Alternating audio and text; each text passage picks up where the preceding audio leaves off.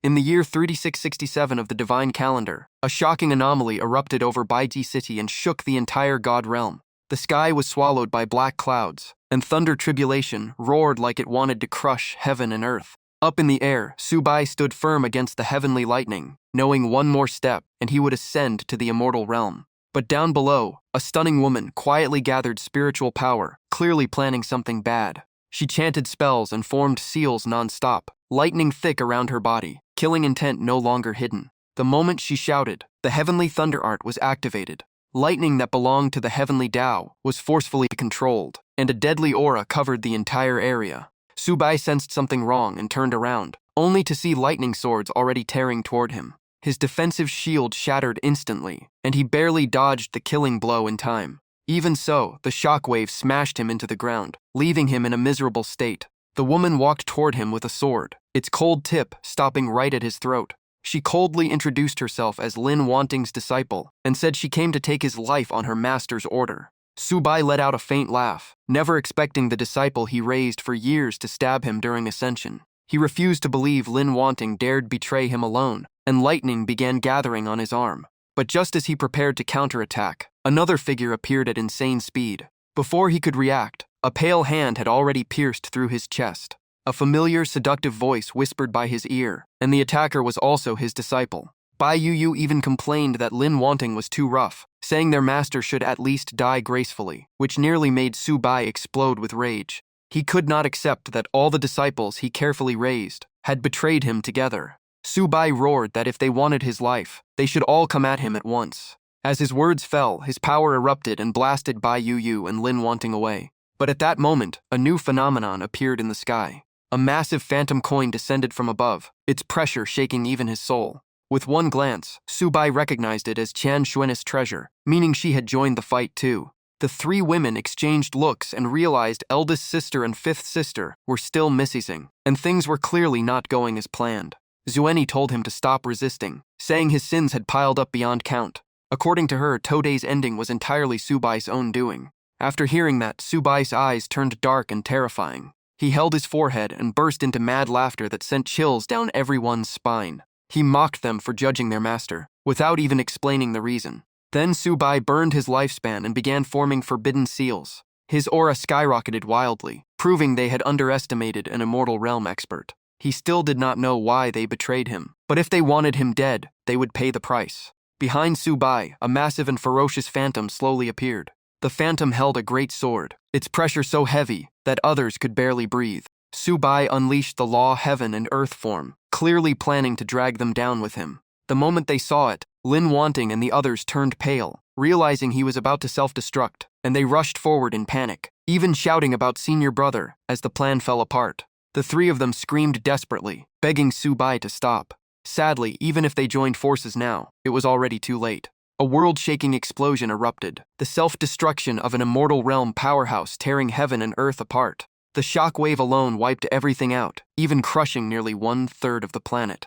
After an unknown amount of time, inside a strange room, Subai's fingers suddenly twitched. He jolted awake, his mind still in complete chaos. What shocked him most was that he was somehow still alive. Before he could process anything, desperate screams suddenly echoed from outside.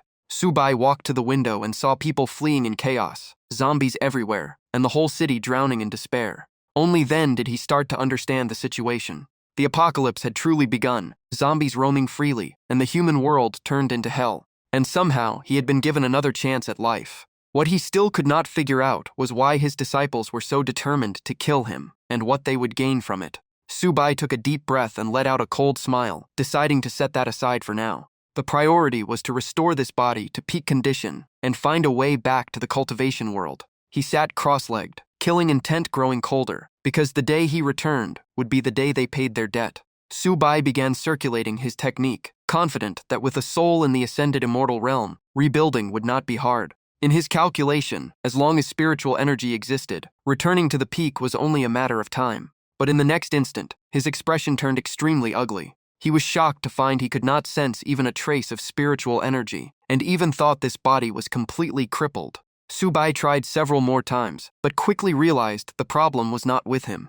This world simply had no spiritual energy at all. Subai froze, because without spiritual energy, cultivation was impossible, and surviving in a zombie apocalypse was already hard enough. At that moment, noise came from the next room as a man and a woman rushed in and locked the door in panic. The woman was pale and gasping, while the man pulled her onto the bed, still smiling like he was in control. She pretended to be shy and afraid of being caught, but he grew even more excited and ignored Subai completely. Then she suddenly noticed a strange bite mark on his hand. The man casually said he must have been bitten by a crazy person inside, and did not care at all. After that, he lost patience and pulled her closer, and she did not truly resist. But when nothing happened for a while, the girl looked up in confusion. The moment she saw his face clearly, it turned pale as death, because his expression was twisted and ghostly. Before she could react, he let out a beast-like roar, and lunged forward to bite her madly. She kicked him away in terror, her whole body trembling so hard she could not speak. The noise made Subai frown, and he finally remembered there were others in this apartment. According to this body's memories, they were the original owner's ex-girlfriend and her lover. Subai let out a mocking laugh, realizing the original host was just as miserable as him, both betrayed by those closest to them. He slowly stood up and walked to the next room.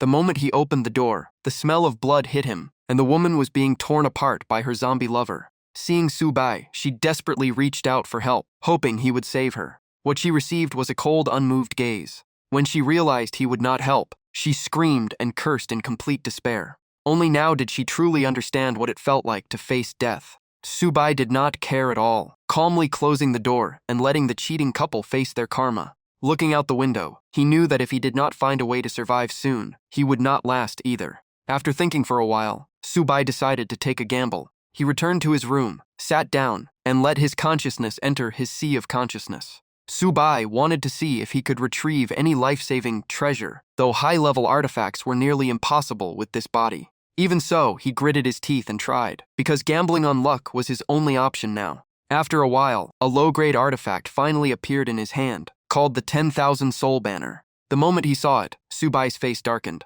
He almost threw away this demonic trash, because in a life-or-death moment, a low-level artifact like this was the last thing he needed. Right then, a strange light screen appeared, announcing that the 10,000 Soul Banner systems had been activated. Subai was stunned, never expecting such a low-grade artifact to have its own spirit. The system explained that the 10,000 Soul Banner could absorb the souls of the dead and convert soul power into spiritual energy for its host. The higher its rank, the stronger the souls it could absorb, and the more spiritual energy it could produce. When he heard that souls would fully dissipate after 5 minutes, Subai's eyes lit up, because this meant he found a way to cultivate in a world without spiritual energy. This place lacked natural spiritual energy, but the number of wandering souls outside was endless. While he was still planning his next move, heavy knocking suddenly pounded on the door. Subai's eyes turned icy as he slowly walked over and opened it.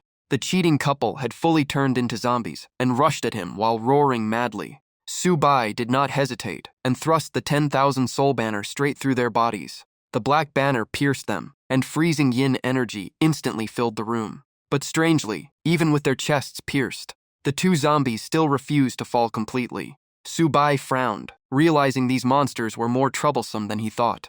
He changed tactics at once, pulling out the banner and stabbing it straight into the female zombie's mouth. He cursed inwardly, because a dignified cultivator like him was being pushed around by two low-level corpses. Even so, the zombies staggered back up and kept charging, completely numb to pain. Seeing brute force would not work, Subai immediately activated the secret art of the 10,000 Soul Banner. The runes on the red cloth lit up, and sinister yin energy spread rapidly. The skull on the banner forcibly dragged the souls out of the man and woman. The absorbed soul power was instantly converted into pure spiritual energy and flowed back into Subai. The moment he felt real spiritual energy again, his eyes changed with excitement. In a flash, Subai broke through and officially entered the Chi-Si realm. Meanwhile, the 10,000 Soul Banner remained at level 1 and could only control 2 souls at most. By that afternoon, the entire city had fallen into chaos, with citizens fleeing as zombies chased them down. Subai's stomach started growling, so he decided to head out and find food. He reluctantly realized this body was too weak, and at this level, he could not even endure hunger. At that moment, Subai clicked his tongue and summoned the 10,000 Soul Banner from his sea of consciousness. Killing intent flashed in his eyes, because a traitor like Lin Wanting could only die by his hand. Without hesitation, he threw the banner and knocked away the zombie lunging at the girl. He dashed forward and grabbed the black banner in one swift motion. The 10,000 soul banner pierced through the zombie again, his movements clean and experienced. Witnessing this, Lin Wanting froze in shock. She never expected a stranger to save her in such chaotic times. But Su Bai's gaze toward her was terrifyingly cold, because he clearly remembered this woman once forced him to death with heavenly lightning. The more he looked, the more disappointed he felt, since the weak girl before him was nothing like the Lin Wanting he knew. After regaining her senses, Lin Wanting dusted herself off and politely thanked him. She hesitated and asked if they had met before. Su Bai immediately raised the 10,000 soul banner at her, eyes full of suspicion. Startled, Lin Wanting pushed the banner aside and assumed he was unstable in the apocalypse, then hurriedly pulled him away. Seeing her reaction, Su Bai grew even more confused, wondering if he had mistaken her. Yet that face was identical to the traitorous disciple, down to every detail. After thinking it through, he could only conclude that she must have lost her memories after coming to this world. Just as he was about to probe further, his stomach growled loudly, making the atmosphere awkward. Lin Wanting burst into laughter and suggested they head to a nearby supermarket for supplies and wait for rescue. Su Bai coughed lightly to hide his embarrassment and quickly regained his serious expression. He kept his cold and arrogant look, letting Lin Wanting pull him along. As they ran, she urged him to hurry, or the food would be taken by others. Su Bai sighed inwardly and decided to follow her for now to see if she truly lost her memory or was just acting.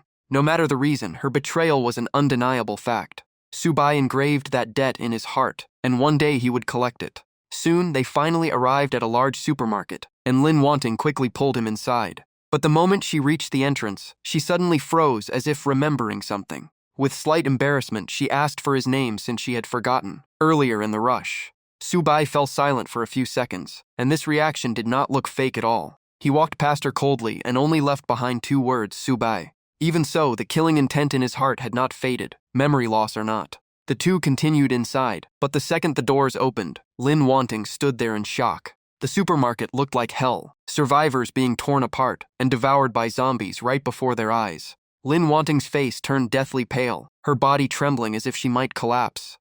She could not believe there were this many monsters here. At that moment, a hoarse and eerie voice echoed from behind, sending chills down their spines. From the shadows, a mutated zombie slowly emerged, muttering obsessively about a membership card. Without warning, it suddenly went berserk and slashed its claws, slicing nearby zombies in half. The moment Su Bai sensed its aura, he knew this was no ordinary zombie but an early-stage mutant. While he observed with interest, Lin Wanting stepped back in fear, clearly wanting to flee. Su Bai remained calm and casually summoned the 10,000 soul banner, which still needed one suitable sacrifice to reach level 2. His gaze turned icy, already marking the mutant as his prey. He also wanted to test the true power of the 10,000 soul banner. Suddenly, 2 shadows shot out from inside the black banner. They were the man and woman he had refined into zombie spirits. Under Su Bai's command, they sped up and charged straight at the mutant. As soon as they closed in, their claws swept wildly, tearing apart the zombies blocking their path. Su Bai quickly noticed their strength now far surpassed what they had in life. After being absorbed into the banner, both their aura and power had clearly increased. The ordinary zombies in the supermarket stood no chance. In a short time, the battle tilted completely to one side. The zombie horde was rapidly wiped out under their brutal assaults. But just then, the mutant behind them erupted with an intense killing aura. It shouted strange lines about membership cards and charged forward madly. Sensing danger, Su Bai immediately ordered his 2 zombies to retreat. In the next second, the mutant lunged and shredded the corpses on the ground. Su Bai assessed the situation fast, knowing this thing feared nothing, and his spiritual energy could not sustain a long fight. Without hesitation, he formed a seal and commanded a counterattack. The male zombie instantly rushed forward. The moment it got close, its chest was pierced through by the mutant's claw. Yet Su Bai remained calm, as if he had been waiting for this exact moment. Seizing the opening, he controlled the female zombie to pounce and lock the mutant in place. With a single thought, the female zombie opened its mouth wide, then bit down hard on the mutant's neck without mercy. After the strike, it leaped back under Su Bai's command. The mutated zombie staggered a few steps and finally collapsed to the ground. Su Bai gripped the 10,000 soul banner and slowly walked toward its corpse. He began activating the secret technique, forcibly dragging the mutant soul out of its body. The soul had no time to resist before being sucked straight into the banner. At the same time, the familiar system interface appeared before his eyes. The The system announced that the host had successfully eliminated a low-level zombie. At the same time, the 10,000 soul banner advanced to level 2, and its soul capacity increased to 5. But the next notice made Subai narrow his eyes, because to reach level 3, he had to kill an advanced zombie. He calculated quickly, and if that thing was equal to a Foundation Establishment beast, then with his current mid-chi C strength, it would be extremely difficult. Lin Wanting ran over excitedly, looking at Subai with sparkling eyes. She laughed and said she first thought he was crazy, but he turned out to be a monster in human skin. Subai felt puzzled, wondering if this was really his once intelligent second disciple, because she looked a little silly now. At that moment, someone hiding behind a pillar shouted that the monster was dead and everyone could come out for supplies. Soon, groups of survivors emerged from everywhere, all looking like they had barely escaped death, some even believing they just had to guard this place and wait for rescue. Lin Wanting happily told Subai they were finally safe, and these supplies were enough to last until help arrived. But just as the mood settled, a fierce-looking man stepped out and tried to take control. He boldly declared this area belonged to his group, and all the supplies naturally belonged to them. The people behind him immediately backed him up, shamelessly claiming they risked their lives to secure these supplies from the monsters. Lin Wanting turned red with anger and argued that Subai was the one who killed the monsters, and these people only came out to take advantage. The leader sneered, glanced at Subai's thin figure, and mocked the idea that he killed anything, saying the zombies probably fought each other. Lin Wanting was so furious, she wanted to curse them on the spot. But just as she was about to explode, Subai placed a hand on her shoulder. He calmly said that nothing changes people faster than benefits, and words alone would never win. Lin Wanting was still upset, because Subai saved them, yet they showed no gratitude. Subai only smiled faintly, because in his eyes, only the weak needed reason, while the strong themselves were reason. After saying that, he stepped forward, and the cold aura around him made people shiver. Subai scanned the crowd and said coldly that he wanted the supplies, and anyone with objections could speak up. The group immediately protested loudly, relying on their numbers, and believing Subai alone could do nothing. One even pointed at him and threatened him to leave or face consequences, but Subai only gave a cold smile. He calmly said one sentence filled with killing intent, "Then all of you can die." As his words fell, the mutated zombie was released, and its heavy resentment made the air turn cold. The once arrogant crowd instantly turned pale, some so scared they could barely stand. Subai ordered it to clean them up, and the zombie charged like a wild beast. The same people who shouted earlier now trembled, some kneeling and begging, others offering all the supplies. Sadly for them, there was no second chance. In moments, the loudest ones were torn apart, blood splattering across the floor. Subai shook the 10,000 soul banner lightly and looked at the survivors, asking again if anyone still objected. The entire crowd fell silent, not a single person daring to speak. Subai turned to Lin Wanting and said that as long as you are strong enough, no one will dare block your path. Lin Wanting looked at him with trust and nodded gratefully. Subai withdrew the mutated zombie into the banner, while Lin Wanting quickly gathered all the supplies. As she packed, she curiously asked why he did not keep some for himself. Subai smiled faintly and said she was already carrying them for him, and it counted as repayment for saving her life. Deep down, he kept watching this girl, trying to see if Lin Wanting really lost her memory or was just pretending. Hearing that, Lin Wanting felt it made sense, told him to wait, and packed his share too. She moved fast and clean, clearly used to handling supplies. Watching her, Subai grew even more suspicious. Was she really just someone who looked similar? In no time, Lin Wanting stuffed a backpack until it was completely full. After that, she asked Subai what to do next, and whether they should stay and wait for rescue. But Subai turned and walked away, saying he needed a stronger zombie, and she could follow with the supplies. Lin Wanting happily agreed and hurried after him with the backpack.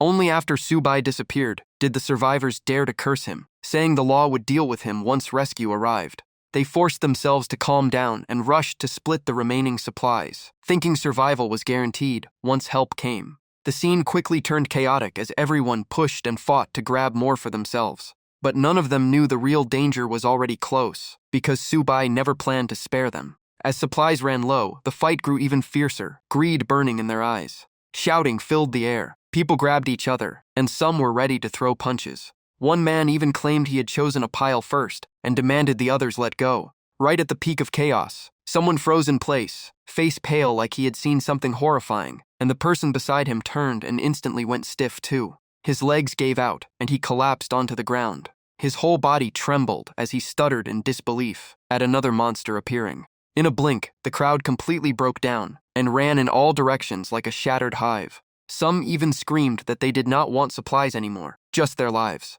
Sadly, they had no chance to escape, and within moments, every single one of them was slaughtered. The fat woman who survived earlier was now crawling on the ground, crying and begging in despair. But before she could finish her plea, the zombie crushed her head on the spot, blood and flesh splattering everywhere, a brutal death with no time to react. As for the souls of those who just died, they were silently absorbed by the 10,000 souls banner without leaving a trace. Subai watched calmly and thought that leaving roots behind only brings future trouble. With his current strength, he could control only 3 spirits, and if surrounded by over a dozen zombies, he could only retreat. So until he grew stronger, he had to stay extremely cautious. Just then, Lin Wanting's panting voice called out from behind.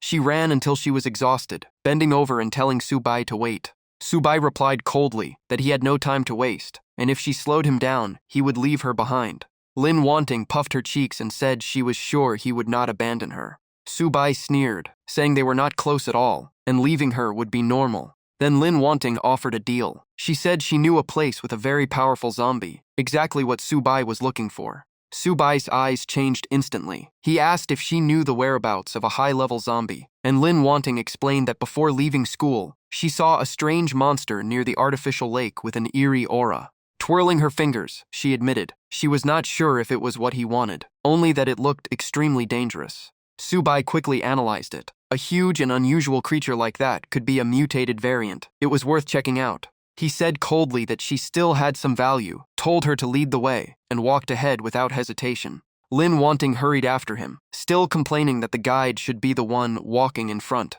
Soon, they entered the school campus, zombies wandering everywhere, the air heavy and chilling. Lin Wanting immediately lowered her body and hid behind a tree, carefully scanning the area. Subai frowned and asked why she kept stopping, and Lin Wanting quickly signaled him to stay quiet, whispering that many people in the school had turned into monsters, and any noise would cause trouble. Subai just snorted. This level of danger was nothing to him. Then he planted the 10,000 souls banner into the ground. Instantly, 3 Jiangshi were released, charging into the zombies ahead and tearing them apart like killing gods unleashed. Lin Wanting stood there in shock, her eyes almost overflowing with admiration for Subai. Meanwhile, Subai wondered what exactly had happened to this world for so many people to become such half-human, half-ghost creatures. Right then, a voice suddenly sounded from behind, saying it seemed there were still survivors here. The moment she heard it, Lin Wanting felt it was familiar and grew suspicious. Not far away, a group of students was surrounded tightly by zombies, desperately fighting them off.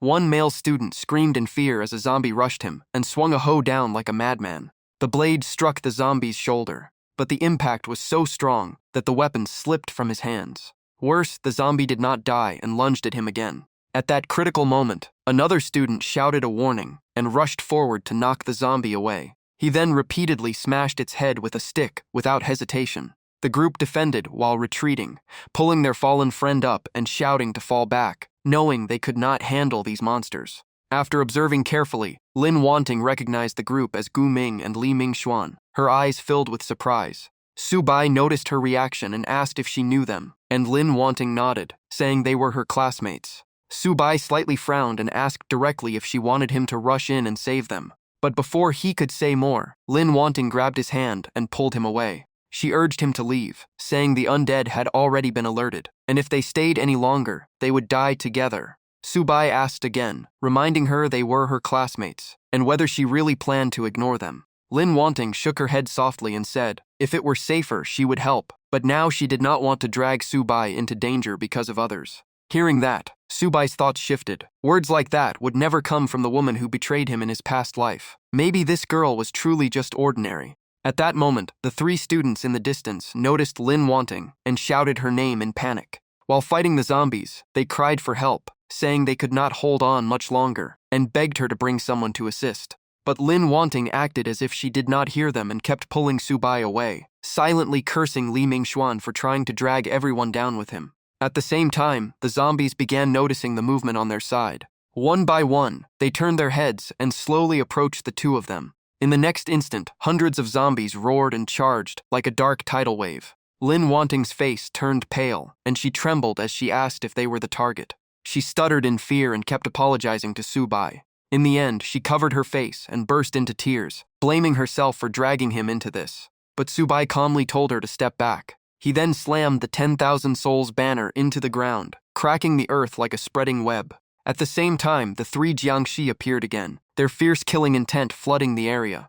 Subai curled his lips proudly, saying he had even slain the 9 demon lords before, so how could this trash take his life? With a single thought, the 3 Jiangshi rushed forward. They charged into the zombie horde and began a brutal massacre. But the problem was, the zombies were simply too many. Gradually, even the 3 Jiangshi were forced back. Not long after, the system notified him that 2 Jiangshi were destroyed, leaving only the mutated one barely holding on. Subai clicked his tongue, his expression turning serious. He realized his limit was about 10 zombies at once, and the only way to survive now was to lure the entire horde away. When Subai called her name, Lin Wanting snapped back and asked what he needed. While swinging the 10,000 souls banner to blow apart nearby zombies, Subai asked if there was anything that could make loud noise to draw them away. Lin Wanting thought for a few seconds, and quickly handed him her phone to try. It was the first time Subai had seen such a strange object, and before he could react, she turned on the music. Loud, upbeat music instantly blasted through the campus, shattering the tense atmosphere.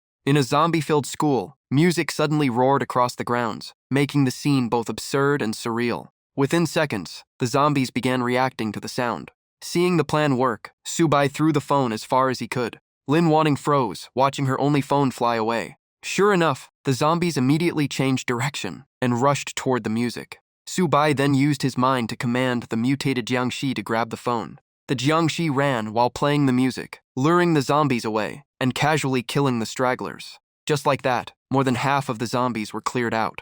Lin Wanting stared in shock, clearly not expecting zombies could be handled like this. Seeing her still stunned, Subai grabbed her hand and pulled her along. He urged her to leave at once, while she struggled to keep up and begged him to slow down. Soon, they reached the teaching building. They picked a random classroom and locked the door, and only then did Lin Wanting collapse on the floor, gasping for air. She looked at Subai gratefully, saying she would never have survived without him, but Subai calmly replied this was just a fair trade. She helped him find evolved zombies, and he protected her. At that moment, the group outside rushed into the room and locked the door behind them. After barely escaping death, everyone sighed in relief, feeling lucky the zombies had suddenly left. But soon their eyes all shifted to Lin Wanting. Seeing she was still alive, they shouted her name excitedly. When they noticed the backpack full of supplies on her back, their eyes lit up with hope. Jiang Hao even walked over and opened the bag without asking, and the moment he saw the food inside, his eyes gleamed. But Lin Wanting immediately slapped his hand away and warned loudly that the supplies belonged to Subai, and she had no right to share them. Gu Ming looked displeased and said this was life or death, so what did it matter whose supplies they were? There were still people outside waiting for food. As the tension rose, Li Mingxuan quickly stepped in to mediate, suggesting they return to their classroom first since this place was not safe enough. He also invited Subai to come along, saying more people meant better chances against danger. So Subai and Lin Wanting followed the 3 of them out of the temporary shelter. On the way, Lin Wanting quietly apologized, but insisted she would never let anyone take Subai's supplies. Subai replied calmly that he did not care what others thought. He was more curious how she planned to manage that group. Lin Wanting reassured him softly, saying there were still many teachers in the survivor area, so the students probably would not dare go too far. Subai only gave a faint cold smile. He understood human nature too well. At first they might fear consequences, but when cornered, that fear could vanish. Ahead, Li Mingxuan and the others whispered among themselves, their eyes glued to the backpack like they had found treasure, because those supplies could last them a month, and maybe rescue would arrive by then. But the excitement did not last long, as they began worrying whether Lin Wanting would agree to share, and Subai did not look like someone easy to bully. Even so, after a few exchanges, their true nature started to show. This was their turf, and if Subai refused to cooperate, they were ready to turn on him. Soon, the group stopped in front of a classroom, and Li Mingxuan knocked and shouted that they had brought supplies back. The door barely opened before a female student rushed over excitedly, her eyes locked on the backpack like she might lose her share. As he stepped inside, Subai scanned the survivors and felt something was off. They did not look like people who had struggled long in the apocalypse. A female teacher immediately urged Lin Wanting to distribute the food, saying everyone had not eaten properly for 3 days. Lin Wanting put the backpack down firmly and declared that only half would be shared. The rest belonged to Su Bai, and no one could touch it. Hearing that, Li Mingxuan snorted coldly, saying it was unacceptable for Su Bai to keep so much for himself. He even pretended to be generous, offering 10 times the normal price to buy it, acting like he had everything under control. Su Bai only smiled faintly and said he had no objections. Seeing him so calm, Li Mingxuan grew even more smug and stepped forward to open the bag. But the moment he looked inside, a Jiangshi suddenly shot out and grabbed his throat, and Su Bai's gaze turned icy as he said he might have no objection, but the monster did. The whole classroom erupted into panic, screams filling the air as everyone blamed Li Mingxuan and his group. Cold sweat covered Li Mingxuan's face as he trembled and said the monster seemed to be controlled by the man beside Lin Wanting, while Su Bai stared down at him with killing intent. Su Bai grabbed his collar, lifted him up, and said coldly that this fool had cost him 2 monsters and still dared to covet his supplies. Then he slammed him to the ground and stomped on his chest, blood spraying out instantly. His voice was freezing as he said if he did not kill him, taking his soul as compensation would also work. Realizing Su Bai truly meant to kill, Li Mingxuan desperately begged the two near the door to speak for him. But Zhang Hao and Gu Ming switched sides instantly, denying responsibility and pleading for their own lives. Li Mingxuan's eyes turned red with rage as he cursed them for sacrificing him to please Su Bai and Lin Wanting. In panic, he turned to Lin Wanting and begged her to save him, promising never to fight over supplies again. Su Bai stayed silent and looked at Lin Wanting, his deep gaze clearly testing her choice. After a long hesitation, Lin Wanting softened and pleaded for Li Mingxuan's life, even saying her share could be given away as long as no one touched Su Bai's part. Hearing that, Su Bai felt only disappointment. In the apocalypse, being soft-hearted meant dying early. This girl only looked like that woman. With that thought, he withdrew his foot and called the Jiangshi back, losing interest in staying. Su Bai spoke coldly, saying their deal was over. She now had new teammates, and he would handle finding the evolved zombie himself. But just as he was about to leave, Lin Wanting suddenly grabbed his hand and urgently told him to wait. She quickly asked if he knew where that monster was, and Su Bai narrowed his eyes and asked if she had sensed it before. Lin Wanting shook her head and said she only vaguely felt an extremely eerie aura somewhere in the school, and the sensation sent chills down her spine. She admitted she was not sure whether it was the evolved zombie Su Bai mentioned. Hearing that, Su Bai frowned deeply. An innate spirit body was extremely rare, with sensing abilities far beyond normal people, and there should not be a second one in this world besides her. A terrifying thought formed in his mind. Could the girl before him truly be her original body? The idea pulled Su Bai's memories back to his time in the cultivation world. Back then, Lin Wanting had brought him an extremely rare spirit root and knelt before him, saying she had completed her task and hoped to become his disciple. Su Bai took the spirit root and calmly asked how she found it.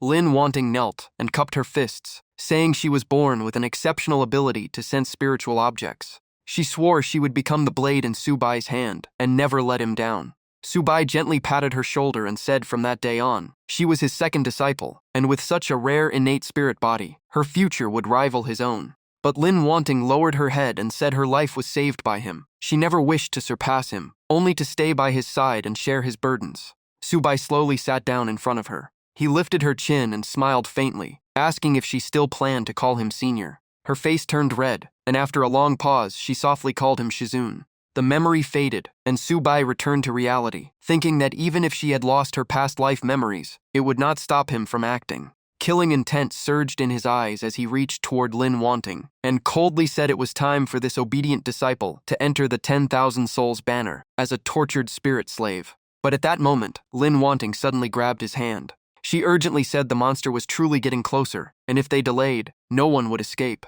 Su Bai fell silent. A moment later, he suddenly covered his face and burst into laughter. The manic laughter echoed through the room, sending chills down everyone's spine. Because he realized he had almost destroyed a rare treasure with his own hands. An innate spirit body was priceless. Killing her now would be wasteful. Better to keep her as a chess piece, drain her value, and when she was no longer useful, the 10,000 Souls banner would always have room for her. Just then, a strange creature slowly crawled down the hallway outside. It glanced around and laughed oddly, saying this place was indeed a gathering point of spiritual energy, and without this leftover power, it would have long turned into a half-corpse monster like those outside. The creature slowly raised its head toward the classroom above, greed flashing in its eyes. In the next second, it leapt up and smashed through the classroom wall with a terrifying crash. Subai frowned as he observed it. At first he thought it was just a mutated snake demon, but he quickly sensed a familiar aura from the cultivation world. The people in the room panicked and tried to flee, screams erupting everywhere. But no matter how hard they pulled the door, it would not open, as if the room had been completely sealed by invisible force. Lin Wanting pointed at the creature and told Subai its aura was exactly what she felt near the artificial lake before. Subai was even more shocked. This was not a mutated beast of this world, but a true demon beast from the cultivation realm. It should not exist here. The demon snake looked down at the trembling crowd with disdain, thinking this place was far more comfortable than the cultivation world, where cultivators constantly hunted it. It casually grabbed a person and laughed with twisted delight, free to hunt humans here without worrying about cultivators chasing it. The captured victim broke down in tears, struggling and begging not to die. A female teacher trembled and pleaded with Subai to save the students, saying she would pay any price. Subai remained silent for a moment, then coldly asked what their lives had to do with him, not to mention whether he could even defeat that creature. The teacher insisted she could pay, but Subai waved her off, saying money meant nothing to him, and the only promise he could make was to take their souls away after they died. At that moment, the demon snake opened its mouth and swallowed the person whole. The entire room fell into absolute terror. But at that exact moment, the mutated zombie under Subai suddenly shot forward. It poured all its strength into a brutal slam straight at the demon snake. The heavy impact knocked the snake off balance and smashed it onto the ground. The mutated zombie gave it no time to react and instantly leaped onto its head. Its sharp claws rose high, killing intent bursting out. Then it slashed down at the snake's neck, aiming to cut its head clean off. But right then, the demon snake's eyes snapped open. A long tongue shot out and tightly wrapped around the mutated zombie's body. The snake glanced at Subai and let out a twisted laugh, saying its nose was right. This place really had spiritual energy, and even a cultivator. It looked Subai up and down and mocked that his strength was weak, but barely enough to be useful. Before it could finish, the mutated zombie went berserk and sliced the tongue clean off. Then it instantly retreated and stood beside Subai, fully on guard. Subai narrowed his eyes and sneered, so the snake's real target was him all along. He scoffed inwardly. A mere Foundation establishment beast like this was never worth his effort before, but now he was only at Chi-Hai realm. His gaze shifted to the trembling crowd behind him, and suddenly an idea crossed his mind, since his 10,000 soul banner never rejected souls. He calmly said he wasn't strong enough to deal with the snake yet, so they could only pray for themselves. But if they were willing to become souls inside his 10,000 soul banner and help him break through, there might still be a chance to survive. He added coldly that even if they refused, it didn't matter, because if he wanted to leave, no one here could stop him. Hearing that, everyone turned pale with fear, yet none of them dared to speak. Seeing no response, Subai turned to leave, and just as Lin Wanshu tried to stop him, the female teacher rushed forward. She grabbed Lin Wanshu's hand, as if she had made her final decision. Choking back tears, she said she would do it, and only begged Subai to take her students away from this danger. But at that moment, Subai's eyes stopped on the pendant on her chest, sensing the familiar aura of a spirit stone. He immediately asked where that item came from. The teacher said it was something her father had obtained by chance many years ago. As she spoke, she removed the necklace and handed it to Subai. Her eyes were filled with nothing but pleading, hoping to trade it for her students' lives. Subai held the spirit stone and was shocked. This clearly belonged to the cultivation world, and its quality was extremely high, not inferior to a top-grade spirit stone. That instantly raised doubts in his heart. If spirit stones could appear in this world, then his and Lin Wanshu's reincarnation here was far from simple. And if that guess was true, then his other disciples might also exist in this world. Right then, the system's mechanical voice rang out, saying the spirit stone could strengthen the 10,000 soul banner, boosting not only the host, but also upgrading all the souls, making Subai determined to find more. Subai finally accepted the spirit stone and said coldly that the contract was set. They should stay here and wait for him to return. On the other side, the demon snake had already regenerated its severed tongue, its eyes filled with vicious intent towards Subai. It sneered and roared that this time it would refine that cultivator right in front of everyone. Subai didn't care at all. He sat cross-legged on the ground and ordered the mutated zombie to stall the enemy. The mutated zombie instantly charged like a mad beast. It unleashed wave after wave of attacks, but the demon snake dodged every single one with ease. The snake snorted in disdain, clearly not taking its opponents seriously. But just as it was feeling proud, its expression suddenly changed. It sensed a terrifying surge of spiritual energy rapidly gathering inside the room. The demon snake realized Subai's aura was rising non-stop. He was breaking through right in front of it. Sensing danger, the demon snake roared in fury, ready to destroy everything in its path. It threw out a terrifying punch that blasted straight through the ceiling. The shockwaves sent the mutated zombie flying across the room. The demon snake burst into savage laughter, thinking Subai had nowhere left to run. It roared and charged at Subai with overwhelming, killing intent. But the moment it got close, a deadly sense of danger washed over it, chilling its entire body. Subai said coldly that his 10,000 soul banner just happened to need a foundation establishment beast, and this snake was the perfect sacrifice. In Subai's eyes, the demon snake was already nothing more than a ritual offering. Hearing that, the snake broke into cold sweat, an intense unease rising in its heart. Before it could react, the mutated zombie grabbed its neck and lifted it into the air. With Subai breaking into foundation establishment, the mutated zombie grew stronger too, killing intent exploding with his icy command. Subai gave a single order filled with murderous intent. The mutated zombie instantly lunged with its razor-sharp claws. The claws pierced straight through the snake's body, blood spraying everywhere. Then it kicked off the ground and shot up to the ceiling, and violently hurled the demon snake far across the room. But the snake managed to cling tightly to a corner of the wall. That kept it from crashing down in humiliation. It flipped back down, eyes dark and vicious. Gritting its teeth, the snake admitted it had underestimated Subai. It never expected him to break through mid-battle. It was beyond bizarre. But soon it let out a cold laugh, confident it had prepared an escape plan. It screamed wildly, calling its subordinates to slaughter every human here. The roar echoed everywhere, and the air instantly turned chaotic and full of killing intent. Right after that, Li Mingxuan suddenly stabbed both hands through Gu Ming and Zhang Hao's chests in front of everyone. Snake scales spread across his neck and cheeks, and his pupils turned into eerie vertical slits. Gu Ming and Zhang Hao went pale, while the crowd screamed in terror watching Li Mingxuan kill, without hesitation. He pulled his hands out, letting the two corpses collapse miserably onto the floor. Li Mingxuan roared that he had endured these people long enough, and anyone who betrayed him would die today. Then he charged into the crowd like a madman. Screams filled the room as people ran and begged for mercy, but the more he killed, the more excited Li Mingxuan became, like a true monster unleashed. Teacher Li trembled in fear and collapsed onto the ground. Lin Wanzhu clung tightly to Subai's arm, shocked that Li Mingxuan had become this terrifying.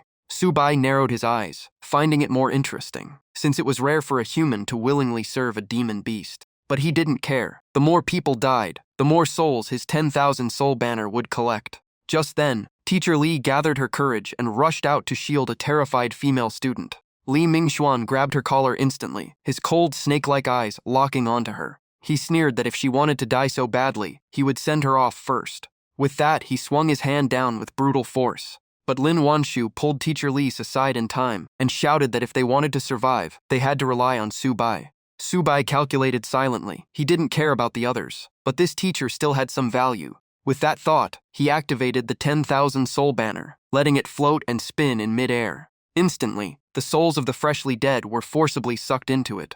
Li Mingxuan frowned, clearly sensing how sinister this artifact was. He said coldly that he had tolerated Subai long enough, and now there was no need to hold back. Without the mutated zombie guarding him, he thought Subai had no right to fight back. But Subai only snorted in disdain, not taking him seriously at all. At his command, vengeful spirits and zombies burst out of the 10,000 soul banner, shrieking as they rushed toward Li Mingxuan. The spirits quickly restrained him, dragging him, while laughing eerily and repeating old brotherhood promises that sent chills down the spine. Li Mingxuan struggled in madness, unable to believe the people he killed had returned as vengeful ghosts to claim his life. Not long after, he was torn apart by zombies and vengeful spirits in a gruesome scene. The demon snake watched with doubt in its eyes, clearly realizing the 10,000 soul banner was no ordinary artifact. Still, it mocked loudly, claiming that evil weapon wasn't qualified to face it. Subai sneered, saying that was only because the snake had never truly faced him before. In Subai's eyes, this demon snake would soon become a new soul sealed inside the banner. Li Mingxuan had completely lost his momentum, running while begging the snake for help, making even the beast feel it had provoked a terrifying demonic cultivator. On top of that, Subai had just broken into foundation establishment, and the more the snake thought about it, the worse it felt. Dragging this out might cost it everything. It immediately roared for help, and prepared to escape this cursed place. Seeing Li Mingxuan run toward it in panic, the snake casually grabbed him. It said coldly that all his power was granted by it, and now it was time to pay the price. There was no emotion in its voice, clearly treating Li Mingxuan as a disposable pawn. The next second, it threw him back to block the crowd. Then it looked down, hesitating whether to flee while it still could. After all, its injuries were severe. Subai saw through its intention instantly, his eyes turning cold. He snorted and asked if it wanted to run, but he hadn't given permission, then commanded the zombies with a single thought. At once, all the zombies charged forward with savage momentum. Before the snake could leap away, the zombies were already in front of it. Its massive body crashed down like a mountain, shaking the entire building. The demon snake was slammed from the rooftop to the first floor, walls shattering everywhere. The ground cracked like a spiderweb on impact. This time it was truly caught. The other 4 zombies suddenly entered a stiff, statue-like state. They dropped from above like iron nails, pinning the snake's limbs to the ground. Lin Wanshu lit up with joy, but the snake still gritted its teeth and struggled, swearing it wouldn't be captured so easily. In the next second, it shifted from a crocodile form back into a snake and slipped through a gap to escape. It laughed madly, mocking them, saying it too could shed its skin and flee. Li Mingxuan hurried after it for help, but was quickly blocked by his classmates. They glared at him in fury, saying karma always returns, and after killing so many, he wouldn't escape easily. Li Mingxuan collapsed to the ground in fear, shouting threats with a trembling voice. The students lost control and rushed him, venting their hatred, while he begged miserably for mercy, and Teacher Li anxiously asked Subai if they would just let the snake escape. Subai sneered, saying she overestimated that beast. It couldn't escape his spiritual sense. He knew clearly the chaos had dragged on long enough. Soon, the demon snake had fled several kilometers away from the school. It transformed back into a lizard form and sighed in relief, cursing the demonic cultivator, and even suspecting Subai had also been dragged here by chaotic currents. But quickly it grew smug again, thinking once it escaped, a mere Foundation establishment cultivator could never track it down. Right then, Subai's cold voice echoed from behind, and when the snake turned around, it saw him leading the zombies in pursuit. The snake trembled in fear, unable to understand how a Foundation establishment cultivator could possess such powerful spiritual sense. Subai shouted coldly, his voice filled with killing intent. With a thought, the 4 zombies shot forward like giant iron chains. They viciously locked down the snake's limbs. It could no longer struggle at all. At the same time, the mutated zombie moved at lightning speed and drove its sharp claws into the snake's neck. Subai slowly stepped forward and said calmly that its vital point was sealed, asking what tricks it had left now. The demon snake roared madly, cursing them all, saying if it couldn't live, none of them would live in peace either. It opened its mouth and spewed eerie green smoke, turning the air icy cold.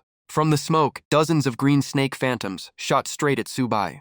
The demon snake laughed viciously, thinking even with the 10,000 soul banner, Subai was only Foundation establishment. Swallowing him would turn the tables. But Subai merely snorted in disdain, not taking the attack seriously at all. He gripped the 10,000 soul banner and pierced straight through the snake, charging at him. The demon snake was horrified. Even nascent soul cultivators struggled to see through its clones, yet Subai broke it so easily. Subai frowned impatiently, saying if the snake still had no value, he would have erased its soul long ago, then activated the banner to bind its spirit. In an instant, dozens of black chains shot out and locked tightly onto the snake's body. The demon snake roared unwillingly, swearing it would rather die than submit to Subai. It tried to drag everyone down with it, but Subai scoffed, saying self-detonating its soul in front of him was naive. As he spoke, Subai formed hand seals, and terrifying spiritual power surged within him. His primordial spirit manifested in an instant, shocking the demon snake speechless. Trembling, it sensed an aura like the legendary deity transformation realm, finally realizing it had offended a monstrous existence. The snake lost all arrogance and begged frantically for mercy, abandoning even its dignity. But it was too late. Its body and soul were devoured by the 10,000 soul banner. A mechanical voice rang out, announcing the host had slain an evolved creature, and the banner had upgraded to level 3. The system added that enhancement mode was unlocked. Spirits could now absorb spiritual items to grow stronger, making Subai smile in satisfaction at this unexpected gain. He immediately understood the true value of this ability. With enough spirit stones, he could raise a massive undead army in no time. With that thought, Subai decided to speed up his search for spirit stones and recalled all the zombies into the banner. In his heart, he calculated that once he had enough strength to protect himself in this world, it would be time to find his former disciples.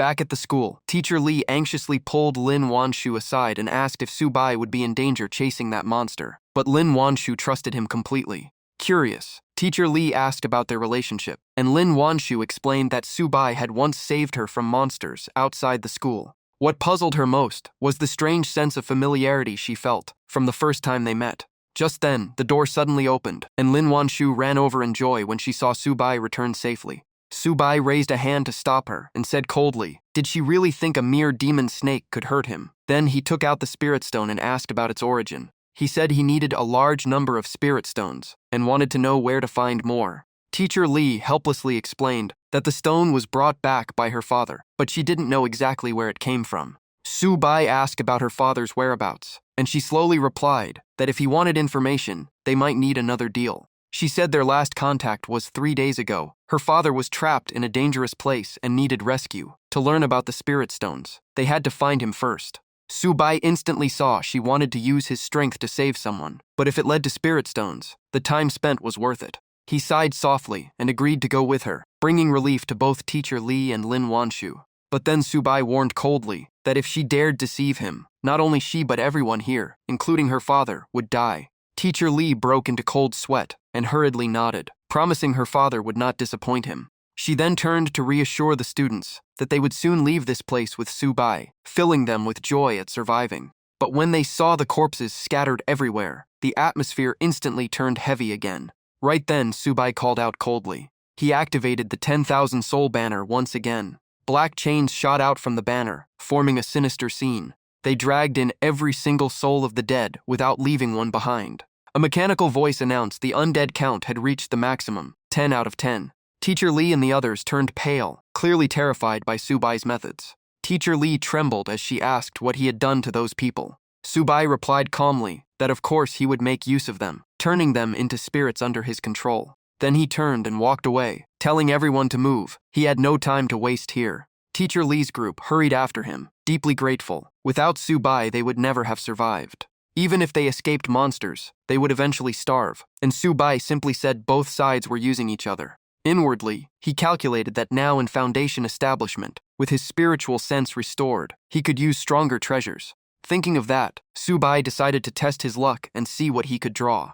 With a thought, he sent his soul into his spiritual sea. But when he saw the item appear, even Subai frowned.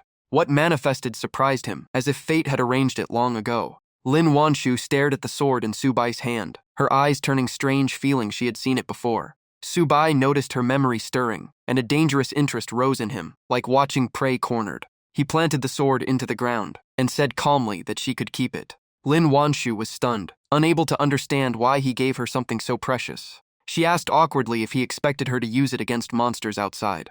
Subai replied lightly, did she plan to rely on him for protection forever? After a long hesitation, Lin Wanshu finally bent down. She gripped the sword, nervously asking him to teach her how to use it once they returned. But at that very moment, her expression changed drastically. Countless chaotic memories surged in her mind like a tidal wave. Fragments from the cultivation world flooded her sea of consciousness. Familiar yet distant scenes shook her spirit violently. Almost unconsciously, she whispered 2 words, Master, sending chills through the air. The next second, Lin Wanshu dropped the sword and collapsed unconscious. The sight made Teacher Lee panic and rush forward.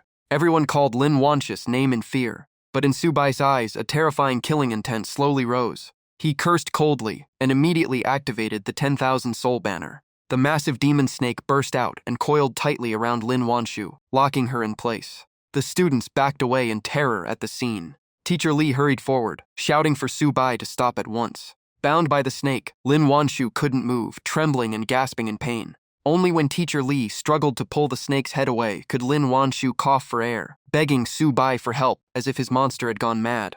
Subai slowly walked over and sat down in front of her. He stared into Lin Wanshu's eyes and asked if she had recovered her memories. But her face was blank. She had no idea what he meant. Teacher Lee pleaded that Lin Wanshu was just an ordinary girl and begged him to spare her. Subai frowned in thought. Her reaction didn't seem fake. Could the memory have surfaced briefly and vanished again? In the end, he decided to investigate personally. He placed his hand on Lin Wanshu's forehead and used a soul-searching technique, the air growing heavy. After a while, he slowly opened his eyes and withdrew his hand. After checking, Subai confirmed there was no sign of deception. It seemed she truly hadn't regained her past memories. Lin Wanshu and Teacher Lee could only stare at him, completely confused about what was happening.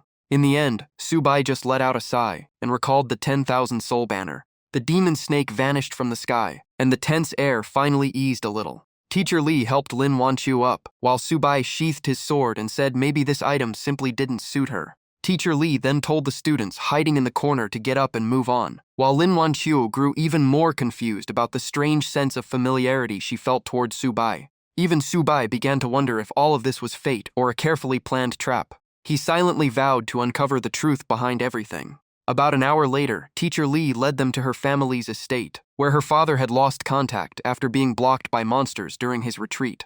But the students froze in fear at the entrance and refused to go inside, choosing to wait outside since they knew they would only be a burden. Hearing that, Subai coldly said his job was only to get them out of the school, and what happened after was none of his concern. Teacher Lee could only sigh, knowing very well he was no savior of justice. She told the students to stay put and not wander off, promising to take them to a government shelter once they returned. The students nodded frantically, swearing they wouldn't take a single step away. Once Subai's group left, they finally relaxed, some even admitting they barely dared to breathe earlier, afraid he might turn hostile, feeling he was scarier than the monsters outside. Yet in the end, they were just grateful to still be alive. Meanwhile, Subai and the others moved deeper ahead. Suddenly, Lin Wanshu stopped, her eyes turning sharp as if she sensed something rushing toward them. Soon, a group of soldiers fighting zombies while desperately retreating appeared, shouting for them to run or be torn apart. Teacher Lee lit up at the sight of the military, thinking they might know her father's whereabouts.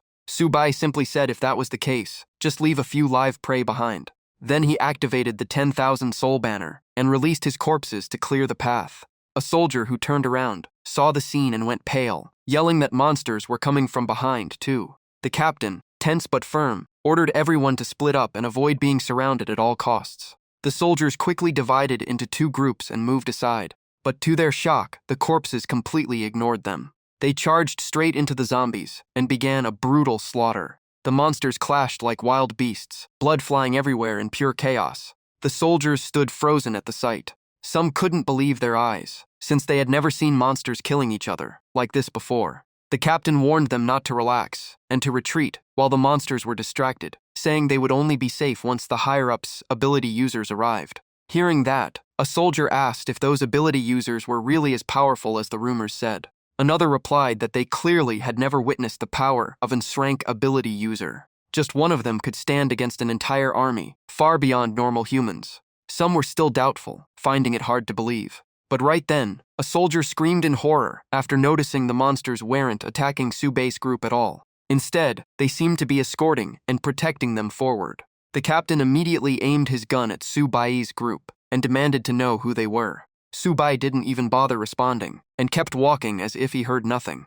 A soldier asked if they should open fire, but the captain quickly stopped him. His instincts told him the people ahead were not someone they could afford to provoke. The captain hurried over and introduced himself as Xiao Changqing, leader of Rescue Team 3 in City Z, then asked if they were ability users sent by headquarters. Hearing the term ability user, Subai paused, a flicker of doubt in his eyes. He calmly asked what an ability user was, leaving Xiao Changqing stunned.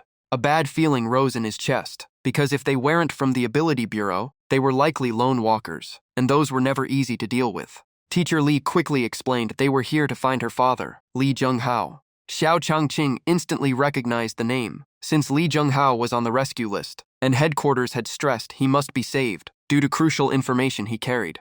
Subai directly asked for his current location, and Xiao Changqing admitted he knew, but the place was deep inside a high-risk zone. Right then, over 100 zombies burst through a wall, their roars pushing the tension to its peak. Two nearby soldiers opened fire, while Xiao Changqing realized they were completely surrounded. With no options left, he turned to Subai for help, hoping at least one survivor could escape and report back to headquarters. Subai casually waved his hand and said he could lead them out, but in return, they had to guide him to his target. The moment he finished speaking, he sent his corpses forward like a surging black tide. The zombies ahead were crushed before they could even react. In the blink of an eye, over 100 zombies were wiped out. Xiao Changqing's team stood frozen in shock, knowing this power was far beyond normal humans. Taking a deep breath, Xiao Changqing said not all ability users were this terrifying, and the man before him was likely among the top ranks under government control. At least, he had never seen anyone command monsters like loyal subordinates before. In his judgment, Su Bai's ability had likely reached the extremely rare shrank. But at that moment, Lin Wanqiu suddenly warned them, her voice tight as she sensed danger approaching. From above, a heavily armored skeleton descended. It gripped a massive spiked mace and slammed down onto the ground. The skeleton general coldly declared that anyone trespassing into its territory would only meet death. Xiao Changqing's group felt their scalps go numb, since this monster had never appeared in any report. Su Bai frowned slightly, sensing the opponent had reached great perfection of foundation establishment, and it was no mindless undead. The skeleton general ordered its zombie subordinates to attack, while Teacher Li turned pale with fear. Xiao Changqing shouted for everyone to prepare to fight to the death, but Su Bai smiled with interest, realizing this intelligent undead would greatly strengthen his 10,000 soul banner. Su Bai told everyone to step back, as he had already claimed the skeleton general as his prey. In his mind, he pictured building an undead army with true intelligence, a thought chilling enough on its own. He sent his corpses charging again, while the skeleton general eyed him warily, sensing how dangerous this human was. It unleashed a terrifying aura and blasted all the surrounding corpses away. Then it roared in fury, unwilling to accept anyone invading its domain. With that, the skeleton general raised its spiked mace and smashed it straight towards Su Bai's head. Su Bai clicked his tongue, sensing the strike had reached golden core level, proving this undead was far from ordinary. Meanwhile, in a building not far from the battlefield, a man was secretly watching everything. He stared at Su Bai like a priceless prey, growing more excited as he imagined how pleased his master would be. Soon after, a blurry phantom with no clear features appeared before him, and the man immediately reported discovering a foundation establishment cultivator who could control souls. The phantom spoke in a hoarse, chilling voice and ordered Su Bai killed, saying the spiritual energy in his body was crucial and that Minggu Yinjun had already begun the hunt. Back on the battlefield, Lin Wanqiu and Teacher Li screamed in fear as the massive mace came crashing down. Xiao Changqing's team opened fire to support, while Lin Wanqiu clung to Su Bai's arm, refusing to leave him even in the face of death. But Su Bai stood still with eyes closed, calmly judging that even if this undead once belonged to a golden core master, its current strength was only peak foundation establishment, nowhere near enough to stop him. At that moment, Su Bai suddenly took out the sword from his storage space. With a single thought, a massive Dharma avatar manifested behind him, radiating overwhelming pressure. The avatar swung its sword and shattered the spiked mace in an instant. The Skeleton King was so shocked its soul nearly froze. Trembling, it realized this was Dharma Heaven and Earth, a secret art said to exist only in the legendary nascent soul realm. Even Xiao Changqing's group stood speechless, because Su Bai's power had surpassed every ability user they had ever known. Su Bai, however, felt a hint of regret, knowing that move had drained the last of his spiritual energy, but trading it for a Skeleton King was more than worth it. The Skeleton King completely lost its will to fight and turned to flee in panic, knowing it could not withstand a nascent soul technique.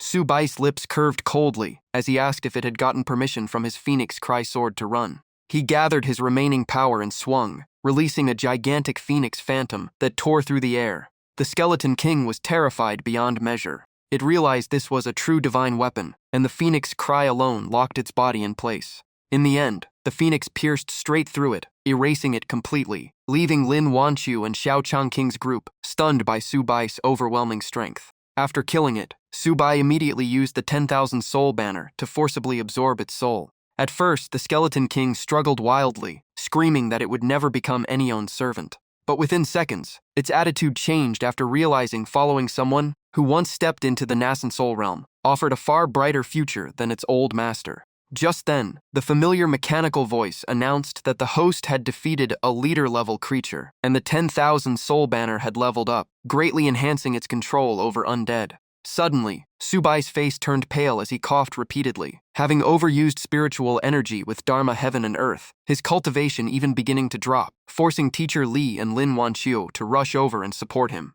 The Skeleton King, now inside the banner, respectfully called him master and offered to supply its own spiritual energy to help him recover. Su Bai released it to assist him, and the system immediately announced his cultivation had recovered to mid-foundation establishment. Only then did Su Bai realize the undead inside the banner provided a unique boost to his power, while the Skeleton King bowed deeply, pledging absolute loyalty. In its heart, the Skeleton King became even more certain that Subai had once been a true nascent soul powerhouse, wielding a divine weapon, carrying terrifying phoenix aura. It calculated that as long as it followed Subai closely, it might one day rise back to the peak. Seeing blood at the corner of Subai's lips, Lin Wanqiu anxiously asked if he was seriously injured. Subai briefly thought about the events before his transmigration, and why Lin Wanqiu and the others had tried to assassinate him, but quickly pushed it aside. Knowing understanding this world and finding spirit stones to restore his cultivation mattered most. He then turned to Xiao Changqing and told him to continue leading the way to Li Zhenghao. But right then, waves of zombies surged in again, surrounding them once more. Subai frowned slightly, annoyed at how relentless these corpses were. Hearing that, the Skeleton King immediately unleashed a powerful pressure and roared. It commanded all the zombies to kneel and welcome its master. Instantly, every zombie nearby parted and knelt on the ground, creating a shocking path forward. Xiao Changqing's team stood completely frozen, because what they were seeing went far beyond normal ability users. Even Teacher Li couldn't help but sigh, knowing this young man with a golden phoenix and control over souls might one day change the entire world. At the same time, inside a hidden courtyard, the atmosphere suddenly turned heavy. Someone was stunned after hearing that Mingu Yinjun had been killed. A subordinate quickly confirmed the news and presented footage recorded from the scene. The moment he saw Dharma Heaven and Earth and the Phoenix Cry sword, he recognized the identity of the opponent. He muttered that Shizun had also arrived in this world and recovered even faster than him, so he had to find his junior sisters first. Then he coldly ordered all forces mobilized, demanding Subai be killed the moment he entered the containment zone, and if that failed, everyone inside must be wiped out. Elsewhere, amid the roars of zombies below, a worried voice sounded, but the man beside him stayed calm, saying he already knew the location of the spirit node, and the monsters would never ignore it. The man in brown pointed down the street and shouted excitedly that someone had come to save them, while another cried out that old Liz's daughter was down there. And the old woman in pink stared in shock as the zombies knelt the moment those ability users appeared. Suddenly, a streak of light flashed across the sky like a falling star, beautiful yet filled with killing intent, and Lin Wanqiu instantly turned pale and warned Subai to be careful. A strange spiral object with a razor-sharp lower edge like a giant dart was plunging down at terrifying speed. Mingu Yinjun rushed out of the 10,000 soul banner and stood firmly before Subai, boldly saying he would handle it. Before he finished speaking, Han Yang swung his iron mace to block the weapon, sparks flying as the sharp edge scraped against it. After one violent clash, both the weapon and its controller were blasted backward. The blood Jiangxi recognized Mingu Yinjun at a glance, shock flashing across his face before he roared in anger, unable to believe he still existed and had even betrayed them. Mingu Yinjun slammed his mace into the ground and arrogantly declared that Subai was now his master, telling the other to get lost if he valued his life. The blood Jiangxi lowered his head with a cold laugh, eyes filled with cruelty, mocking that Mingu Yinjun was unworthy to command him. With a wave of his hand, he ordered an attack, promising great rewards from their master if they killed everyone, and the skeleton army behind him surged forward like a tide. Subai narrowed his eyes and quickly judged that these blood Jiangxi, though labeled Golden Core, were only at peak foundation establishment in real strength. He slowly gripped his sword with his right hand and told Lin Wanqiu to watch closely, and she nodded without blinking.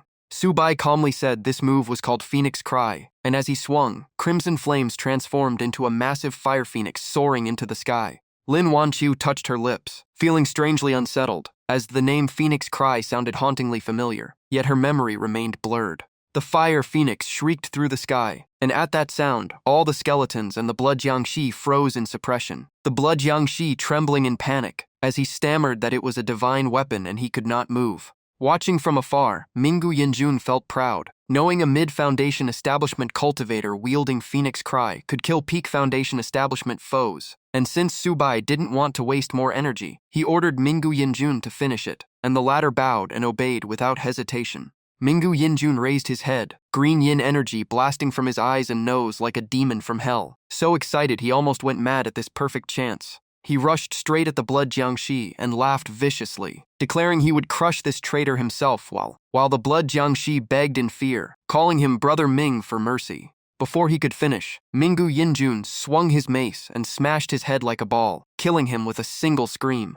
The system immediately notified that the host had defeated a commander-level creature and gained more experience. Subai frowned slightly, muttering that it was only experience again, and not enough to level up, since the level 4 10,000 soul banner could only control one boss tier spirit. He calmly told Mingu Yinjun to handle the blood Jiangxi's corpse, and the latter stuttered in disbelief until Subai nodded, saying he hoped it would help him break through. Mingu Yinjun bowed deeply in gratitude, swearing he would follow his master even through fire and death. He then devoured the blood Jiangxi's soul with one inhale, grinning in satisfaction, and mocking that if he hadn't chosen Subai early, he would be the one consumed today. After fully absorbing it, dark green light erupted from his body as he laughed wildly, declaring his strength had stabilized at true golden core, ready to face other blood Jiangxi head-on. On the rooftop, people burst into cheers, believing anyone who could kill a blood Jiangxi's so easily had to be unbelievably strong, and for the first time they felt hope. But before the joy could settle, a loud explosion shook the rooftop, throwing everyone into panic.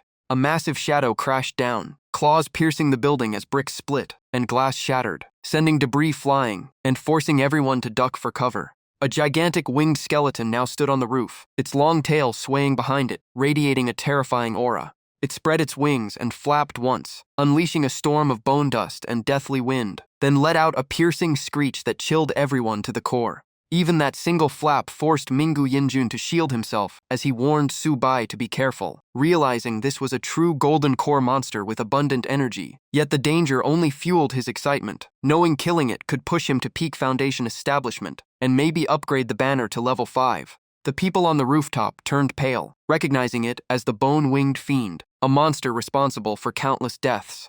Despair filled their hearts, because even if Subai killed a blood Jiangxi, facing this creature seemed impossible, especially since a powerful 12-man ability squad had once been wiped out by it in seconds. Lin Wanqia's face was drained of color as she trembled in near despair, while Li Zhenghao forced himself to stay calm and urged everyone to trust the young man standing beside Yajing. On another rooftop, a man with glasses watched arrogantly, thinking his master doubted his ability to kill Subai, so today he would prove himself. He sneered confidently, knowing the bone-winged fiend was a golden core monster with 5 clones, each holding a different ability. The bone-winged fiend laughed cruelly and stared at Subai like prey, saying the flesh of a mid-foundation establishment cultivator must taste delicious. Then it spread its wings and split into 5 separate bodies, surrounding Subai's group from all sides. The red bird suddenly opened its beak and let out a sky-piercing screech, and a terrifying sound wave exploded outward. The blast dropped Aunt Li and Lin Wanshu to the ground, clutching their ears in pure agony. Even Mingu Yinjun had to cover his ears and roar a warning, realizing this was Su Haoji's monster, a full-package nightmare with sound waves, poison, razor edges, defense, and brute force. Subai didn't collapse like Lin Wanshu, but his inner chi was heavily suppressed, and he knew if the other clones joined in, they were done. Refusing to stay on the defensive, Subai raised his hand and ordered Mingu Yinjun to handle the beast, reminding him he once claimed he could fight 10 alone. Mingu Yinjun shot into the air and accepted the order loudly, but the yellow bird instantly spread its wings and blocked his path. At the same time, the blue bird counterattacked, firing countless razor feathers like hidden weapons. Amid the chaos, the purple bird suddenly changed direction and dove straight toward Lin Wanshu and the others. Subai saw through it instantly and rushed forward to shield them, lowering his stance and unleashing the second form of the Phoenix Cry sword. As the purple bird closed in, Subai leapt and slashed, releasing a blade pressure sharp enough to tear the air, but the monster flapped back at the last second and barely dodged. Not giving him a breath, the purple bird spun mid-air and brought its blade-like wings crashing down, and though Subai dodged, he was just a split second too slow. A deep cut opened on his arm as black blood slowly seeped out, and Subai realized the earlier sound wave had crippled his speed so badly that he was now weaker than an early Foundation establishment cultivator. Right then, memories of his glorious past flashed through his mind, when as a world-shaking D-Zun he slaughtered demon kings like stepping on ants. His gaze turned icy as he gripped his sword tighter, calculating that if he could break the sound wave's suppression and unleash full power with the Phoenix Cry sword, he could turn this around.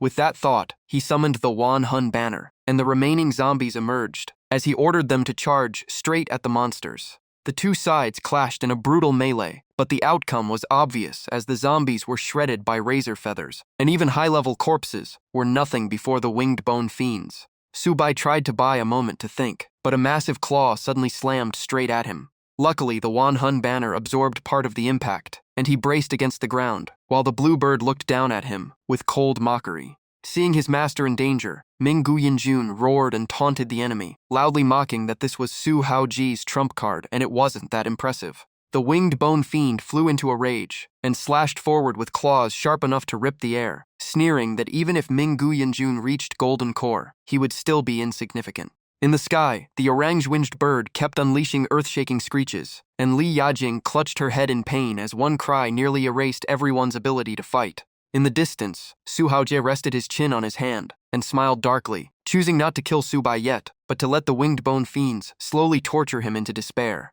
Li Zhenghao, pale from pain, still shouted at Su Bai, begging him to stop risking his life and just take Li Yajing away. Su Bai held his injured arm, hesitation flashing in his eyes as he wondered if he really had to use that move. Suddenly, a tree branch shot out of nowhere and smashed into the orange-winged bird's head, making it shriek and wobble midair. A blonde woman holding a wooden staff dropped from above and stood in front of the winged bone fiends, coldly telling them to shut up.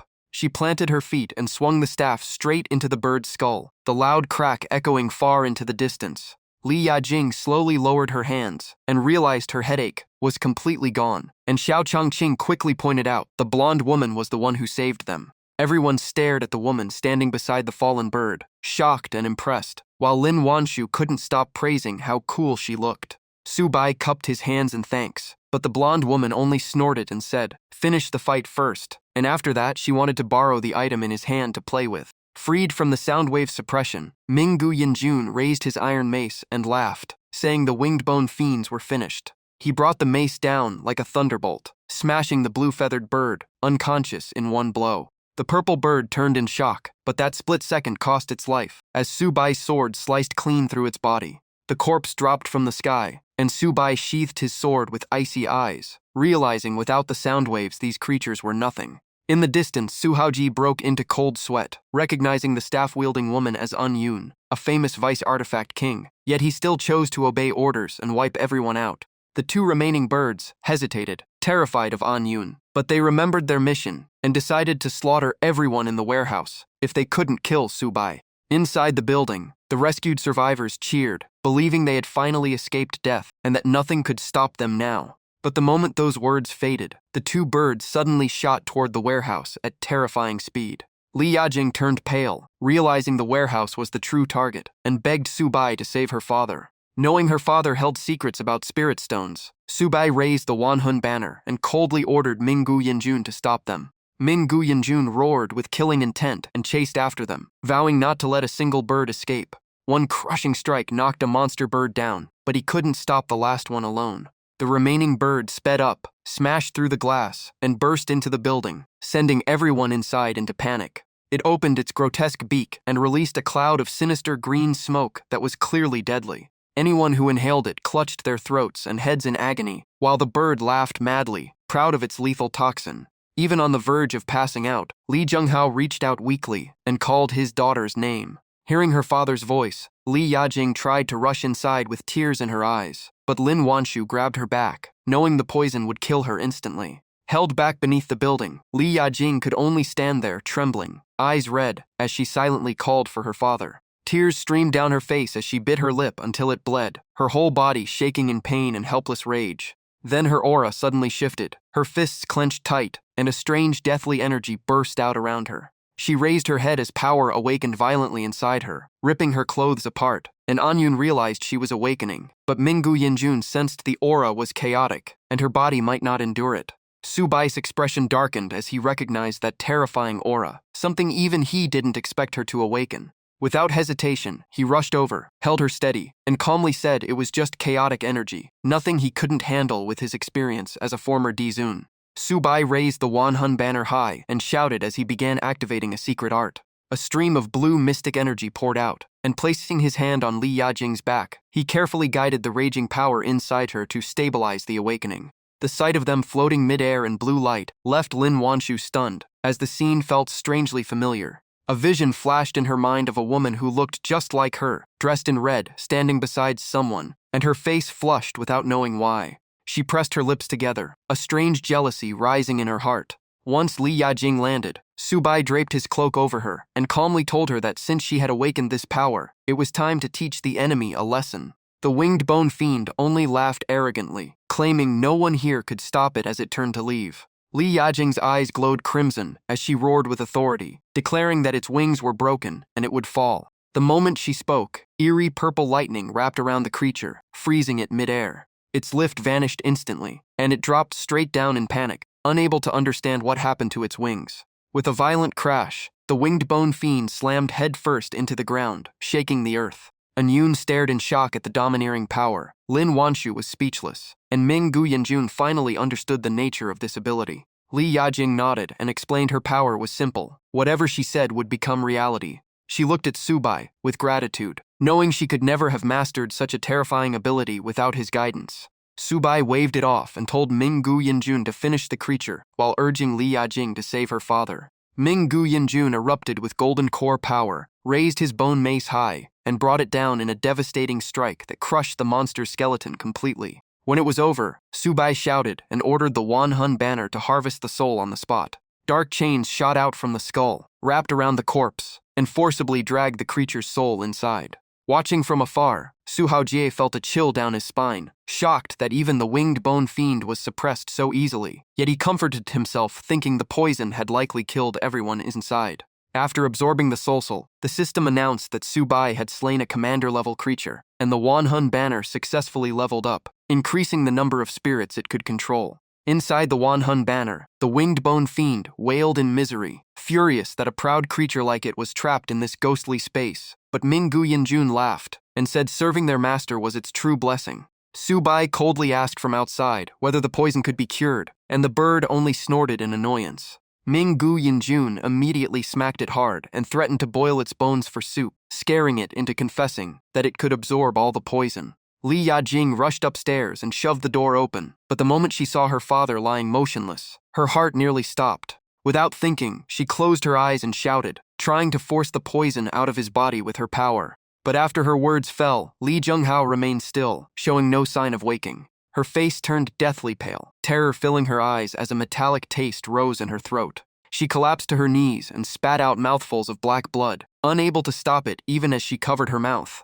Subai walked in calmly and explained that word manifestation was heaven-defying, and the stronger the command, the heavier the price. Misuse it, and she could die. Lin Wanshu hurried to support Li Yajing, while Subai warned that vomiting blood was already lucky, and overusing it again might cost her life. He then glanced at the Wanhun banner and ordered the bird to detoxify Li Zhenghao, warning that if the man died, it would not survive either.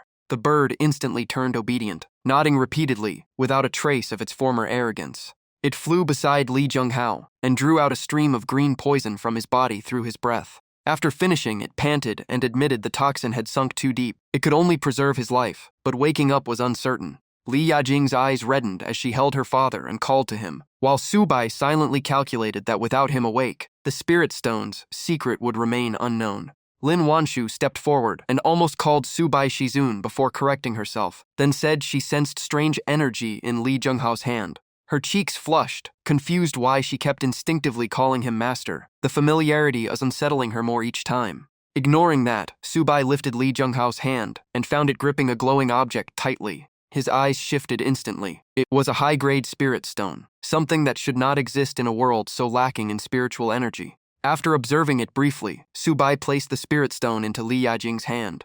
The moment she held it, she closed her eyes, and blue spiritual energy spread from her palm. When she opened them, a strange light flashed within as she pointed firmly in one direction, saying the source of the spirit stone was a few miles that way. Subai decisively ordered them to head east, but before leaving, Li Yajing looked at her father guiltily and asked to stay behind. Subai gave no reply and turned to leave, only to be stopped by Anyun raising her hand. She smiled charmingly and brushed a finger across his chest, reminding him of his promise, and Subai calmly asked if she wanted to borrow the item in his hand, which she confirmed. Without hesitation, Subai tossed the Wanhun banner to her and told her to use it as she pleased. Anyun caught it swiftly, pretending to study it calmly, but deep in her eyes greed flickered, as she thought absorbing its power would greatly boost her strength. She smirked confidently, already treating the banner as hers and thinking only about absorbing it first. Anyun activated her ability to drain its power, faint light spreading from her body and filling the room. But moments later, her expression changed, eyes widening as she groaned in discomfort. One knee slammed onto the floor, barely supporting herself with the Wanhun banner, confused why the power was rebounding on her. Subai knew exactly why but acted indifferent, even drawing the Phoenix Cry sword and casually asking if she wanted to try this one too. Anyun forced herself up and returned the banner, smiling faintly and praising how strange his weapon was. Yet inside, she grew wary. The sword had easily slain a winged bone fiend, and Subai's calm confidence made him even more terrifying. Greed won in the end, and she snatched the sword, refusing to believe it was as sinister as the banner. The instant she tried to absorb it, a colossal fire phoenix spread its wings in her mind, its sacred aura turning her pale. Before she could react, the backlash struck harder than before, forcing her to her knees as she spat out fresh blood. She looked at Subai in confusion, unable to comprehend what kind of terrifying existences hid within his weapons. Subai only smiled slightly, knowing her ability was to absorb weapon souls, something not rare in the immortal realm. But the Phoenix Cry sword was a divine weapon, and the Wanhun banner surpassed even ordinary divine artifacts, far beyond her peak foundation establishment level. With no choice, Anyun awkwardly returned the sword and admitted his divine weapons were extraordinary. Realizing she still had value while his strength was not fully restored, Subai invited her to travel with him, promising all weapons found would be hers. Her eyes lit up instantly, and without hesitation she strode out proudly as if the deal was already sealed. Inside the Wanhun banner, the winged bone fiend grumbled about the old ghost draining others' energy, while Ming Gu Yinjun laughed proudly, saying everything he did was for his master. Ming Gu Yinjun then emerged as a beam of light, reporting he had secretly siphoned some spiritual energy from Anyun to offer Subai, enough for another breakthrough. After absorbing it, the system announced Subai had advanced to high-level foundation establishment, and he smirked, knowing even golden core cultivators were no longer a threat. Before leaving, Subai bid farewell to Captain Xiao, and Xiao Changqing promised to protect Li Yajing and the survivors as his men escorted everyone into armored vehicles. The scene shifted to a grand villa wrapped in suffocating tension. Black-clad bodyguards desperately fought off waves of zombies, screams and tearing flesh echoing as a suited man, and a young woman trembled in fear. Unable to bear the bloody sight, the father and daughter clung to each other, the father unwilling to accept that the century-old Qi family legacies was about to be swallowed by the apocalypse. Just as hope faded, a shadow flashed in like lightning, carrying thunderous momentum. In an instant, cold blade lights tore through the air, and when the figure stopped, every zombie behind him had been shredded to pieces. A surviving guard crawled up and shouted that the old man was an ability user, while the suited father stared in shock, feeling as if a war god had descended to save them. The man in purple slowly walks up to the father and daughter, his voice soft and familiar as he asks if Fei Jue has been doing well. The father looks confused, while Fei Jue denies it, yet a strange sense of closeness rises in her heart. Then he steps closer and gently pats her head. He smiles and says Xiao Shue has always been his adorable junior sister, leaving Fei Shue completely stunned.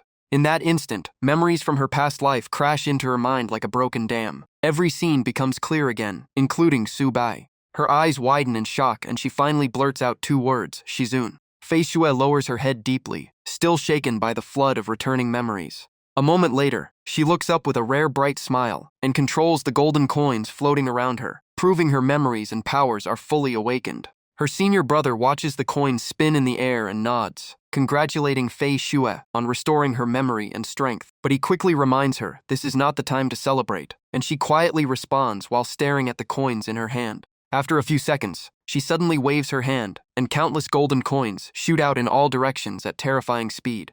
In a blink, a golden barrier forms around them, pushing back the incoming zombies. Fei Jue follows her senior brother, but warns her father not to leave the range of the coins, because no zombie can break through. A strange red carriage lands on the dusty road. Fei Shue stands in the dark fog, spreads her arms, and breathes in the outside air, still better than underground. But her senior brother reminds her that if they fail to kill Shizun, this world will fall into even greater disaster. Fei Zhu's eyes turn icy, and a painful yet ruthless smile appears. The person she respected most caused all this chaos. If Shizun is truly alive, then she and her senior brother must kill him for the greater good. Her senior brother says Shizun is heading for the spirit cave, so they must arrive first, seize the spirit stone, and join forces to eliminate him. The scene shifts to Su Haoji, his face dark after the failed mission. In his world, failure never existed.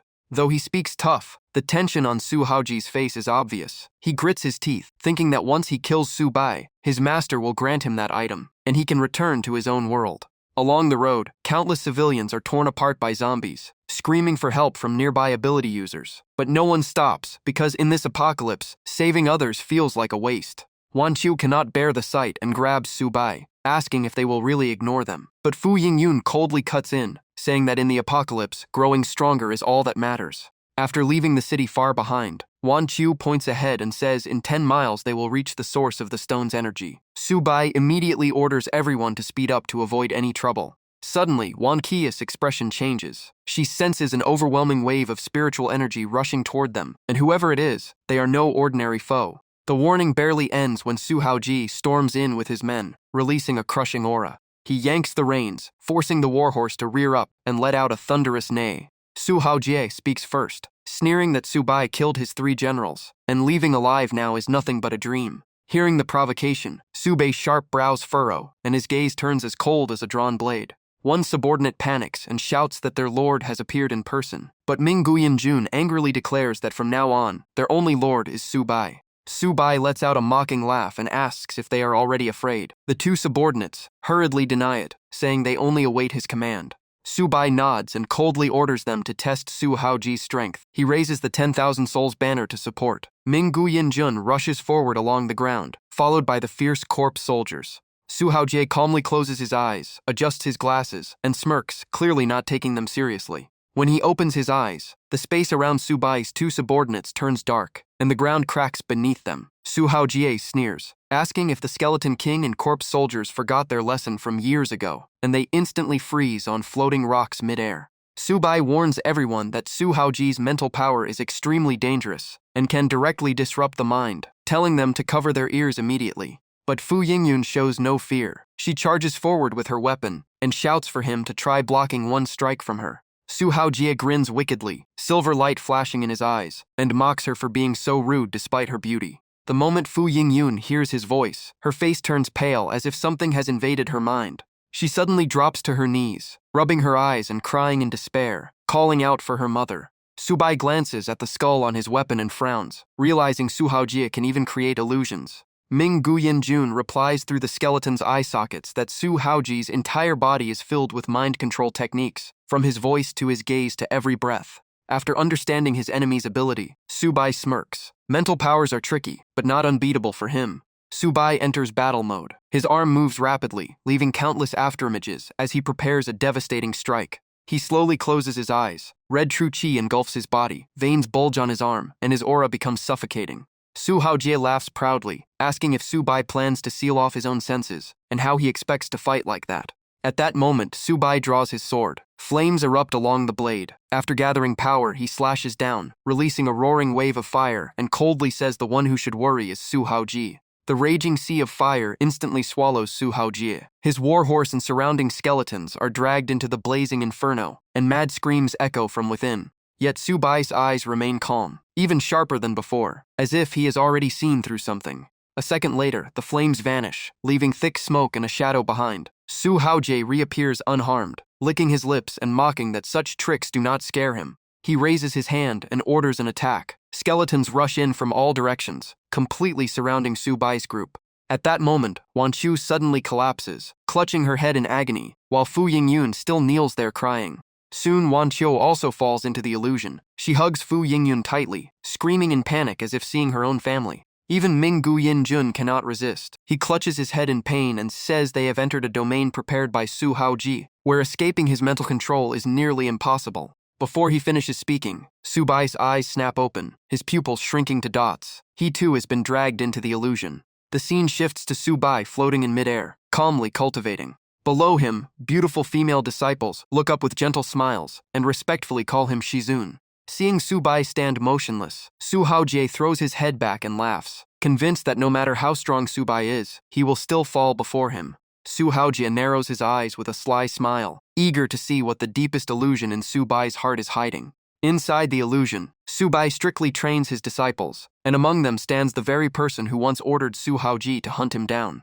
Su Bai coldly reminds them that every detail must be perfect, because one mistake will lead to catastrophic consequences. The disciples immediately bow in response, while Su Haojie outside is already drenched in cold sweat. He is completely shaken, unable to believe that the so-called master he serves was once Subai's disciple. This makes him question Subai's true identity and why his master wants to kill his own teacher. Before he can recover, Subai's cold face in the illusion suddenly turns and stares straight at him, making Su Haoji flinch in shock. Subai's lips curl slightly as he asks if the show is enough, revealing that the opponent is just a pawn of Shen Yunping.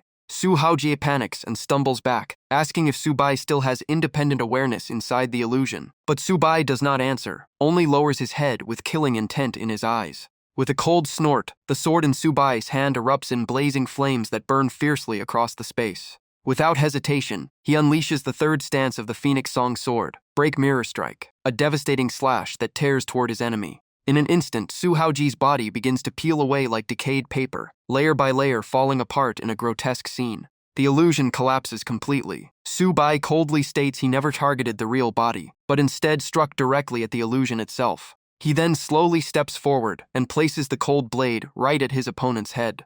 Subai demands why Su Haojie keeps hunting him, and whether everything is orchestrated by Shen Yunping. His killing intent rises sharply, as the one he once trusted like a son has betrayed him. Yet even in this situation, Su Haojie only smiles arrogantly. Behind him, small skeletons suddenly howl and rush straight towards Subai. Subai glances over, swings his sword, and slices them apart instantly. Taking the chance, Su Haojie bursts into speed and escapes, mocking that Subai still cannot catch him. After creating distance, he skids to a stop and quickly pulls out a strange object from his body. As it is raised, electric sparks flash everywhere. Su Haojie laughs madly, saying he is not limited to illusions, and the thought of killing Subai's master excites him. He finishes speaking and immediately launches a barrage of sharp iron spikes forward. Subai remains calm and asks Ming Guyanjun if they have found the enemy's weakness. Ming Guyanjun replies that they have. Subai smirks dangerously and says that if so, the main body of this bastard is theirs to handle. He summons Ming Guyanjun and corpse soldiers again, ordering them to charge at Su Haoji. Su Haojie retaliates with his fan, firing countless deadly blades while mocking them as unworthy opponents. Ming Guyanjun swings his heavy mace and knocks all projectiles away, laughing at Su Haoji for underestimating him. Corpse soldiers also block the attacks with their sharp wings, mocking that they are no longer the same as before. Su Haoji finally changes expression as both sides close in for a deadly clash. Feeling Ming Guyanjun's aura, he is shocked to realize the Skeleton King has broken through to the Golden Core realm. Corpse soldiers slash down with claws and shout that following the new master means eating 6 meals a day, while Ming Guyanjun laughs that Golden Core is nothing special. Under the combined assault, Su Haoji is gradually pushed into a defensive position, struggling to hold on as Subai's subordinates grow more aggressive. Even while pressured, Su Haoji still smirks arrogantly, claiming he still holds a powerful artifact and will not be taken down so easily. Su Haoji's power suddenly erupts. A brutal counterattack sends Ming Guyanjun and corpse soldiers flying dozens of meters as he roars for them to get lost. Realizing continuing the fight is dangerous, Su Haojie turns to flee, gritting his teeth and saying he concedes for now, but this is not over. But Fu Yingyun is not about to let him escape. Her figure flashes forward at extreme speed, swinging her long staff with killing intent as she shouts if he thinks he can run. She closes in and lands a vicious strike on his arm, making Su Haoji scream in agony. His treasure fan is knocked from his hand, spinning through the air before landing perfectly in Fu Yingyun's grip. Su Haojie falls to the ground, screaming in unbearable pain. Without hesitation, Fu Yingyun closes her eyes and channels energy, absorbing the pure spiritual power inside the treasure fan.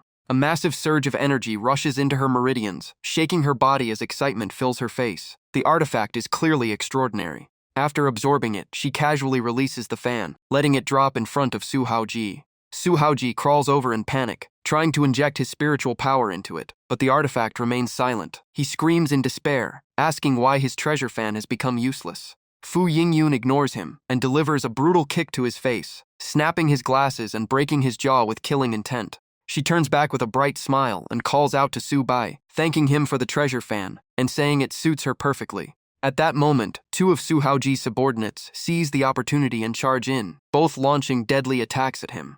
After the finishing blow, Ming Guyanjun grabs Su Haoji's body and lifts it into the air, laughing darkly and asking to claim his soul first. But corpse soldiers immediately rush in to steal the claim, shouting at him for trying to take the credit. Ming Guyanjun angrily tells him to back off. Neither side backs down, and they start fighting over the corpse, each refusing to yield. Seeing the chaos, Subai walks over and calmly orders them to stop and split it in half. Hearing the command, both immediately obey and calm down. Looking at Su Haoji's corpse, Ming Guyin Jun mutters that he doesn't understand how Subai always knows his weaknesses, while Corpse Soldiers agrees that serving Subai is clearly the smarter choice. Without further delay, they refine Su Haoji's body into green spiritual energy and absorb it. After absorbing it, both show satisfied expressions, claiming it is an excellent supplement that pushed them close to the mid-golden core stage. They respectfully offer part of the energy to Subai, and he calmly accepts it with a nod. A system notification appears. Current realm, Peak Foundation Establishment. Van Hoen Fiend level updated. 2 boss class spirits controlled out of 2. Normal spirits capacity, 30. Looking at the Van Hoen banner, Subai calculates that although the artifact has not leveled up yet, his strength has grown significantly. Once he finds the spirit cave, breaking through to Golden Core will only be a matter of time. He sends his divine sense into his sea of consciousness, and after searching, his eyes suddenly light up in surprise as he finally locks onto something unexpected. The scene quickly shifts. A vast landscape of green mountains and clear waters appears, with dense forests and towering peaks. The spiritual energy here is so rich that anyone can tell it is far from ordinary. At that moment, a clear, familiar voice of Fei Shui rings out. She asks if this is the place. Feeling the dense spiritual energy, Shen Yunping nods urgently, telling her they must go in immediately before anything changes. He suddenly narrows his eyes, sensing something, and mutters that Su Haoji's life force has completely vanished. He coldly thinks that acting on his own cost him a valuable piece, and calls Subai a terrifying master from the past. The two do not waste time, and immediately head deeper into the cave together. While moving, Shen Yunping points at the cave walls and explains that outsiders only mine spirit stones, but the true core of this spirit cave is the spirit spring inside. In front of them appears a massive waterfall of pure spiritual energy cascading down, shaking the entire space with overwhelming force. Fei Sui spreads her arms in excitement, saying the spirit spring here is incredibly dense, and one day of cultivation could break through an entire major realm. Shen Yunping calmly adds that he already holds 3 clues to this type of spirit cave. Suddenly, Fei Xiao's expression changes as she senses movement outside the cave and looks toward the entrance. She warns her senior brother, saying someone is approaching. Shen Yunping calmly smiles and says not to worry, as illusion techniques are his specialty. He bursts into cold laughter and waves toward the entrance. Instantly, layers of black and white mist spread across the area, making the atmosphere eerie and unsettling. Soon after, chaotic screams erupt from those trapped in the illusion. People accuse each other of stealing spirit stones and trying to kill them, and the sound of slaughter echoes through the cave. At that moment, Subai's group arrives right outside the cave entrance. Lin Wanyu points inside and confirms that the strongest spiritual energy is coming from within. Subai studies the entrance for a moment and coldly orders them to go in and check. As they step inside, Lin Wanyue notices heavy mining marks on the walls, yet the spiritual energy remains abnormally dense. Subai narrows his eyes and concludes there is likely a spirit spring here. He tells Lin Wanyue to lead them to the area with the strongest energy, and she obediently nods. Fu Yingyun glances at Subai, curious about what a spirit spring is, sensing it must be something extraordinary from Circe's expression. Ming Guyin Jun becomes excited, clenching his fists and saying he might break through 2 minor realms here. Corpse soldiers also laugh, saying fortune keeps following their master. As they go deeper, the group suddenly encounters a fierce battle. A man in white roars that the divine weapon belongs to him, while his opponent shouts back that the treasure must be his. Fu Yingyun immediately recognizes them as TB and Tong Tui. She explains they are early generation ability users, known for bodies as hard as refined steel, even able to block missiles without injury. Subai narrows his eyes, becoming serious, sensing these two might currently be stronger than him. Lin Wanyu points at a branch, stuck in the ground, and asks in confusion if they are fighting over something that looks like just a normal piece of wood. Fu Yingyun replies calmly that they have fallen into an illusion, and whoever cast it must be an extremely powerful expert. Lin Wanyue then points deeper into the cave and says the densest spiritual energy is ahead. But suddenly, her voice lowers in confusion as she says she feels a strangely familiar aura coming from there. Suobai curled his lips into a cold smile, confirming his suspicion that the one absorbing the spirit spring was indeed that traitor. Sensing living aura approaching, the 2 fighters immediately went on alert. One growled that someone was coming and felt extremely unpleasant, suggesting they kill them first. The other quickly agreed. Lin Wanqiu panicked and hid behind Suobai. Fu Yingyun, however, was burning with fighting intent. After absorbing power from the treasure fragment, her energy was surging with nowhere to release it. She instantly dashed toward the enemy like a bullet. In an instant, both sides clashed in brutal close combat, fists and kicks colliding and releasing sharp shockwaves. The fight barely started when TB grabbed her staff and smirked arrogantly, saying she had some skills. Dong Tui immediately noticed the staff was likely a spirit weapon. TB scoffed, then swung his elbow with terrifying force, snapping the staff in half and mocking her for having only this level of strength. Fu Yingyun widened her eyes in disbelief, unable to accept what she was seeing. Before she could recover, Dong Tui leapt over his ally and unleashed a thunderous kick to her abdomen, sending her crashing into a cliff wall with a pained scream. Fu Yingyun gritted her teeth, face pale as she struggled to resist, but the kick was too heavy and even damaged her meridians. She was shocked by how much stronger they had become. Just as she was about to fall, Suobai flashed forward and caught her in his arms. Without hesitation, he ordered his subordinates to heal her while they deal with the two enemies. Ming Guyen Jun immediately unleashed a deadly strike, while Niao Ren split into multiple clones to assist the attack. Ming Guyen Jun's attack was fierce, but TB easily blocked it, while Niao Ren unleashed piercing sonic screams to disrupt their minds. At the same time, Suobai tore open his outer robe to treat her, and warned her that healing would be extremely painful. Fu Yingyun was nearly exhausted, unable to resist as she lay there helpless. Suobai raised 2 fingers, activating a technique as a faint green light formed around his arm. He placed his hand on her body, and streams of green spiritual energy flowed into her like countless fine threads. The intense pain made Fu Yingyun sweat heavily, her lips trembling uncontrollably. Yet as she sensed it, she was shocked. His spiritual energy was not only pure but also gentle, and her damaged meridians were healing at incredible speed. Just how many secrets was he hiding? Lin Wanqiu watched quietly, her cheeks turning red and her lips pressed tightly as she tried to hide her emotions. She clenched her fist and muttered jealously that Suobai was once again close to another woman, wondering when her turn would come. Tai Bi glared at Niao Ren and frowned in annoyance, saying the bird was too noisy and ordering Dong Tui to deal with it first. Dong Tui stomped the ground, cracking it into deep fissures. In an instant, his legs stretched abnormally as he unleashed a devastating kick that crushed one of Niao Ren's flying bone clones. Tai Bi laughed loudly, saying it was finally quiet and now it was their turn to die. He followed with a heavy punch to Ming Guyen Jun's abdomen, sending him flying as the old man cried out in shock at his overwhelming strength. On the other side, Niao Ren charged with its blade-alike beak, but Dong Tui easily evaded by stepping aside. Dong Tui immediately countered with a sky-shattering kick that shattered Niao Ren's skeletal body. Niao Ren widened its eyes in terror, unable to believe modern awakened fighters were this powerful. Ming Guyen Jun continued being pummeled by Tai Bi's relentless punches, his bones cracking as he screamed in agony that his body was about to fall apart.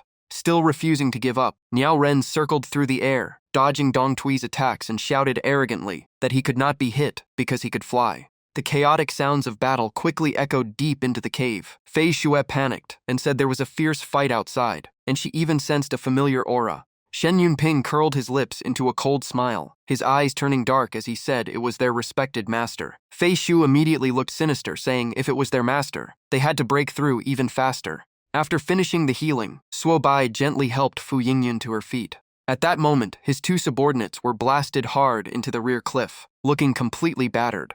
Ming Guyen Jun groaned in pain, saying he truly couldn't hold on anymore. Niao Ren also trembled and suggested retreating, saying the 2 enemies were far too strong. Tai Bi cracked his knuckles and laughed arrogantly, mocking how a so-called weapon king had fallen this far. Dong Tui grew impatient and shouted to just kill them all. Fu Yingyun panicked and whispered to Suobai that they should leave, since the enemy's strength had exceeded imagination. But Dong Tui suddenly roared in disdain, mocking Suobai's broken sword and saying 1 kick would be enough to crush it, then lunged forward to kick it. The moment his foot made contact, the blade flashed with a cold light and cleanly severed his leg. Dong Tui's eyes widened in shock as he clutched his bleeding stump and screamed in agony. Tai Bi also broke out in a cold sweat, frozen in disbelief. Ming Guyen Jun and Niao Ren excitedly shouted that the sword was truly a divine weapon, impossible to withstand even for steel-like bodies. Despite his injury, Dong Tui staggered back on 1 leg and roared unwillingly, saying he admitted defeat but no one could stop him if he wanted to escape.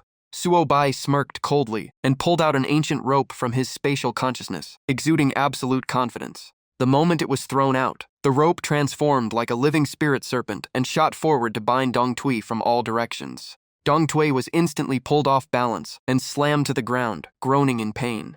He struggled wildly with all his strength, but the rope held like divine steel, completely unmovable. Tai Bi felt a chill in his heart, realizing they had provoked a terrifying existence. Fu Yingyun was also shocked that someone with Dong Tui's leg strength couldn't break a simple rope. Suo Bai gave him no chance and pulled the rope tighter, making it constrict even further. Dong Tui screamed in agony as he was nearly suffocated. Suo Bai calmly said this was a binding rope used to restrain spirit beasts, and using it on him was already overkill. Fu Yingyun felt a chill down her spine, wondering what kind of spirit beast required such a terrifying item. Tai Bi stood frozen in disbelief. Meanwhile, strange memories flashed in Lin Wanqia's mind of Suo Bai dragging a heaven-piercing barbaric bull, and the rope being the legendary immortal binding rope, leaving her mind in chaos. Realizing he was doomed, Dong Tui tried to provoke Suo Bai, shouting for him to release the rope and fight him fairly. But Suo Bai showed no interest. He coldly swung his sword, cutting Dong Tui in half on the spot, then ordered Ming Gu Yinjun and Niao Ren to devour his soul.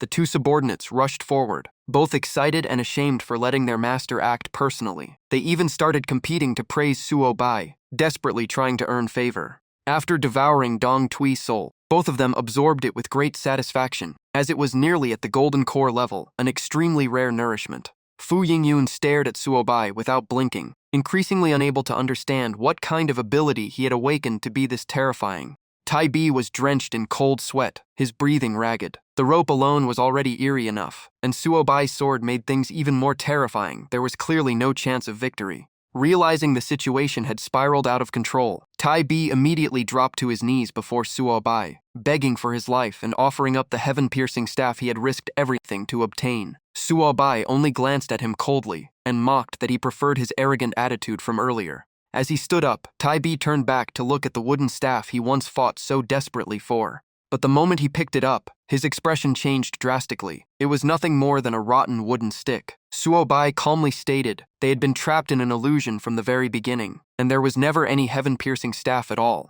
Tai Bi erupted in rage, veins bulging on his forehead, as he threw the stick to the ground and roared about who dared to set this illusion against them.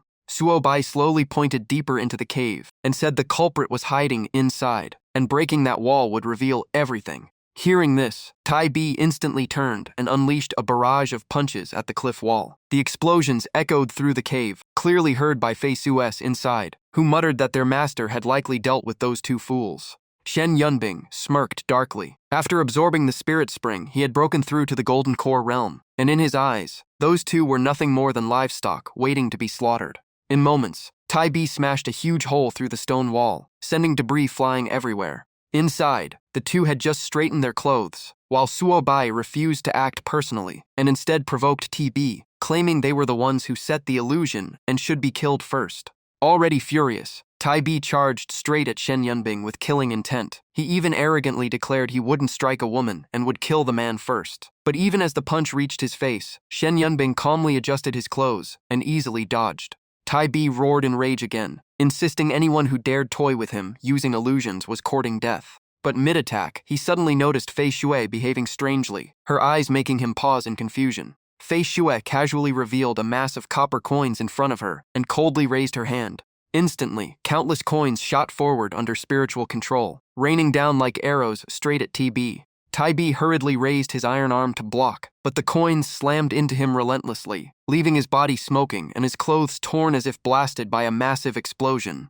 In the end, he couldn't hold on any longer and collapsed to the ground, eyes rolling back as he passed out. Fu Yingyun felt a chill run down her spine as she witnessed it, saying this type of ability was terrifying. Meanwhile, Lin Wanqiu muttered in a daze, feeling an eerie sense of familiarity from the raining coins.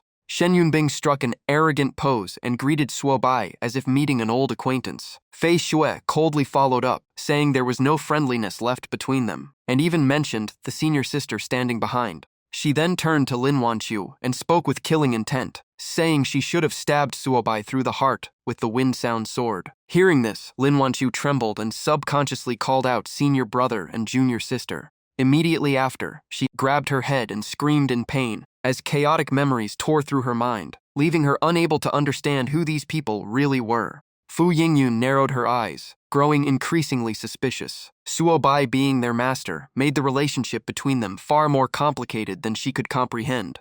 Ming Jun seemed to realize something and looked at the man before him, recognizing him as the former master of their lord. Niao Ren also confirmed he had seen this man before, though he never expected him to call Suo Bai master. Suo Bai's expression turned dark and terrifying, killing intent freezing the air. He directly questioned Shen Yunbing, asking whether he was the one who set up the ambush during his tribulation 867 years ago, and whether Suo Haojie was also his pawn. His voice was ice-cold, filled with years of suppressed rage. But Shen Yunbing, now confident, after breaking through to the Golden Core realm, simply laughed arrogantly and said there was no point in asking better to draw their swords and decide everything by strength. Fei Xue stepped forward as well, her eyes icy as she stared at Lin Wanqiu and warned her to choose their side, or she would show no mercy. But the moment she finished speaking, Fei Xue's eyes suddenly widened in shock, because Lin Wanqiu had already stepped forward on her own, spreading her arms to block in front of Suo Bai, as if she intended to protect him with her own body. Fei Xue shouted in anger, asking if she even knew how many monstrous sins the man she was protecting had committed. But despite her tension, Lin Wanqiu firmly replied that in her eyes, the real sinners were them instead. Her gaze was resolute. Even though they hadn't known each other long, she trusted Suo Bai completely. If anyone wanted to kill him, they would have to step over her corpse first. Fei Xu's killing intent erupted instantly. She waved her hand, sending countless golden coins rushing forward like a storm, coldly saying she was courting death. Lin Wanqiu still hadn't fully recovered her memories or strength. She could only close her eyes tightly and grit her teeth, preparing to take the hit. But at the most critical moment, Fu Yingyun suddenly rushed forward and blocked in front of her. Holding her weapon, she deflected all the coins back toward Fei Xue. Then she struck a confident pose and laughed, saying she loved both excitement and fighting. So how could she miss something this interesting? She even asked what deep grudge they had with Suo Bai, since he was still their master after all. Fei Xue lowered her head, her eyes darkening as she suppressed her raging fury. The golden coins floating around her fingertips emitted a terrifying aura, and she coldly said that if they wanted to know, they could ask in the underworld. With that, the coins shot forward again like razor-sharp blades. But Fu Yingyun showed no fear. She calmly used her wooden staff to knock them away one by one, silently impressed by how unusual the staff was. However, when she looked closely, she noticed smoke rising from the staff and faint cracks spreading across its surface. She was shocked, realizing it could barely withstand the force after only a few exchanges. On the other side, Suo Bai silently looked at TB, lying motionless on the ground, his gaze deep as if calculating something. After a moment of thought, he slowly raised the 10,000 souls banner and called out, ordering Tai Bi to enter it. The moment his words fell, an invisible force pulled Tai Bi's soul out of his body and forcibly dragged it into the banner. When he opened his eyes again, he was standing beside Ming Yinjun and Niao Ren, both of whom turned to him in shock. Still confused, Tai Bi trembled and asked if this was the legendary 10,000 souls banner. Suo Bai's voice echoed coldly, saying that if he became his servant, he would be granted an indestructible body. Ming Jun stroked his chin and laughed, saying they finally had a new companion. Niao Ren crossed his arms unhappily, saying it should be called another soul competitor instead. Tai Bi stared at them in disbelief, still unable to accept his current existence. But after thinking for a moment, he clenched his fist and laughed in excitement. As long as he still existed, there would always be future opportunities. Watching the three souls chatting inside the banner, Suo Bai couldn't help but recall his past life. He slowly said that although they were his servants, they were also his comrades. In future battles, whoever contributed would be rewarded accordingly, and none of them would be left to suffer unfairly. Hearing this, Ming Yinjun and Niao Ren immediately bowed respectfully, swearing loyalty and saying they would serve him with everything they had, even at the cost of their bones and souls. TB quickly followed, inwardly shocked, realizing from their reactions that Suo Bai was far from an ordinary master. Suo Bai then summoned all three back out and quickly assigned roles. Niao Ren would protect Fu Yingyun, Ming Yinjun would deal with Fei Xue, and TB would join him against Shen Yunbing. All three immediately accepted the orders. Niao Ren flapped his wings and soared into the sky, unleashing a rain of sharp feathers, while loudly telling Fu Yingyun to hide behind their master. Furious, Fu Yingyun shouted back while blocking the coins, saying she didn't need protection. At the same time, Ming Yinjun roared like thunder and swung his massive staff straight toward Fei Xue. He showed no mercy, slamming the staff into the ground with terrifying force capable of crushing stone. But Fei Xue reacted instantly, leaping into the air and spinning gracefully to evade the attack. That, as expected of the master of the demonic path, even the 10,000 souls banner had been brought out. If that was the case, she would personally destroy every soul inside it today.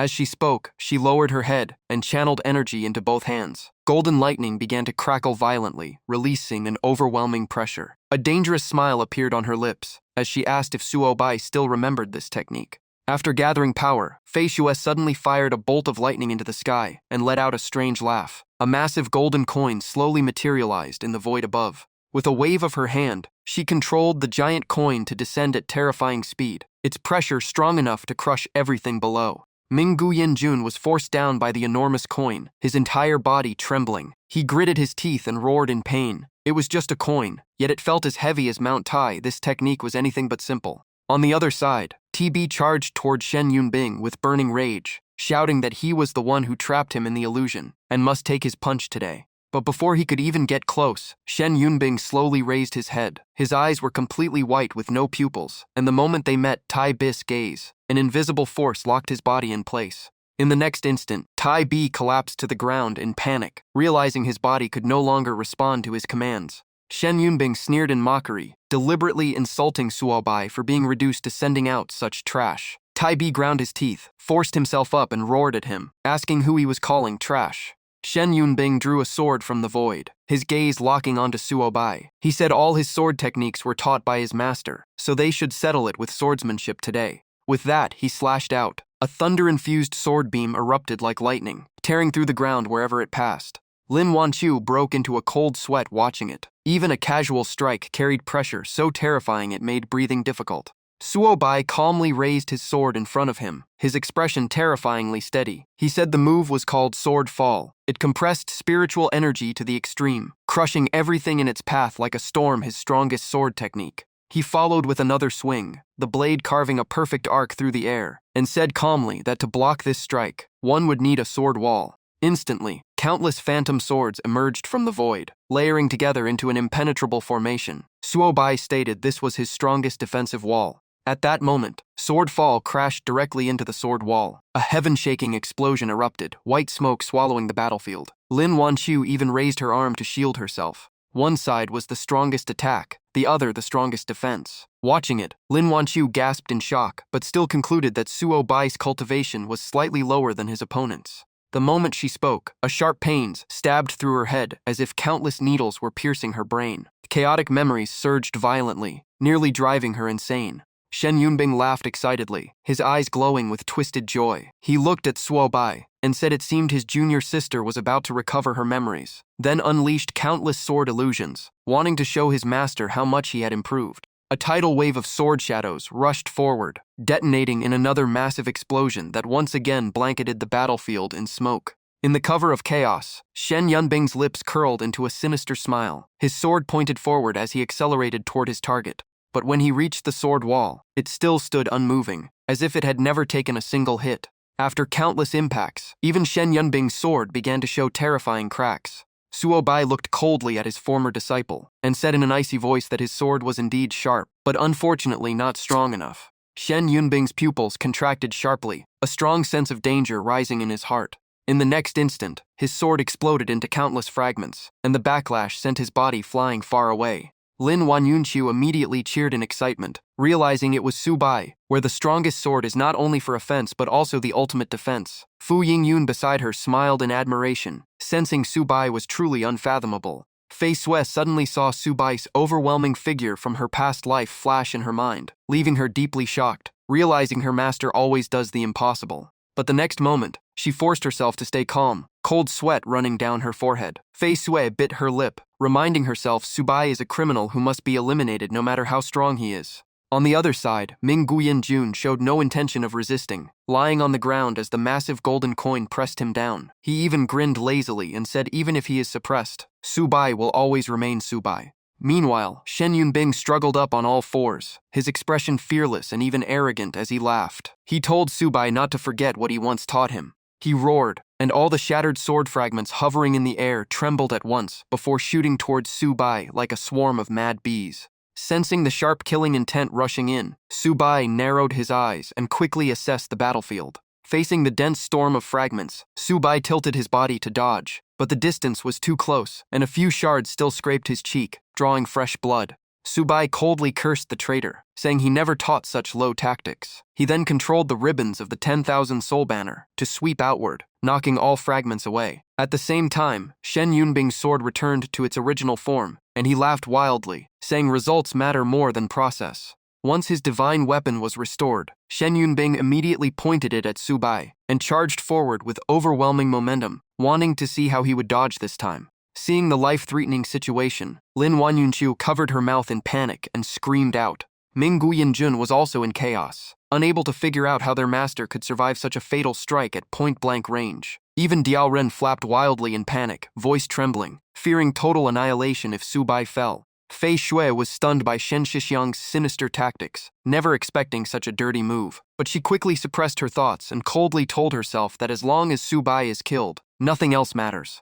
Just when everyone thought Subai would be pierced, a pair of iron-hard arms suddenly blocked the lethal strike. Fu Yingyun shouted in shock that it was TT, while Fei Xue froze, unable to believe he broke free of Shen Yunbing's suppression. Recovering quickly, Fei Xue immediately glared and shouted for him to get out. Even though the sword strike was blocked, Tai Ti's entire body trembled violently, his face dark as he struggled at his limit. This alone made Shen Yunbing break into a cold sweat. He couldn't believe a mere awakened fighter from this world could resist his golden core pressure. Tai Ti gritted his teeth, veins bulging across his face as he stared at Shen Yunbing. Though unwilling to be anyone's servant, his opponent was trying to kill both him and Subai, so he had no choice but to go all out. With a roar, Tai Ti swung his arm and directly sent Shen Yunbing flying backward. He clenched his fist and pulled back, his aura erupting violently. Tai Ti refused to be controlled by manipulation or pressure. In the next instant, he unleashed a devastating punch that tore through the air toward his opponent. Shen Yunbing took the full hit and crashed into the ground, debris and smoke exploding everywhere in a shocking scene. Ming Guyanjun finally realized he could not stay down any longer, his mind screaming for him to fight back. He shot to his feet, bracing himself, and grabbed the massive golden coin with both hands, pushing it upward with all his strength while growling fiercely. Ming Guyanjun's eyes widened as his aura exploded, determined to break free from the suppression at any cost. A massive explosion rang out as the golden coin was hurled straight up into the cave ceiling, the force so terrifying that anyone watching felt chills. Fei Xue stood frozen for seconds, unable to believe a mere spirit could break her Luobao gold coin suppression. Diao Ren immediately flew in excitedly, shouting that they should leave the beautiful woman to them. The bird opened its beak and unleashed a piercing screech to disrupt the enemy's mind, while Ming Guyanjun raised his spiked weapon, killing intent surging. Hearing their insults, Fei Xu's expression darkened instantly with rage. She quickly summoned another giant golden coin just in time to block Ming Guyanjun's strike at point-blank range. Shen Yunbing brushed off the rubble and slowly stood up, staring at TT in shock, then gritted his teeth and swore he would make him suffer worse than death. His sword split into 48 Semirail sword phantoms, all rushing forward like a storm. Even as TT tried to block, the impact sent him flying into the cliff wall. The collision echoed through the cave, followed by Tai Ti's painful groan that sent a chill down everyone's spine. At that moment, a rope suddenly shot out and wrapped around Shen Yunbing. He widened his eyes in shock, recognizing it as the immortal binding rope used to restrain even the heaven-splitting man-bull. Before he could react, Subai yanked hard, instantly binding Shen Yunbing's body so tightly he could not move. Seeing him restrained, Tai Ti immediately turned to Subai and thanked him for the timely rescue. But his fighting spirit reignited immediately as he locked onto the enemy again, lowering his stance to finish the battle. After gathering power, Tai Ti unleashed a brutal uppercut straight into Shen Yunbing's jaw. Without giving him time to recover, he followed up with a barrage of heavy hammer-like punches. Lin Wanyunqiu jumped in excitement, cheering that they had finally won, while Fu Yingyun also relaxed, believing the assault was enough to end it. But after the storm of attacks, Shen Yunbing's body turned strangely limp, his eyes hollow like a walking corpse, with wounds refusing to heal in a chilling sight.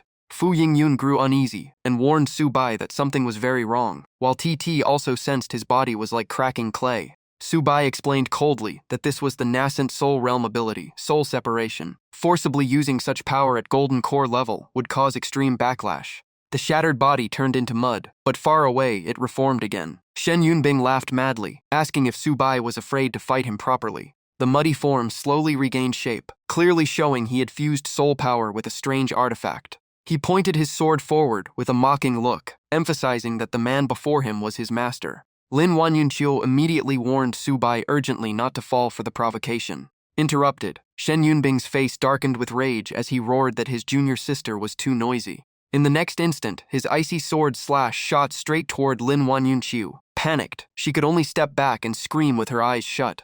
Fu Yingyun nearby also felt a chill run through her body from the terrifying sword intent. Ming Guyanjun and Diao Ren both froze, knowing almost no one could block this strike, already imagining a tragic ending.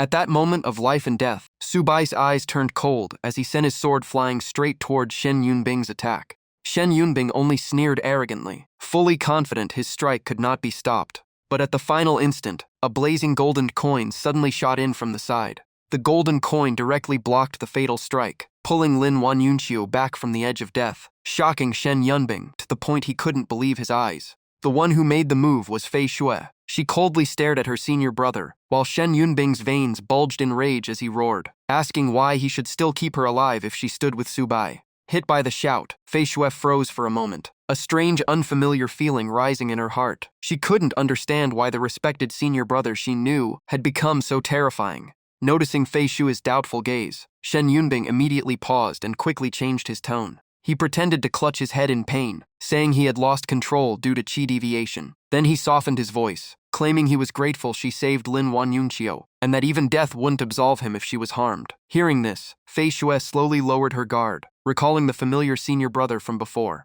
Because of this chaos, no one noticed Su Bai's sword had already plunged into the spirit spring, exploding on impact and drawing everyone's attention. Fu Yingyun was stunned, realizing Su Bai had never intended to save Lin Wanyunqiu with the sword, but had thrown it into the spirit spring from the beginning. The others nearby whispered in confusion, unable to understand his intention. Shen Yunbing sneered and pointed at Su Bai, laughing loudly and asking if his master had finally lost his mind.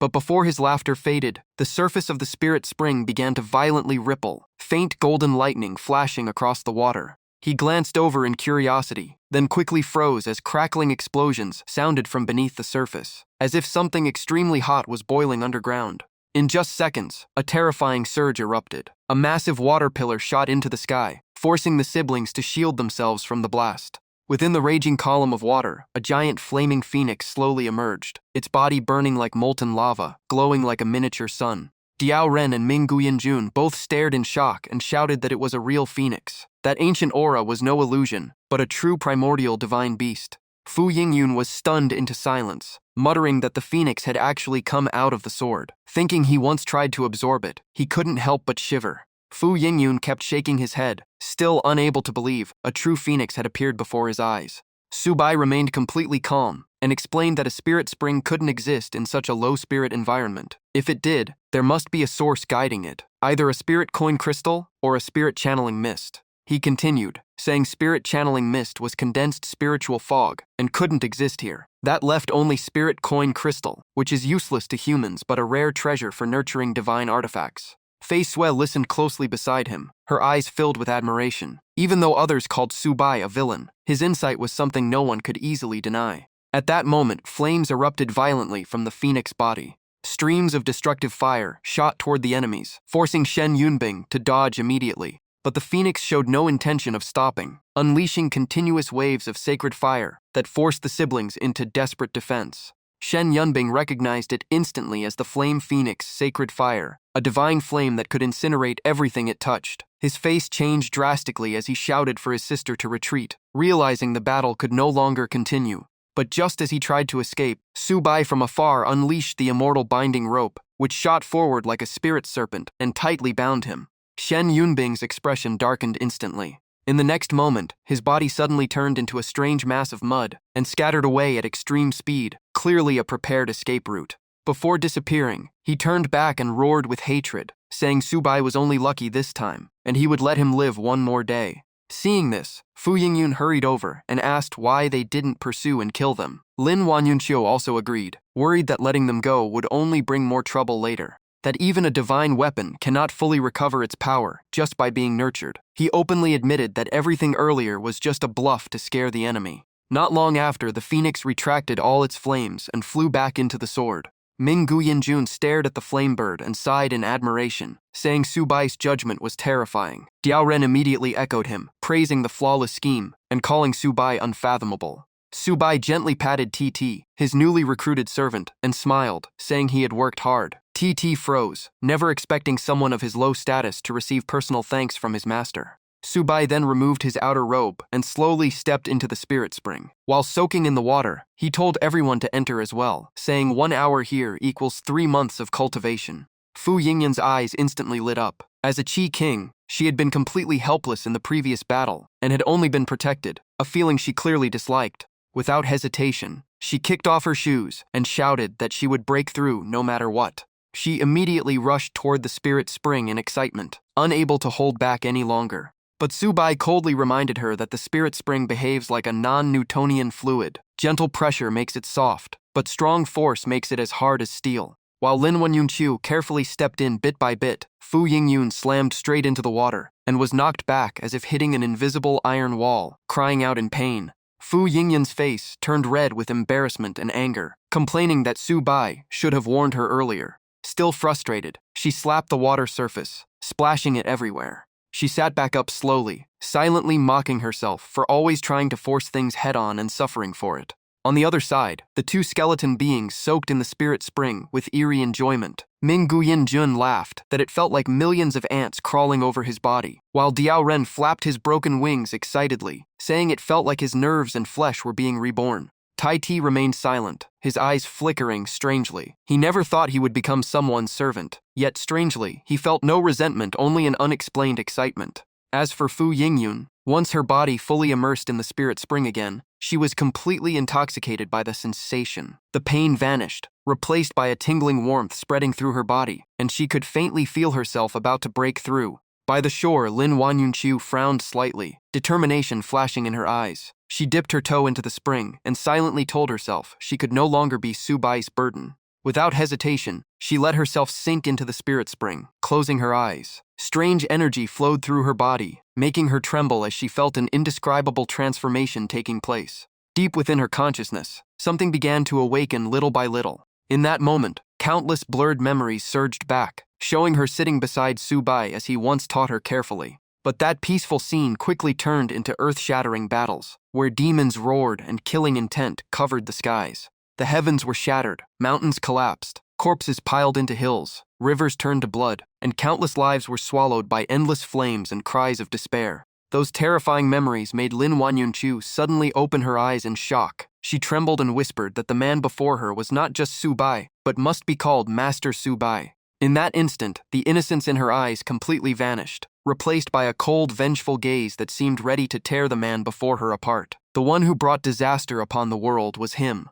Killing intent surged in the girl's eyes as she gritted her teeth and spat out coldly that Subai was truly a demon. At the same time, Subai's system panel flashed, announcing that his cultivation had officially reached early golden core stage. A satisfied smile curved his lips. After all the effort, he had finally broken through. He slowly closed his eyes, enjoying the surging spiritual energy flowing through his body. After entering the golden core realm, Subai's 5 senses transformed completely, everything around him becoming terrifyingly clear. With just a glance at his subordinates soaking in the spirit spring, he could vaguely sense their thoughts. Seeing them all developing the idea that becoming his servants was not so bad, he felt satisfied indeed. Intimidation and reward together was the most effective way to control people. But that smile didn't last. His expression suddenly froze, pupils shrinking sharply, as if he had sensed something extremely dangerous. Subai's gaze snapped toward Lin Wanyunqiu as he muttered coldly that things had truly become troublesome. On the other side, the girl suddenly burst out of the water, her pale arm swinging down decisively. A sharp sword cry echoed through the space. With her call, the Feng Ming sword that Subai had previously thrown into the lake shot back out of the water and returned obediently to her hand. The icy blade pointed straight at Subai's forehead as Lin Wanyunqi's voice turned cold as eternal ice. She declared that a demon like him should have died long ago and must pay today. Without giving him time to react, her spiritual energy exploded. A blazing fire phoenix erupted from the sword and charged forward with destructive force. Fu Yingyun's face turned pale in shock, completely unable to understand why Lin Wanyunqiu suddenly attacked Subai. Tai Ti, barely standing steady, was also shaken. He couldn't understand how such a seemingly weak girl could suddenly unleash such terrifying power. Even the 2 skeleton beings trembled violently, their teeth clattering. Just the sight of that strike filled them with despair, as even their master might not be able to block it. Facing the incoming killing move, Subai's mind remained terrifyingly calm. He quickly judged that Lin Wanyunqiu had just recovered her memories and was only at foundation establishment level. But her Feng Ming sword had absorbed the spirit coin crystal, and its power had far exceeded expectations. This attack could not be blocked head-on. Subai's brows tightened as a dangerous thought flashed through his eyes. If there was no retreat, then only mutual destruction remained, even if it meant self-detonating his golden core and starting over. Without hesitation, he activated his technique and directly detonated his newly formed golden core. In an instant, a terrifying surge of spiritual energy erupted like a tsunami, crushing everything in its path. Under that overwhelming pressure, Lin Wanyunqiu froze completely. Her pupils shrank to the limit, her lips trembling in disbelief at what she was seeing. In the next instant, her fragile body lost all strength and collapsed. She fell directly into Subai's arms, and together they plunged into the spirit spring, splashing water everywhere. When the surface calmed, her body floated unconscious on the water. Witnessing everything, Tai Ti stood frozen like a stone statue, feeling both confusion and regret. He had been ready to step in and block the attack for his master, yet the girl suddenly collapsed like that. Ignoring the confused murmurs of his subordinates, Subai remained extremely cautious. To ensure Lin Wanyunqiu had no further tricks, he coldly ordered Ming Guyanjun to check her condition. The skeleton immediately bowed and rushed toward the unconscious girl. Ming Guyanjun carefully placed his bony fingers on Lin Wanyunqiu and sent in a strand of yin energy to probe her meridians. After a moment, he reported respectfully that her nervous system seemed sealed, very similar to mind control manipulation. Hearing this, a cold glint flashed in Subai's eyes. Mind control, so it really wasn't simple. The image of Shen Yunbing, almost going berserk earlier, resurfaced in his mind. The more Subai thought about it, the more convinced he became that the so-called righteous disciple had mastered extremely sinister techniques. Step by step, Subai walked up to the traitorous disciple and bent down to pick up the Feng Ming sword. Then the cold blade was pointed straight at the girl's throat. A decisive thought flashed through his mind. If she was no longer useful, keeping her alive would only be a future threat. The sword tip was about to pierce Lin Wangqia's skin, when everyone around instantly panicked and rushed to stop it. Ming Guyanjun dropped to his knees, trembling bone hands pleading for Subai to reconsider. Fu Yingyun rushed forward, shielding the girl and insisting he kill her first, believing Lin Wanqiu did nothing on purpose. Those pleas shook the last bit of emotion in Subai's heart. His killing intent faded, and he violently threw the sword away, embedding it into a dry stone wall. Subai turned to leave, but his cold gaze lingered behind. In a low voice full of pressure, he warned that the next time they meet outside the spirit spring, it would be the day he takes her life. He then summoned the Wanhun Fan. Dark demonic energy erupted as Diao Ren and TB followed him. All his subordinates were pulled into the black mist, leaving the two girls alone in the cave. As he left, Subai kept thinking about Qi Fei Shu and Lin Wanqiu's words. As an immortal venerable, he never saw himself as evil, yet all crimes seemed pinned on him. He soon suspected Shen Yunping was manipulating everything behind the scenes. Deep inside the spirit spring, Subai kept calculating. Shen Yunping and those female disciples all wanted him dead, and without strength, he would only end up as prey. The only way to reverse everything was absolute power. He kept diving deeper through heavy water pressure. Subai suspected this spirit spring hid a mysterious spatial realm, possibly an entrance to another world, dangerous but also filled with great opportunity.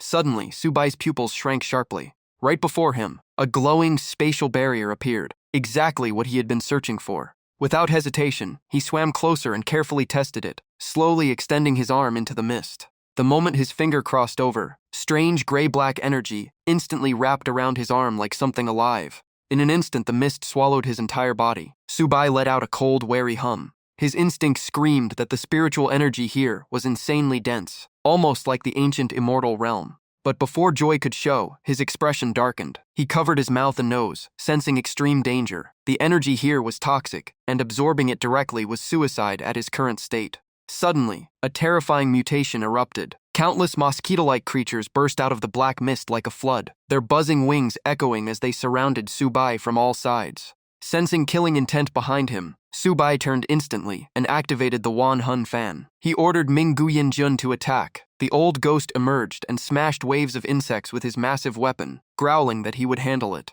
System notifications flooded in as the Wanhun Fan gained experience. Subai was shocked these creatures were different from zombies or normal beasts. They were pure experience. This place was a living XP mine. A fierce grin slowly appeared on Subai's face. He had just struck a massive jackpot.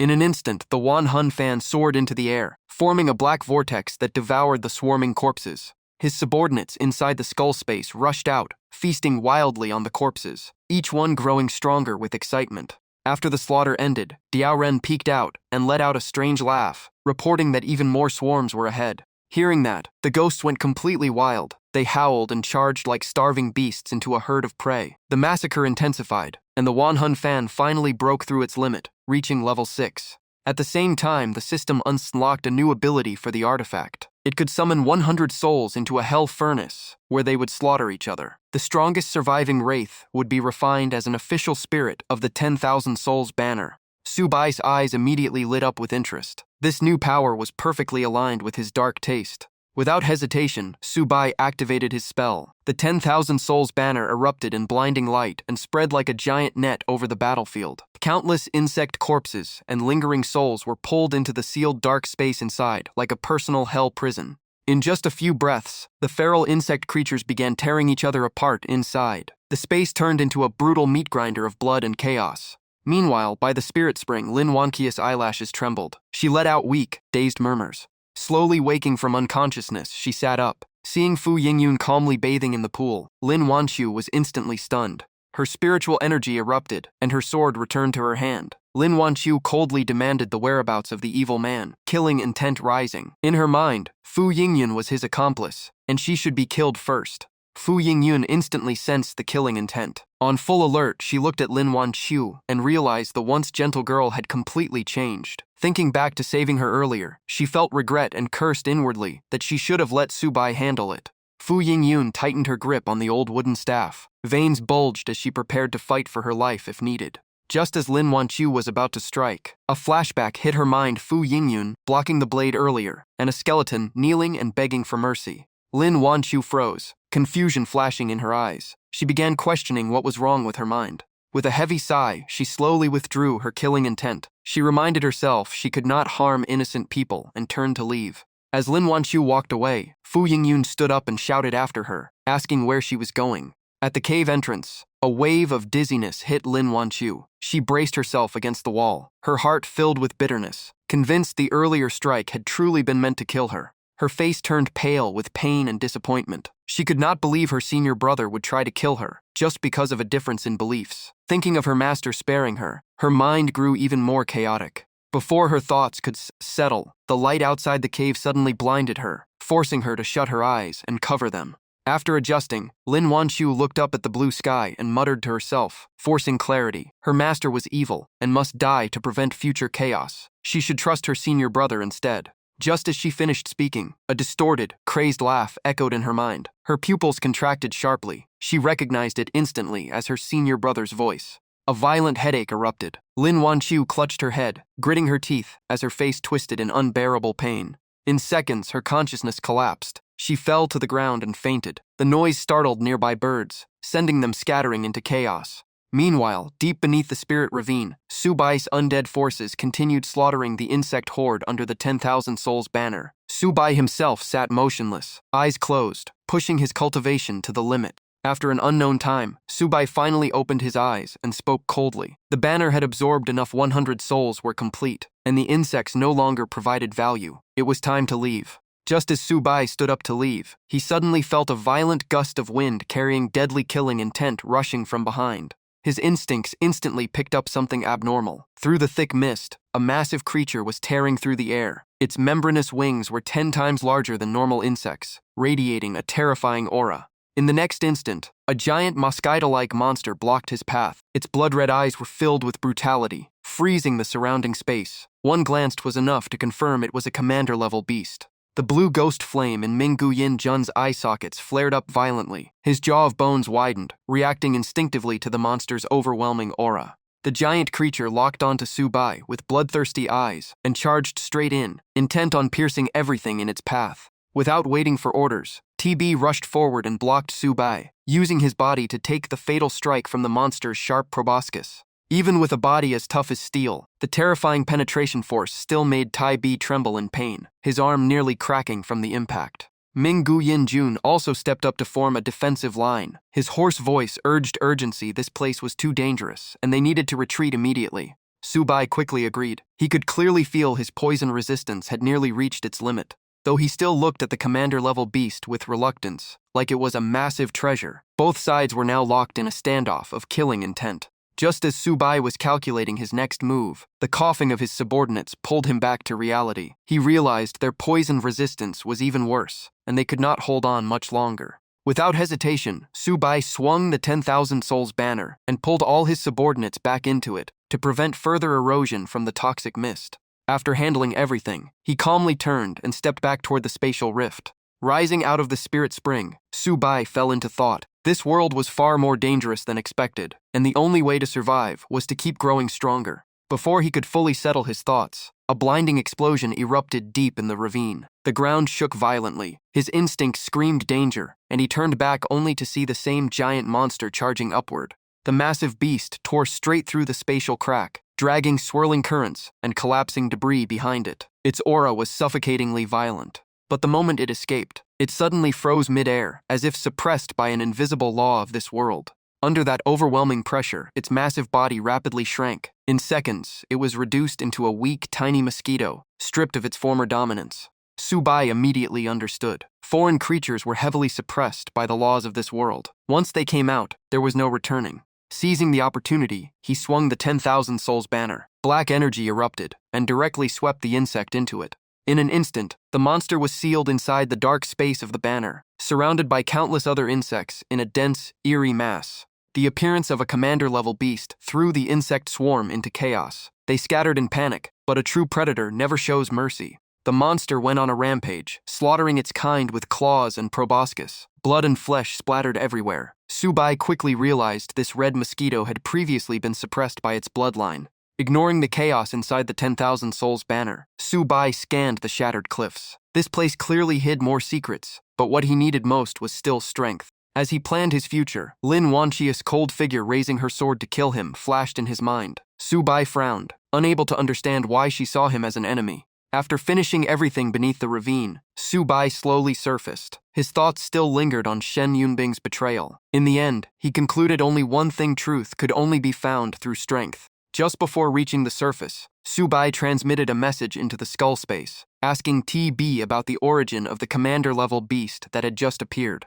Inside the dark space, TB respectfully took out an ancient scroll map and handed it over. He said that once Subai saw it, he would understand this world much better. As the ancient skin scroll unfolded, a vast map spanning thousands of miles appeared before Subai's eyes. His gaze sharpened instantly. From heretic cultivators to hidden spiritual domains, everything was marked in detail. It was clearly no ordinary item. Not long after, Subai finally stepped onto the lakeshore. As soon as Fu Yingyun saw him, she stood up immediately and complained that he had disappeared for too long. Subai calmly scanned the surroundings and asked about Lin Wanqia's whereabouts. Fu Yingyun irritably said she had left half an hour ago and even tried to kill her earlier. Hearing that, Subai seemed to have already expected it. He said nothing and quietly walked onto the stone shore with a calm expression. Fu Yingyun quickly followed, grumbling that if Lin Wanqiu had attacked earlier, she would have struck first. Subai ignored her completely and continued putting on his robe while walking away. Seeing that Subai had no intention of stopping, Fu Yingyun hurriedly fixed her clothes and ran after him, asking where they were going next.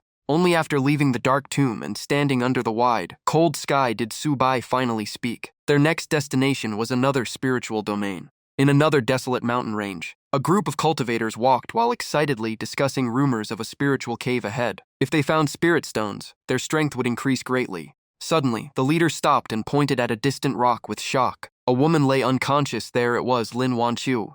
The group immediately gathered and discussed loudly. Seeing such a beautiful girl unconscious in the wilderness was too dangerous. A young man with pink headphones quickly called Bai Yoyo to help.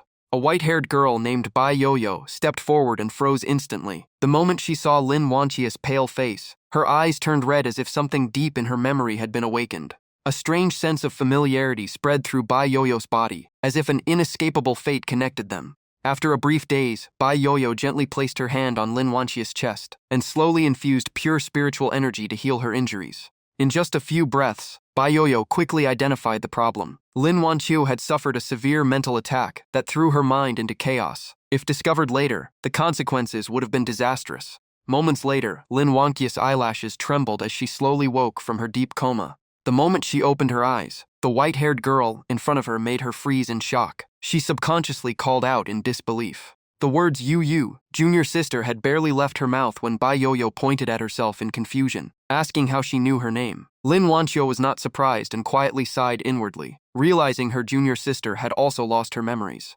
Lin Wanqiu struggled to stand and tried to leave, but stopped when Bai Yoyo gently reminded her that she had suffered a severe mental attack and might go insane without treatment. At that moment, Shen Yunbing's crazed laughter echoed again in her mind like a nightmare, tearing apart her remaining calm. A wave of intense pain struck. Lin Wanqiu clutched her head, breathing heavily in agony. Bai Yoyo rushed to support her and sternly warned that this level of mental damage was extremely dangerous and could be fatal if delayed. Hearing this, Lin Wanqiu's fragmented memories began to piece together. She realized the owner of that laughter was Shen Yunbing, and the most painful truth, her senior brother truly wanted to kill her. A bitter smile appeared at the corner of her lips. She looked at Bai Yoyo and whispered in despair that her senior brother wanted to kill her for real. Bai Yoyo only grew more confused. She frowned and kept asking who Lin Wanqiu was, how she knew her name, and who this so-called senior brother was. Darkness of despair slowly swallowed her mind. Lin Wanqiu muttered into the void, asking who she should trust, her senior brother or her master. After thinking for a moment, Bai Yoyo calmly asked back, in her view, who was good and who was evil? Lin Wanqiu's eyes were filled with exhaustion and sadness. She shook her head and said she didn't know the answer, which was why she felt so lost. After hearing her chaotic words, Bai Yoyo simply smiled. She raised her staff decisively, eyes burning with righteous light. To her, any supernatural being had to be eliminated to protect justice and humanity. The word mission pierced through the fog in Lin Wanqiu's heart. Her confused gaze slowly turned firm. If she couldn't trust anyone, then at least she could trust the path she must walk. At that moment, violent lightning energy wrapped around the female swordsman like a vow engraved into her soul. Lin Wanqiu looked at Bai Yoyo seriously and swore they would hunt evil gods together and save humanity. The leader of the team stepped forward and placed a hand on her shoulder politely. He introduced himself as Wang Zongyang and welcomed her into Team Qingyang. After hearing her name, he laughed excitedly, happy to gain another comrade in demon slaying. A rare faint smile appeared on Lin Wanqiu's lips. Her cold eyes regained a trace of life, since at least now she had a place to temporarily belong. Seeing her agree to join, Wang Zongyang immediately got to the point. A spiritual cave containing valuable spirit stones was ahead, and they wanted her help. Lin Wanqiu, despite just absorbing a spirit spring, still nodded without hesitation. The scene shifted to the outskirts of Yangshi City. The area was in ruins, black smoke and the stench of blood and burnt corpses still rising into the air, creating a chilling atmosphere. Fu Yingyin's face turned pale the moment she saw a distorted road sign. She recognized exactly where they were and panicked. Subai tilted his head slightly and said calmly that the map showed the spiritual cave was ahead. But this only made Fu Yingyun more uneasy, because this was the infamous dangerous city of Yangshi. As a native of this world, Tai Bi understood her fear and used spiritual communication to explain to the undead inside the 10,000 Souls banner. Yangshi City was where the first major mutation in the eastern province occurred, killing millions, and even more than 10 reinforcement squads of ability users had all perished.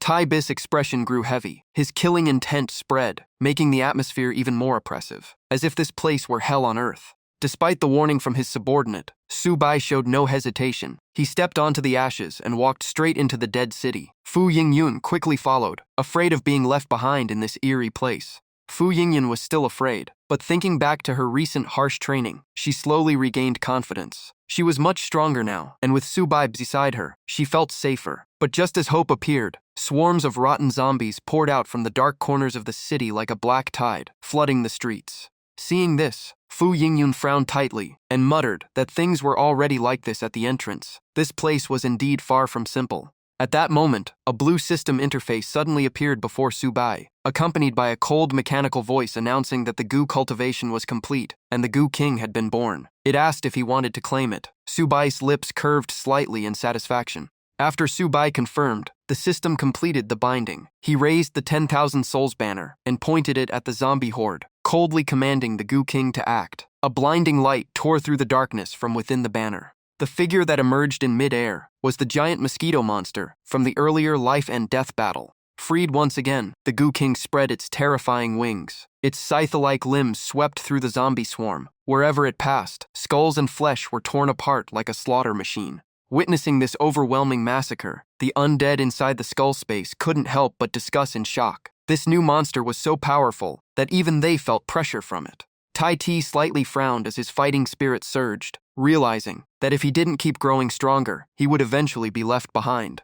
In just moments, the entire endless horde of undead was completely wiped out, and after finishing its task, Gu Wang flapped its wings arrogantly and returned to report. Fu Yingyun finally let out a relieved breath, feeling she had been overly worried. Su Bai coldly looked at the blood-soaked battlefield and rarely praised Gu Wang, even promising to help it evolve into a boss-level servant. He then activated a spirit technique, shrinking Gu Wang's massive body and pulling it back into the 10,000 Souls banner. Officially accepted as a subordinate, Gu Wang trembled in excitement and swore loyalty to Su Bai, while the three former gods exchanged silent, meaningful glances. At that moment, a thin, vein-covered arm slowly reached out from the nearby ruins. An old man in tattered clothes soon crawled out, leaning on a cane, and hoarsely called for them to stop. Su Bai and Fu Yingyun turned around, and the old man quickly stepped forward in gratitude, thanking them for saving everyone but begging them not to go deeper. More survivors then crawled out from the underground. Seeing their fear, Fu Yingyun smiled confidently and reassured them that they were powerful awakened ones, and there was nothing to worry about. But the old man kept shaking his head, gripping his cane tightly as terror filled his eyes. His face darkened as he explained that Yangshi City was the first fallen city after the apocalypse, where the outskirts only had low-level monsters, but deeper inside things became far more terrifying. He even said there were giant monsters taller than buildings, and a 30-person awakened squad had once entered that area. That squad had been as strong as them at first, but they were completely wiped out with no survivors. The old man's expression grew heavier as he recalled the bloodshed, even remembering a powerful couple fleeing in panic before being crushed instantly by a single strike. Hearing this, Fu Yingyun felt a chill run down her spine and quickly suggested retreating for now. From inside the artifact, TT respectfully advised Jian that the path ahead was too dangerous, and they should prioritize strengthening their power. Su Bai simply smirked coldly, his eyes unwavering as he stepped forward anyway, saying true opportunity always comes with danger, and there was no turning back.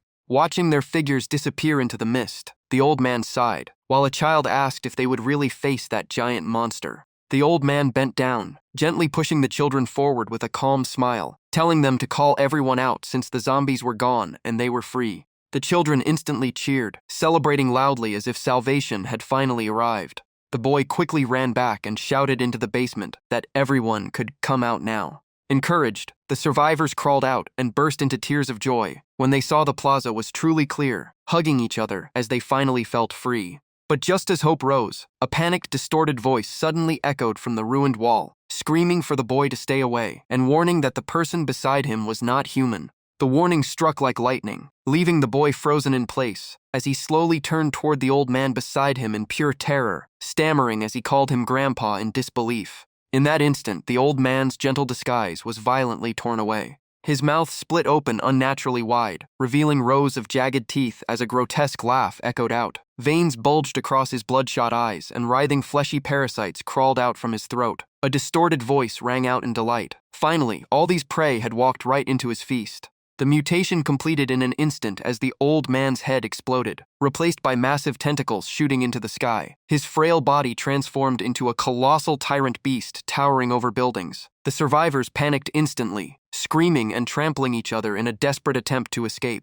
The monster slammed its arms onto the ruins and roared, shaking the entire space. Its blood-red eyes burned with hunger as tentacles moved faster than anyone could react, sweeping across the ground and dragging groups of people back toward its body. Desperate screams echoed everywhere, tearing through the suffocating atmosphere. The captured victims were thrown straight into its mouth and devoured instantly. Its abyss-like jaws crushed them in a single bite, swallowing everything without hesitation. After feasting, it spat out thick, foul-smelling blood and fluids, splattering the surroundings in a nauseating scene. Meanwhile, deep inside the inner city, Su Bai finally stepped onto the true land of death. Fu Yingyun scanned the surroundings warily, sensing an eerie presence from the strange towering buildings, yet not a single monster had appeared along the way. A chill crawled down her spine as she urged Su Bai to take another route, but he remained calm and said they were almost there. Hidden in the shadows, countless grotesque creatures silently watched their every move. Fu Yingyun muttered in frustration, realizing she had followed Sabai into a death trap, completely unaware of the shadows beneath her feet. The moment her foot crossed the threshold, a clawed hand burst from the ground and grabbed her ankle. the monster revealed itself completely and let out a piercing roar, signaling the start of the hunt as countless others surged out like a tidal wave. Fu Yingyun's scalp went numb as she screamed that they had fallen into an ambush. In contrast, Su Bai remained calm. He formed a seal and unleashed the 10,000 Souls banner. Gu Wang tore through space and appeared, receiving a cold command, "Kill them all." Gu Wang flapped its wings at blinding speed, tearing through the monsters like blades through flesh. Skulls shattered effortlessly as system notifications flooded in, boosting both Su Bai and the 10,000 Souls banner. Watching the endless notifications, Su Bai's gaze turned colder. These Star Disaster class monsters were trash in other worlds, but here they were already dangerous mini-boss level threats. A rare, arrogant, bloodthirsty smile appeared on Su Bai's face. If that was the case, then he would simply kill everything in his path. With a single command, 3 fierce generals Birdman, Ming Ku Yin Jun, and Tai Ti burst out of the dark mist. Without hesitation, they unleashed a full-scale slaughter. Birdman opened its deformed beak and unleashed terrifying sonic waves that directly crushed the monster's mental states. Those hit immediately clutched their heads, screaming in agony and rolling on the ground like they had gone insane. Satisfied with the display, Su Bai praised Birdman's sonic power, noting that it had clearly grown much stronger than before. He scanned the battlefield and calmly evaluated the formation. Ming Jun excelled in closer-range brutality. Birdman handled mental attacks. The ghost-like unit was unpredictable, and Tai Ti was balanced in offense and defense. The synergy was solid. On another side, Fu Yingyun was not idle either. She swung her wooden staff repeatedly, smashing monsters' heads with sharp cracking sounds as they howled in pain. While fighting, she frowned and asked what the point was of endlessly killing these low-level monsters. In response, Su Bai slowly raised the 10,000 Souls banner above his head. Dark purple lightning coiled around the banner like vicious serpents. As he calmly replied there was no real benefit, it was just clearing the path. The moment he finished speaking, the technique activated. The souls of countless fallen monsters were forcibly ripped from their bodies, turning into blue streams of light that surged into the 10,000 Souls banner. The slaughter lasted through the entire night, and by dawn a blue system notification appeared, announcing that the 10,000 Souls banner had reached level 7. Su Bai rarely showed satisfaction, smirking slightly as he noted the unbelievable speed one night was enough to clear the entire region. Before the joy faded, another system notification appeared. The 10,000 Souls banner had awakened a refinement ability, allowing absorbed souls to be converted into pure energy for servants, while both master and subordinates could inherit part of the refined target's abilities. Even Su Bai was slightly surprised by such a dominant ability. He quickly calculated that with this refinement power, strengthening his subordinates would become much easier. Without hesitation, he activated the banner again, and thick black mist like an ancient furnace spread out, enveloping all his servants. Ming Gu Yin Jun was the first to feel the change. The flames in his eye sockets flared violently as he sensed his power recovering at an alarming rate. Tai Ti clenched his fists and roared in excitement, not only recovering but becoming even stronger than before. Even Birdman flapped its wings in excitement, letting out eager cries as it clearly enjoyed the surge of power. Meanwhile, in the distance, Gu Wang continued its rampage, tearing through monsters without pause. The battle-hungry creature grew more ferocious with every kill, driven by its desire to prove its worth to its master, believing evolution was within reach as long as it kept slaughtering. Not only the undead, Fu Yingyun was also fighting like a dance of death. Her clothes were soaked with sweat, clinging tightly to her body. Continuous combat left her exhausted, but at the brink of her limits, the pure energy from the spirit spring began to seep into every muscle and vein. Looking at Su Bai's steady back ahead, she finally understood his true intention. A gentle smile formed on Fu Yingyun's lips as she silently made a vow. The only person who could guide her growth was Su Bai, and she would follow him to the end. But before those thoughts could settle, a familiar voice suddenly echoed from afar. The old refugee from before had somehow tracked them down, raising his withered arm while shouting. The two immediately turned back on high alert. The old man leaned on his worn bamboo cane, trembling as he dragged his weak body forward, breathing heavily as if on the verge of collapse. Seeing his miserable state, Fu Yingyun softened and quickly stepped forward to support him, gently asking what had happened. The old man smiled kindly and cut her off, saying he was truly worried seeing them go deeper. He even emphasized that Su Bai was the strongest awakened one he had ever seen, but even so, they should never continue forward. His tone sounded sincere, yet beneath the trembling smile was a cold, hidden malice no one noticed. Even though there were no visible flaws, Su Bai's instincts kept screaming danger. He narrowed his eyes, his gaze turning deep and probing.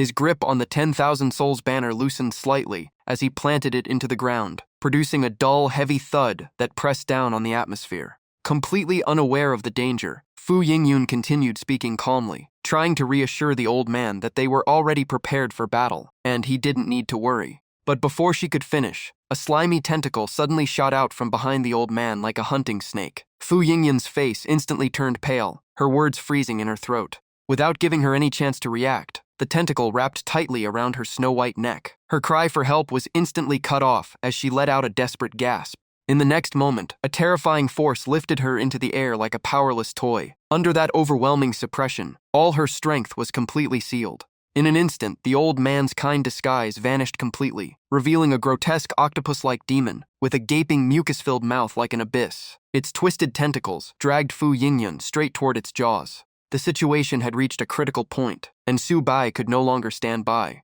He pushed off the ground and shot into the air like an arrow, while the 10,000 Souls banner erupted with blinding lightning, his aura surging to a terrifying level. With a clean and precise strike, Su Bai reversed the situation, piercing straight through the slimy tentacle with the banner's sharp edge. The severed tentacle crashed to the ground, while Fu Yingyun lost balance and began falling from the air. In that instant, Su Bai moved like lightning, catching her in his arms and landing on one knee to absorb the impact with perfect control. After helping her up, he met Fu Yingyun's admiring yet shaken gaze. Su Bai smirked faintly, his sovereign aura fully revealed, noting that no disguise could hide the monster's deathly aura from him. As the monster roared in rage, Fu Yingyun leaned weakly against Su Bai, coughing as she blamed herself for being so foolish to trust what she saw earlier. Without hesitation, Su Bai placed his hand on her chest and infused healing spiritual energy. A soft green glow spread through her body as he interrupted her self-blame, saying she was lucky to still be alive.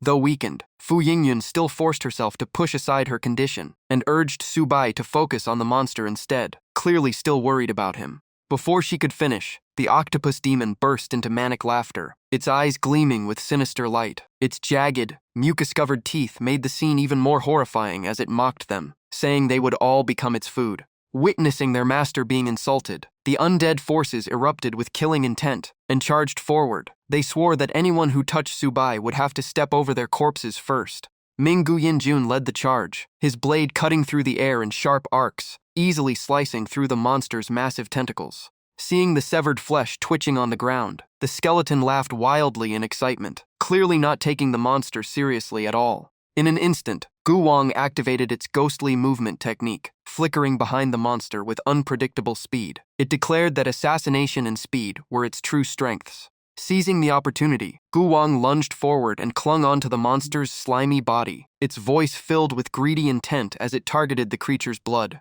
Without hesitation, the demon counterattacked, piercing its sharp suction appendage through Gu Wang's body and spraying dark red blood into the air. Just when it seemed the ambush had succeeded, the situation reversed instantly. Another tentacle whipped out from the shadows and sent Gu Wang flying dozens of meters away. The octopus monster raised its head and sneered in contempt, mocking Gu Wang for daring to think it could drain its blood. At that moment, a pitch-black figure tore through space with an aura that shook the entire area, its roar like thunder, pressing straight toward the monster. It was Tai Ti. He clenched his fist as violent spiritual energy condensed into his arm, then roared in madness, preparing a heaven-shaking punch. The punch landed like a falling mountain on the octopus' slimy body. A devastating shockwave exploded outward, sweeping across the entire battlefield. In the next instant, Tai Ti's face turned pale as he realized he had fallen into a trap. The cunning monster had already calculated everything, deliberately opening its giant mouth to receive the attack. Under everyone's horrified gaze, the grotesque maw suddenly contracted and snapped shut, swallowing Tai Tai whole. Even as his body was being crushed inside the monster's stomach, Tai Ti used his last strength to warn everyone to run, saying the thing before them was even more terrifying than a commander-class beast. Unable to abandon him, Ming Guyan Jun charged in with his weapon raised, shouting that he would rescue him, while Tai Ti's voice echoed urgently from within, warning him to be careful. But the rescue came too late. The severed tentacle on the ground suddenly twitched back to life, coiling like a snake around Ming Guyan Jun's leg. Before he could react, it whipped him hard and sent him flying into the air. A deafening impact echoed through the abandoned building as Ming Guyan Jun was slammed into a wall, dust exploding everywhere. The shockwave stirred Fu Yingyun awake, her eyelashes trembling as she slowly opened her eyes. Before she could ask what was happening, Subai calmly explained that in a place filled with evil corpses, an old man who voluntarily advised them to retreat was clearly suspicious from the start. Though his tone carried a hint of reprimand, Fu Yingyun still felt his concern. Her face turned slightly red as she shyly looked away and said she understood. But her young lady temper flared again. She shot him a glare and complained about his harsh tone. Subai, unfazed, simply let go of her hand, causing her to lose balance and fall to the ground with a startled cry. At the same time, Subai's indifferent, teasing voice followed, saying he truly couldn't see any trace of a gentle girl in her. The fall made Fu Yingyun land hard on the ground, clutching herself in pain as she angrily yelled at Subai for trying to drive her crazy. Arms crossed, she pouted and kept complaining, even cursing that his straight-asastic personality would leave him alone forever. Ignoring her protests, Subai stepped forward and stood in front of her like an unshakable wall. Meanwhile, he was thinking about how he had not yet checked his spiritual C after breaking through to Golden Core. With a thought, he extended his hand and activated a technique. The surrounding space trembled as a mysterious rift slowly opened in mid-air. He reached into the surging spiritual void, then suddenly let out a faint hum as if touching something familiar. Without hesitation, Subai pulled the object forcefully out of the spatial rift. A terrifying, bizarre sword appeared in his hand. Its hilt was embedded with a living crimson eye, and its blade was jagged like rows of fangs, radiating intense killing intent. Subai fully drew the sword from his spiritual sea and pointed it at the monster. Purple lightning erupted around the blade like roaring serpents. Memories surged back. This was the sword he once wielded before entering the divine travel realm, a weapon forged from countless battles, even once used to slay a divine travel expert while he was only at Golden Core, earning it the name the Tongue of God. A rare trace of nostalgia appeared in his eyes as he brushed the blade like greeting an old friend, but it vanished in an instant. He coldly swung the great sword sideways, unleashing a shockwave that cleared the battlefields, smoke and dust. The monster looked up and laughed in mockery, treating Subai's talk about Golden Core and Shenyu realm as nothing but bluffing nonsense. It then opened its massive mouth dripping with mucus and shot out a spear-like tongue straight at Subai, with brutal killing intent.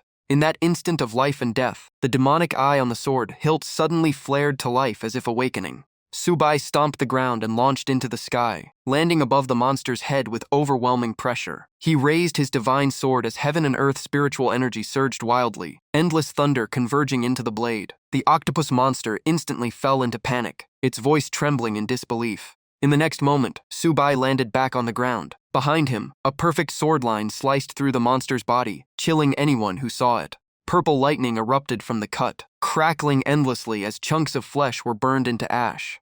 Not long after, the massive body swelled grotesquely and exploded mid-air in a blinding flash that tore through the night. With the monster's flesh shattered, Tai Bi finally escaped death, his body flying out and crashing heavily to the ground in severe pain. Seeing this, the subordinates erupted in cheers, shaken by Subai's overwhelming power. Even Fu Yingyun couldn't help but gasp in shock at how strong he was. But the celebration didn't last long as a creepy laugh suddenly echoed from the pile of meat, making everyone shiver. The octopus monster was still moving its mouth, speaking with mocking disdain. Then, scattered pieces of flesh began crawling back together as if pulled by an invisible force, reforming toward the giant mouth. Its blood-red eyes gleamed with confidence it was not dead yet. In an instant, its massive body fully regenerated, as if it had never been injured, proudly declaring that this body was immortal. It roared again and opened its dark maw toward Subai, unleashing a piercing scream that shook the soul. In contrast, Subai remained calm, casually checking Tai Bi's injuries. Behind him, the reborn monster laughed arrogantly, believing it could never be killed. Subai tilted his head slightly, a cold, mocking smile on his lips, and said he never intended to kill it in the first place, he only wanted to save someone. Then he ordered Tai Bi to get up.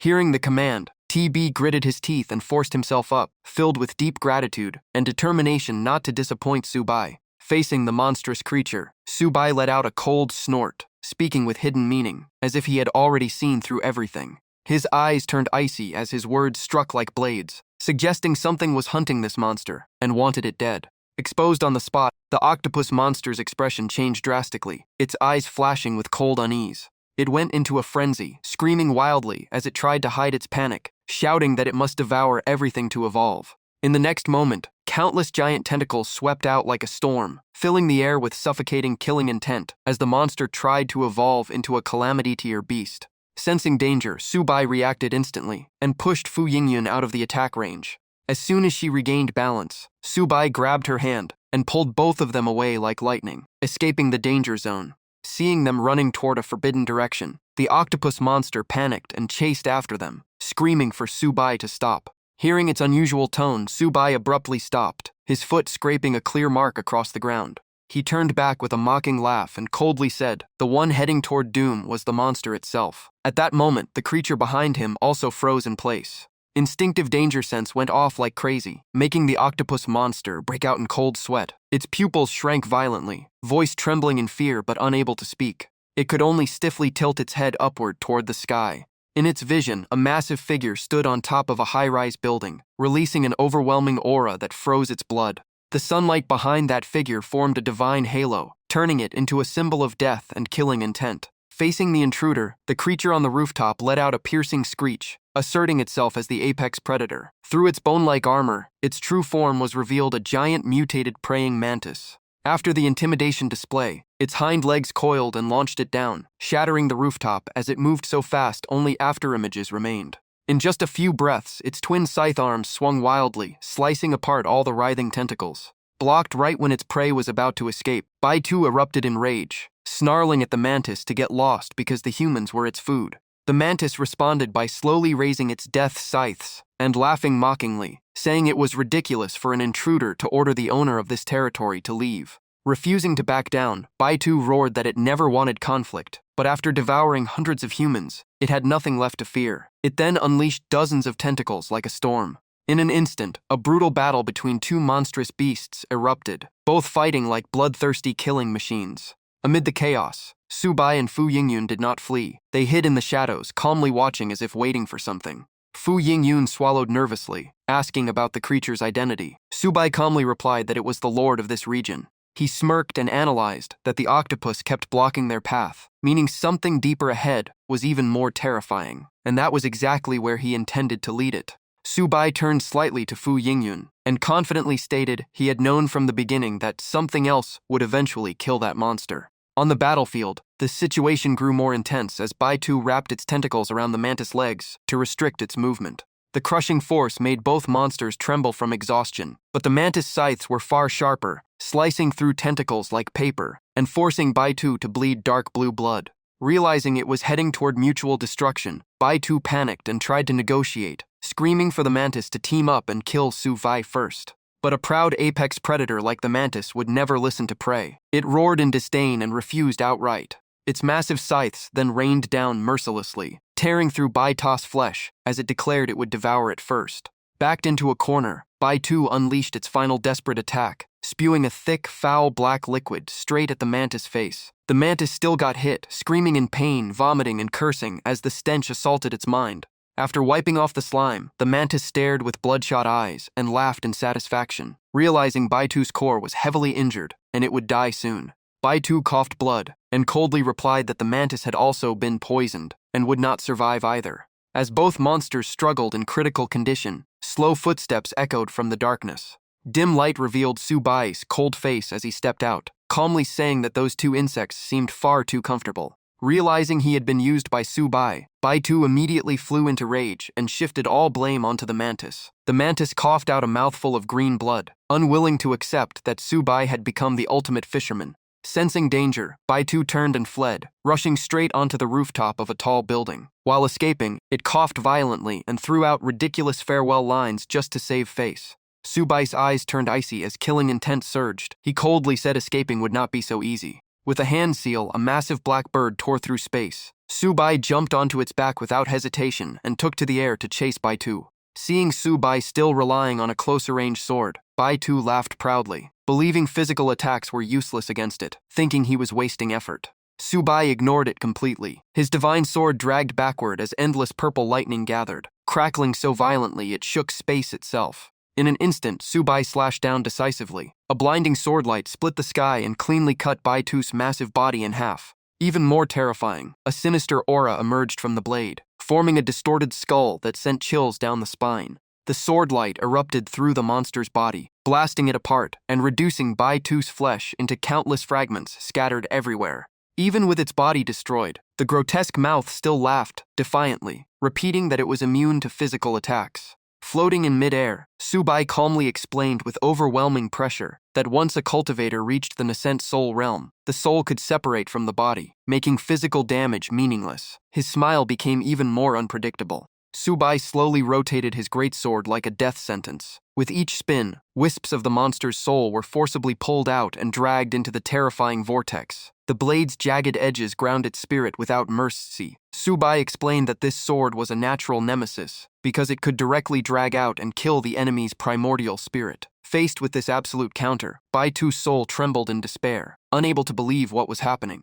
Subai cut off its last hope. He said earlier it would have taken great cost to extract the primordial spirit, but now the situation was different. A Van Hoen banner was then raised into the sky, releasing overwhelming demonic pressure. Subai tightened his grip and coldly ordered, "Be obedient and enter my banner." The incantation activated, and the ghostly eyes on the Van Hoen banner lit up. A terrifying suction tore through space as Baitu's remaining soul screamed in despair, but was still forcibly dragged into the abyss of the banner, never to escape again. In an instant, Baitu's presence vanished completely, leaving only faint spiritual energy and a cold swirling wind in the sky. Seeing this, Subai's subordinates exchanged uneasy glances. This newcomer's strength was unfathomable, and their status in his eyes might no longer be the same. At that moment, the beast's primordial spirit suddenly reappeared behind them, but before it could struggle, countless black nails shot out from the Van Hoen banner like rain and pinned it to the ground. The soul-rending pain made it scream in agony. Subai glanced at the artifact and said calmly that they had worked hard, and they could absorb the beast's primordial spirit as their reward.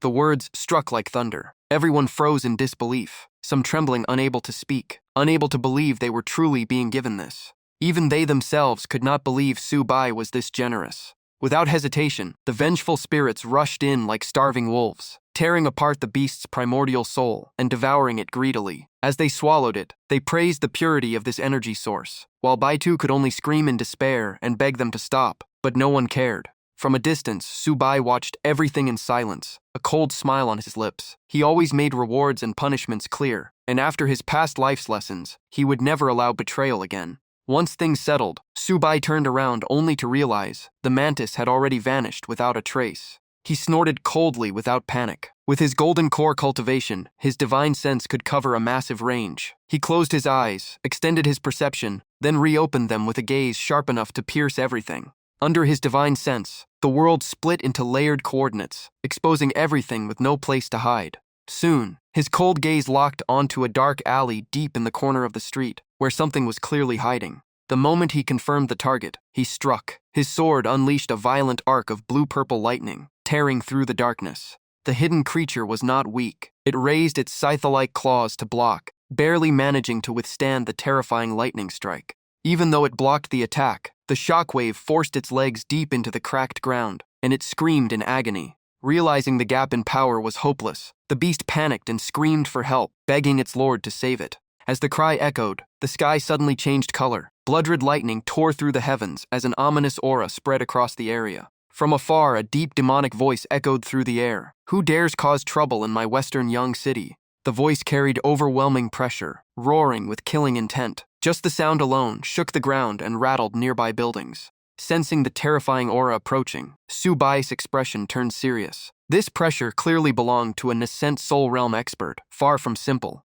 Looking up, a giant palm appeared, blocking out the sun as it slowly descended with crushing force. Only when it smashed a building and pressed closer to the ground did the raging crimson flames around it fully reveal its terrifying power. Seeing the savior arrive, the mantis immediately changed its attitude, sneering proudly as it mocked Subai for being doomed this time. Subai only let out a cold snort, rotating his wrist as his sword pointed backward. The mantis' expression changed instantly, not expecting him to strike now. In the next instant, a flash of swordlight struck like lightning. The monster's head was severed cleanly, its eyes still frozen in shock and fear. Just after killing it, the giant palm descended directly onto Subai. He stood unmoving like a mountain, casually activating the Van Hoen banner to collect the enemy's remnant soul, while the raging flames swallowed his solitary figure. Fu Yingyun was completely stunned and rushed forward, calling Subai's name in a trembling voice. The storm of the attack crushed all sound. The palm slammed into the ground, causing a catastrophic explosion that swept away everything in shockwaves and dust. As the dust settled, Subai's subordinates panicked and shouted for their lord. At the same time, the attacker revealed himself, laughing coldly and mocking that Subai couldn't even withstand a single strike. But in his moment of arrogance, his eyes suddenly narrowed as he sensed something wrong beneath the ruins. In the ashes left by the palm strike, a glowing azure primordial spirit slowly emerged. The subordinates stared in disbelief, unable to trust their eyes. The primordial spirit slipped through the cracks of the flames and escaped intact. Realizing their master was unharmed, the spirit beast became ecstatic, circling wildly and announcing that Subai had absorbed the monster's power. The subordinates erupted in excitement, shouting that their lord had recovered. In contrast, the enemy narrowed his eyes, staring at Subai's figure with growing confusion. There was something eerily familiar about him. The closer he looked, the more horrified he became, realizing the young man's features were identical to his old benefactor. His gaze locked onto that straight back and the killing sword in Subai's hand, the familiarity growing into something terrifying. Memories flooded back like a tidal wave, pulling him to that fateful day in a barren mountain valley when a massive three-headed demon appeared, its body blocking out the sky. The killing intent from that beast drove all creatures in the forest into madness, fleeing and trampling each other just to survive. Before that colossal demon, a small monkey could only stand frozen in place, eyes wide with despair and its entire body chilled with fear. Suddenly, the three-headed demon charged. The central head, like an ancient feral beast, opened its massive blood mouth, enough to freeze one's soul just by looking at it. It unleashed a terrifying vortex, trying to swallow all life around it into its endless maw. The suction force was so strong it tore up the ground, snapping ancient trees from their roots and pulling them into the air. The weak little monkey clung desperately to a branch, but it was useless, and it was dragged straight into the death vortex. At that moment of life and death, a towering figure suddenly tore through the wind and appeared. That man held a cold glowing sword, and the savior was none other than Subai at his peak. He stood arrogantly above the demon's head, stepping on empty air, slowly raising his sword toward the sky. Subai's deep eyes burned with cold killing intent as he calmly uttered two words that froze the world: evil beast. The next instant, his wrist turned, and a sword light tore through the clouds, crashing down with terrifying speed. The blade easily split the demon's hard scales like rotten wood. Subai's voice echoed across heaven and earth: "Demon, die." A moment later, a catastrophic explosion erupted, its blinding light illuminating the entire mountain range. The radiance was so intense it overshadowed even the midday sun, but the backlash from the strike left Subai severely injured as well. In that memory, the little monkey never forgot his pale face, wounded yet resolute, as he killed a nascent soul-level beast with golden core cultivation. When Subai was on the verge of death, no one dared approach him. But in that moment of fear, a small trembling hand offered him a ripe peach. The little monkey's face was full of joy, thinking it was the first to offer fruit to its savior. That reckless gesture formed a rare karmic bond, granting it a chance most beasts could never dream of. Before leaving, the white-robed figure casually threw down a cultivation manual, telling it to absorb the essence of natural treasures and cultivate on its own, and that their fate ended there. The memory abruptly broke, pulling the fire monkey back to reality. On the ruined battlefield, the two powerhouses stood facing each other, eyes clashing like blades in midair. The fire monkey roared, its aura exploding as it issued judgment. It listed Subai's crimes, declaring him a growing threat that must be eliminated today. The next instant, it unleashed a heaven-shattering strike, leaving no room for rebuttal. The shockwave swept across the battlefield, blasting Subai's subordinates backward like leaves in a storm. Even the surrounding structures exploded and collapsed in layers under the impact. Fortunately, Subai's subordinates were not weak. Though injured internally, they barely survived, while Subai alone stood unmoving in the storm like a spear driven into the ground. From under the rubble, Tai-Ti panics and screams that this enemy is a disaster-class monster, and they have no chance of winning at all. On the other side, Fu Yingyan forces herself up in shock, unable to believe it. She says disaster-class monsters only exist in legends, and even the octopus and mantis kings were already terrifying commander-level beasts. Feeling the despair spreading, Dao Ren urgently suggests retreat and offers to carry Subai out of here, but Subai calmly refuses. He looks up at Ling Ho standing like a ruler atop the tower and says calmly that against this level of existence, there is no way to escape. Subai understands clearly that after absorbing two commander-level beast souls, if he doesn't even dare face a disaster-class monster, his cultivation and Dao heart would be a joke. That thought sparks a cold, arrogant smile on his lips. If that's the case, then they will fight. With a flick of his wrist, the 10,000 Souls banner shoots into the air and summons the Bone Armor King onto the battlefield. Blood Shadow Xiangfen also rushes out excitedly, roaring with fanatic energy that it will earn merit and advance to a higher rank under Subai's command. Unlike the burning morale, Titus' face turns ashen. His fists clench until they crack as he bitterly mocks himself, knowing this kind of disaster beast normally means death wherever it goes. But soon determination ignites in his eyes. He reminds himself that Subai saved his life from death, so even if it's a mountain of blades or a sea of fire, he will fight to the end. Tai Ti lets us out a thunderous roar and charges forward like a berserk war bull, breaking through the encirclement. Fueled by that momentum, Diao Ren and Ming Guyin Jun also rush in without hesitation, shouting that their lives were given by their master, and they will fight to the end even in death. Seeing their fighting spirit, Fu Yingyun finally pushes away her fear. She laughs boldly and tells Subai this crazy plan is exactly her style, and she loves it. In an instant, the entire formation closes in on the tower where Ling Ho stands, watching coldly from above. The enemy narrows its eyes and slowly raises a hand, unleashing a terrifying spell. A freezing tidal wave of bone-chilling energy crashes down on the charging group. Bing Ling sweeps its gaze, and the terrifying cold instantly engulfs everyone, freezing their bodies into jade-like ice statues. Even Fu Yingyun's remaining subordinates and Huan Qiang are unable to resist and are dragged into the brink of death. Seeing the scene below, Ling Ho smirks slightly, watching them like an insignificant joke. After being struck, the entire army loses control and falls from the sky like lifeless ice statues. Upon impact, the ice shatters instantly, exploding into countless white fragments. Amid the snowy dust, painful groans echo out one after another, clearly showing severe injuries. Before they can recover, the fire-furred giant beast calmly lands. Its massive shadow crushes everything, forcing everyone back in fear. Tai Ti freezes in terror, cold sweat dripping as he stammers that this really is a disaster-class beast. It's too terrifying.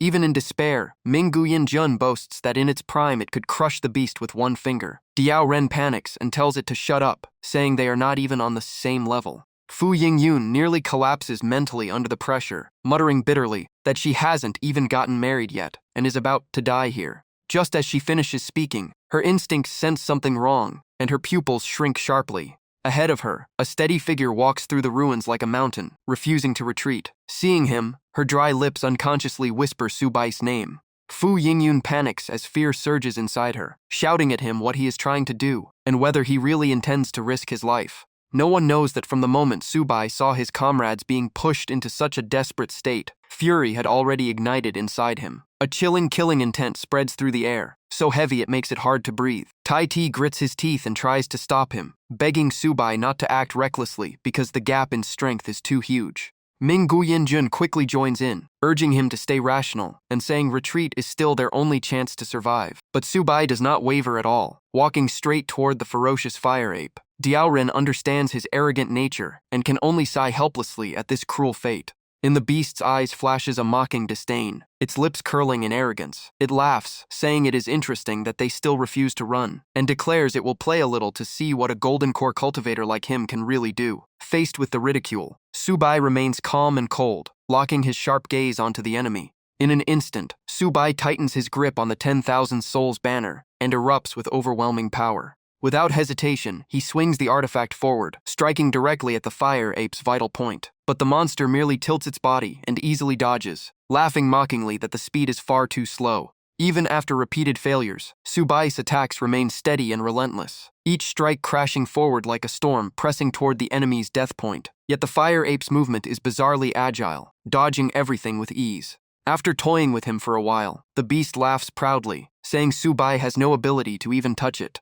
At that moment, a sudden change occurs as the eye on the soul banner suddenly ignites like eerie ghost fire in the dark. The artifact breaks free from Subai's hand, spinning upward above the fire ape's head, releasing layers of icy blue light that form an invisible cage, sealing the space. But nothing happens inside that strange phenomenon. Sensing no damage to its body, Ling Ho regains its arrogance, mocking the artifact as nothing more than a useless showpiece.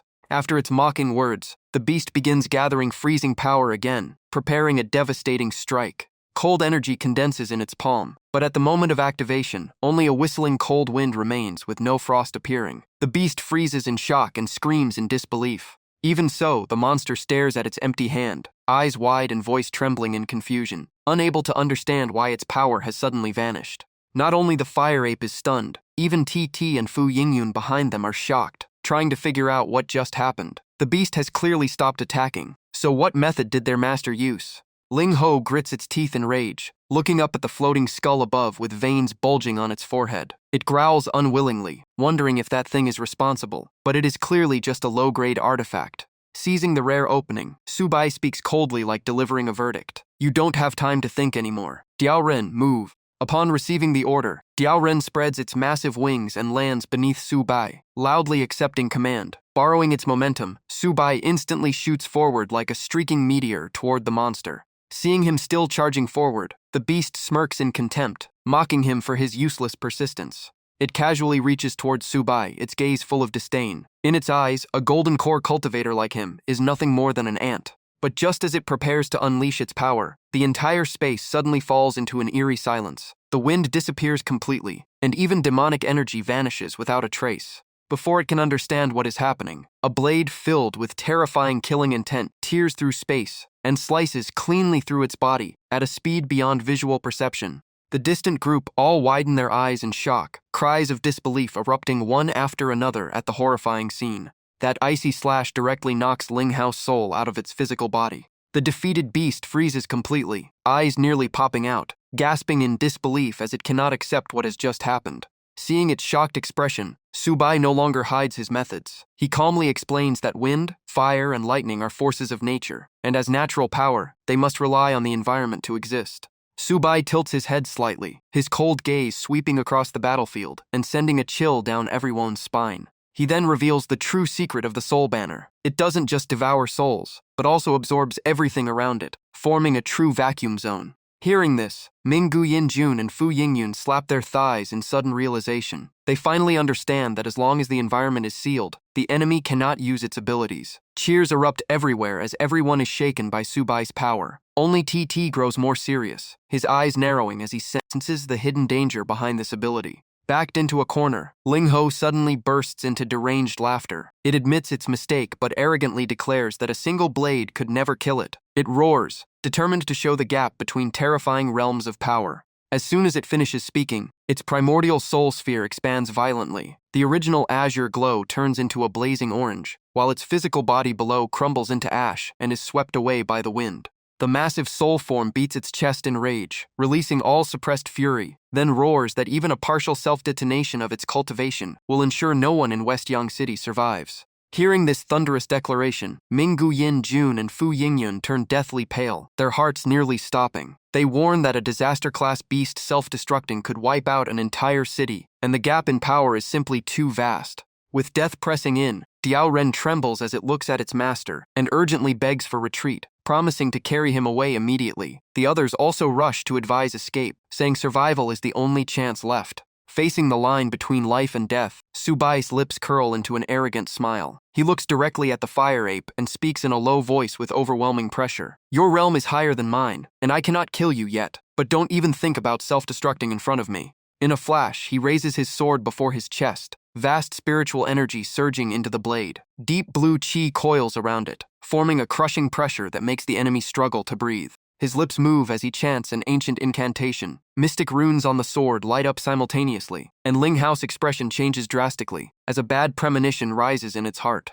The blue light transforms into a massive prison, engraved with ancient patterns, directly sealing the fire ape's spirit inside. Trapped within the heavenly net, the beast turns pale and stammers in shock, unable to believe the sword possesses such terrifying sealing power. In its chaotic mind, distant memories surge up. It recalls a powerful figure from the past who once used a similar technique. Gritting its teeth in resentment, it roars and demands to know the name of the sword. Subai lowers his gaze slightly, hiding the cold glint in his eyes, and answers calmly like a mountain. This sword is called Nine Godblade. His eyes sharpen as an overwhelming aura sweeps across the battlefield. Two words fall from his lips like a final verdict: seal. The prison instantly tightens, locking every gap and completely immobilizing Ling Ho without any chance of escape. The beast's mind falls into chaos. The man before it looks too similar to the benefactor from its memories, yet the sword's name is different. In desperation, it roars that back then the sword was called Nameless. After struggling internally, its obsession slowly fades. It bitterly concludes that it must be overthinking, and the man in front is not the one from its past.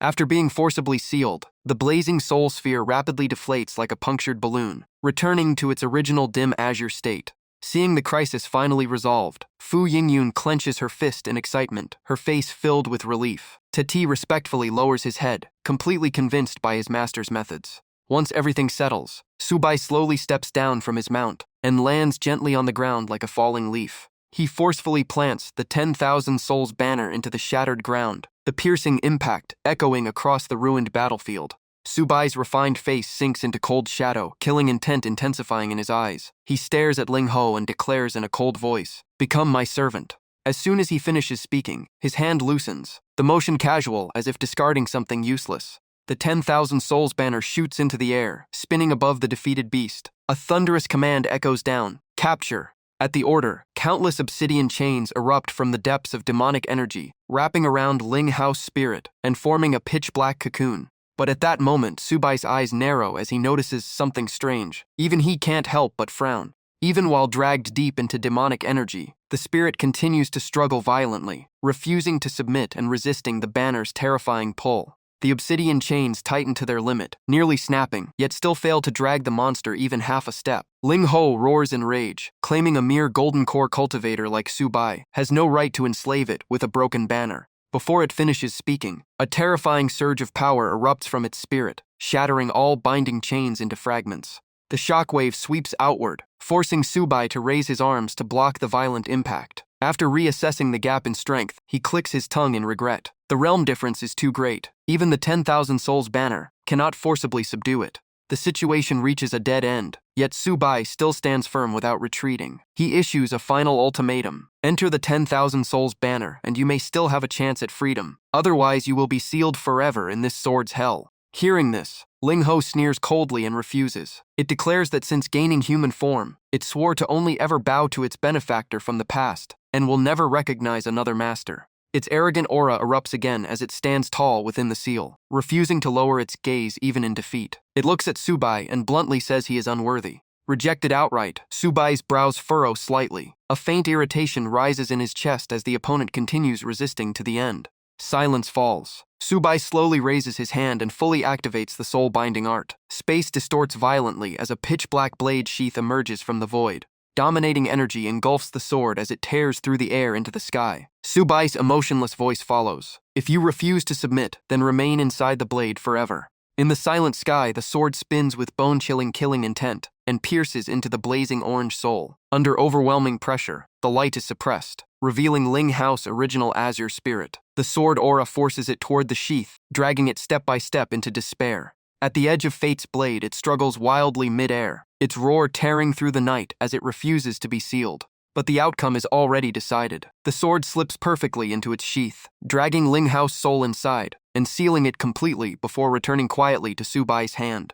After the earth-shaking battle, Tai Ti and Fu Yingyun are completely stunned, frozen in place as if waking from a nightmare. A drop of cold sweat rolls down Tai Ti's face as he stammers. "Is it really over?" Fu Yingyun nods rapidly in excitement, pounding her chest as if to confirm it is real, saying the miracle has truly happened. The others erupt in cheers, rushing forward, in relief and joy like they've been pulled back from the hands of death itself. The chubby bird circles proudly in the air, while the girl smiles brightly and pats Subai on the shoulder, praising him as far more powerful than expected. TT gazes into the distant sky, feeling an indescribable emotion as he realizes West Yang has finally seen a glimpse of peace after years of oppression. But the joy does not last long. The woman quickly loses her smile, her gaze turning sharp and alert. She knows very well that other commander-level beasts are still hiding within the city, and only by eliminating them completely can West Yang truly be freed. Subai says nothing. He quietly strokes the icy hilt of his blade, his gaze sinking as if weighing something extremely important. Without hesitation, he walks up to the prisoner and speaks in a voice as cold as ice, asking how many commander-level beasts remain in West Yang City and where they are hiding. A faint soul glow hovers around the blade as the prisoner lifts its chin arrogantly. It laughs and asks why it should tell him anything. Even under extreme suppression, the prisoner stubbornly turns away in defiance. Subai calmly looks at it and says that if it refuses to speak, he will personally wipe them all out anyway. The prisoner never intended to reveal anything, but its arrogant words accidentally expose more than it realizes. It scoffs that those beasts are merely tools for collecting spirit essence, and now that it is sealed, they are meaningless. Subai's eyes immediately change as he grasps the terrifying truth. There are no spirit herbs or treasures here, only humans. In other words, so-called spirit essence is actually human blood essence. The azure soul light remains arrogant, crossing its arms and admitting coldly that this world has no spiritual energy. To return home, it must grow stronger, and it had no other choice. Subai cuts it off without giving it a chance to continue. He asks directly whether it does not belong to this world, and whether its cultivation is based on absorbing heaven and earth's spiritual energy. Cornered completely, the prisoner erupts in anger, its aura flaring as it snaps back irritably that even if it is true, he is asking too much. Not far from the battlefield, deep inside an underground tunnel, a hidden monitoring device continues recording everything. The operator is stunned, slamming the table in disbelief at what he has just witnessed. Inside the shelter, everyone's hearts pound violently as an old man reports in a trembling voice that a young man used a single strike to kill that terrifying demon. Someone quickly interrupts, asking whether it was the mantis beast or the humanoid monster. The old man turns back, his voice firm and certain. He says everything was wiped out. The tunnel falls into absolute silence before erupting in overwhelming emotion. Refugees stagger toward the light, trembling as they ask again in disbelief whether it is truly gone, even the humanoid monster. In the crowd, a thin woman bursts into uncontrollable tears, her lips shaking without words as years of humiliation and suffering finally break down. She covers her face and cries in relief, saying they are finally free. Even the elder leader is choked with emotion, his old eyes reddened as he confirms what no one dared to believe. They are truly free. In an instant, the entire shelter explodes into chaos of joy. Crying, laughing, and cheering blend together as people collapse, kneel, and release years of suppressed despair. After regaining composure, the elder adjusts his glasses and looks at the screen, showing the young man. He says the hero is preparing to wipe out all remaining beasts in West Yang City, but he still does not know their locations, so they must relay the information immediately. The elder turns to the crowd with a serious expression and asks if anyone is willing to deliver the message.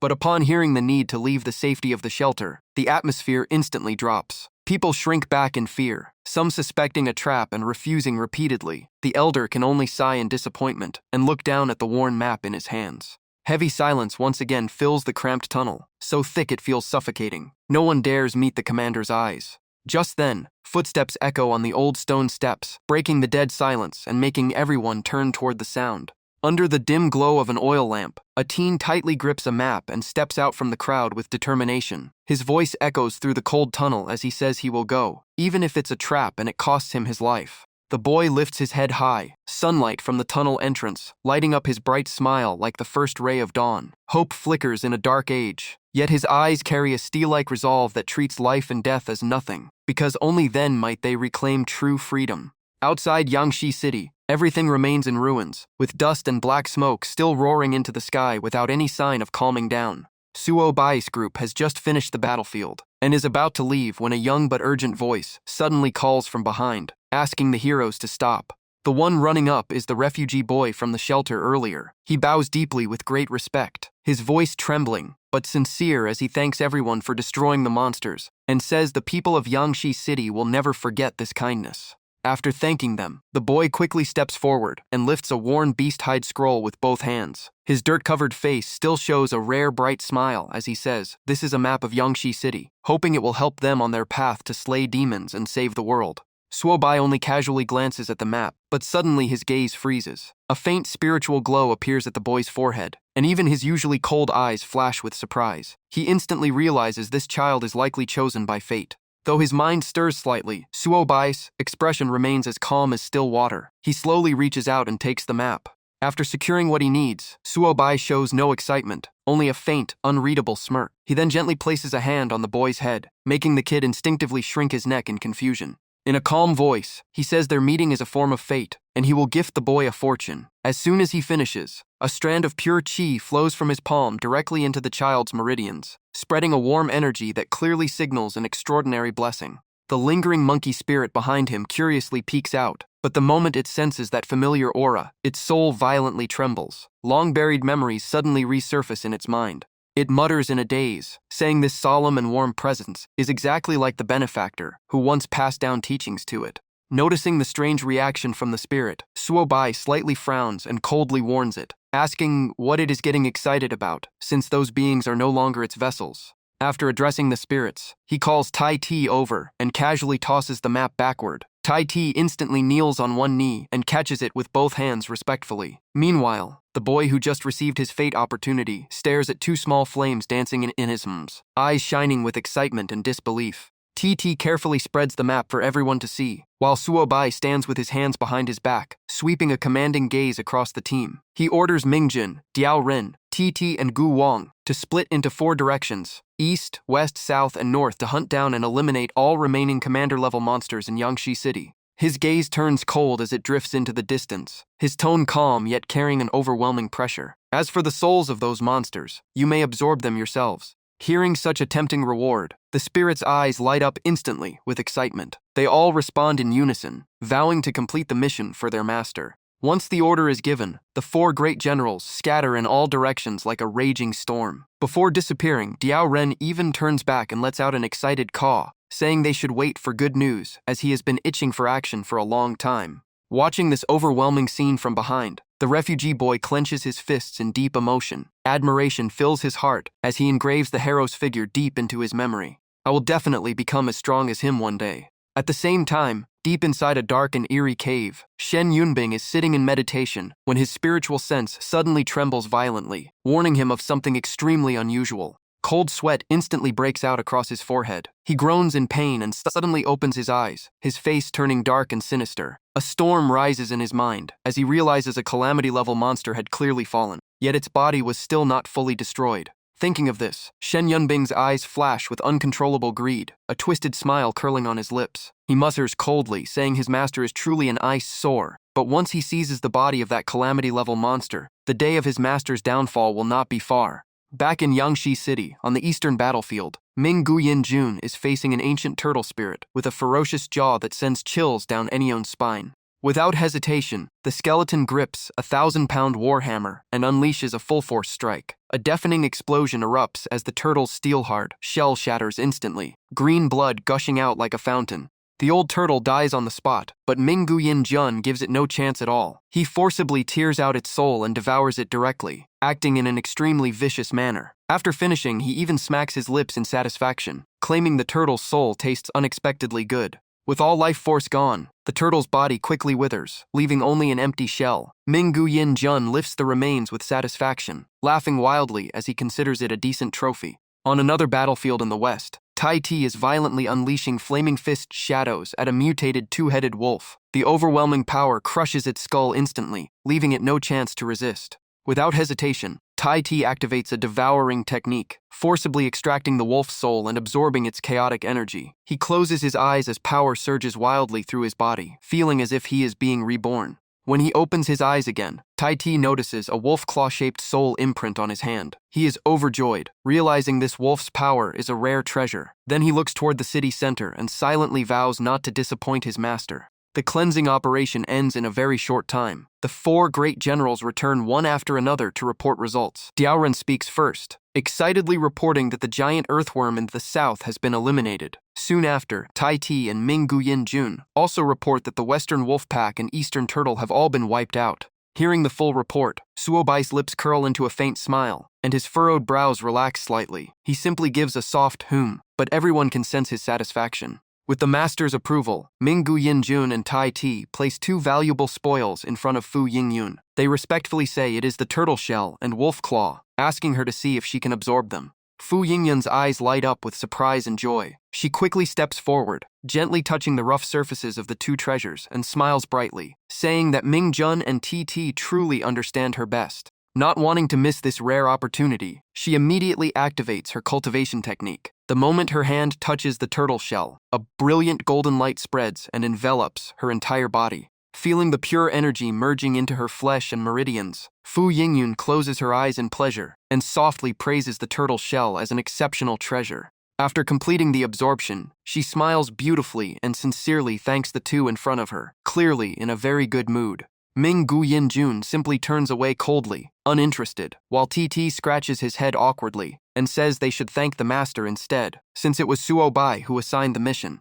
Hearing this, Fu Yingyun's cheeks turn slightly red. She secretly glances at Suobai's back, her heart stirring strangely. The man is usually cold as ice, yet unexpectedly considerate, and upon closer look, he is also quite handsome. The monkey spirit silently observes everything, mentally evaluating the situation. These subordinates are clearly extremely loyal to him, proving that Suobai is far from ordinary. But soon after, it recalls its past master, and its mood sinks. Thinking about how the entire Yunxiao sect betrayed its benefactor, it frowns deeply in frustration, wondering how that person is doing now. At that moment, Suobai's cold voice suddenly cuts through his thoughts. "What are you muttering about?" he says calmly while adjusting the divine sword on his back. The monkey spirit snorts in annoyance and snaps back that it has nothing to do with him. Then it turns into a wisp of green smoke and slips back into the sword sheath. Suobai doesn't bother reacting. He lazily shrugs and orders everyone to rest in place and properly refine the spiritual energy they just absorbed. The group immediately responds in unison with respectful voices.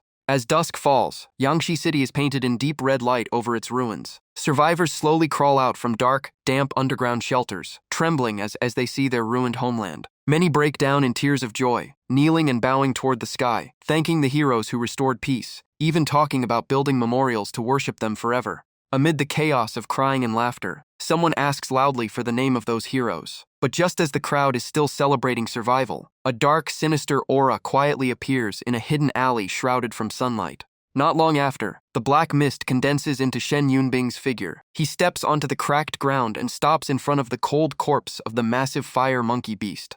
Without hesitation, Shen Yunbing slowly extends his hand and presses it onto the frozen body of the demon beast. He closes his eyes to probe it. Moments later, his lips twitch and curl into a wild, excited smile. His eyes burn with greed and doubt as he mutters that this fragment of a physical body has actually fallen into this world. He wonders what kind of expert could have defeated a calamity-level existence with pure strength. Thinking of this, Shen Yunbing's smile grows more twisted and sinister, as if he has just stumbled upon an unimaginable fortune. He suddenly draws his evil sword from its sheath. A chilling killing intent instantly spreads, freezing the surrounding air. The blade points straight into the sky. Shen Yunbing closes his eyes and begins chanting ancient, forbidden incantations. His hoarse voice echoes through the alley as he declares a blood oath, using his own blood as the vessel. The moment the chant is completed, endless black demonic energy erupts from his body, swallowing the entire alley in darkness and carrying an aura of death. He slashes down without hesitation. Dark blood splashes everywhere, soaking into the shattered corpse of the fire monkey beast. The scene clearly shows this is no ordinary evil technique.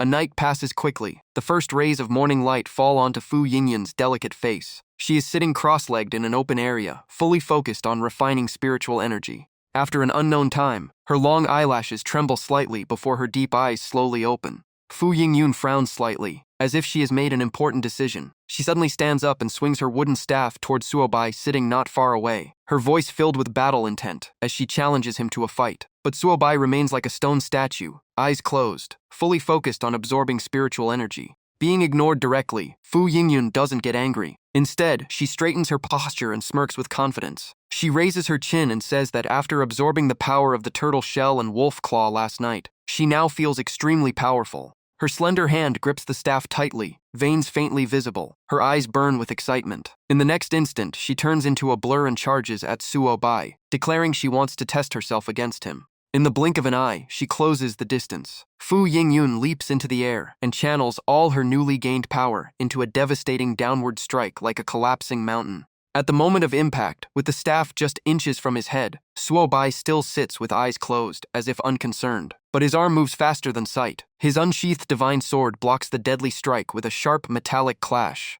The sound of metal colliding echoes through the space, sending chills down anyone who hears it. A violent explosion erupts at the point of contact. The ground beneath them shatters in all directions, sending rocks and dust flying into the air. A terrifying shockwave sweeps across the battlefield, blowing away the ghost soldiers like dry leaves in a storm. Even while being forced back, they struggle desperately to plant their feet and barely hold their ground. TT quickly raises his massive arm to block the flying debris, his eyes filled with shock as he shouts in panic. The attack is far too terrifying, and even he starts to worry about Suobai, repeatedly calling out to ask if the master is all right. As the dust slowly settles, the scene that appears before Fu Yingyun leaves her completely stunned. Her eyes widen in disbelief, unable to accept what she is seeing. After that full-force strike, Suobai is still standing in place, calm as if nothing had happened. Even the ancient tree behind him doesn't tremble a single leaf, as if the attack was nothing more than a passing breeze. Fu Yingyun can only mutter in a daze. Before she can recover from the shock, Suo Bai's lips curl slightly. He lets out a cold snort, and a wave of killing intent instantly spreads, chilling everyone to the bone. In an instant, Suo Bai draws his divine sword and unleashes a mysterious slash. Fu Yingyun instinctively retreats at full speed, reacting on pure survival instinct. But she still cannot escape the terrifying sword energy. An invisible force locks onto her body and forcibly pulls her soul out of her physical form. Seeing this, the ghost soldiers all change expression. They drop to their knees in fear, trembling uncontrollably. None of them expected their master to directly extract Fu Yingyun's soul like this. Even Fu Yingyun herself is terrified out of her mind. She floats in the air in her transparent soul form, her voice trembling in despair. She is still conscious, but her body is completely out of control, unable to move at all. She can only watch helplessly as Suo Bai casually reaches out and pinches her soft cheeks. His attitude is so relaxed it leaves everyone speechless. After playing enough, Suo Bai smirks and teases her. He says she caused trouble first thing in the morning and helped him wake up. Then he clicks his tongue,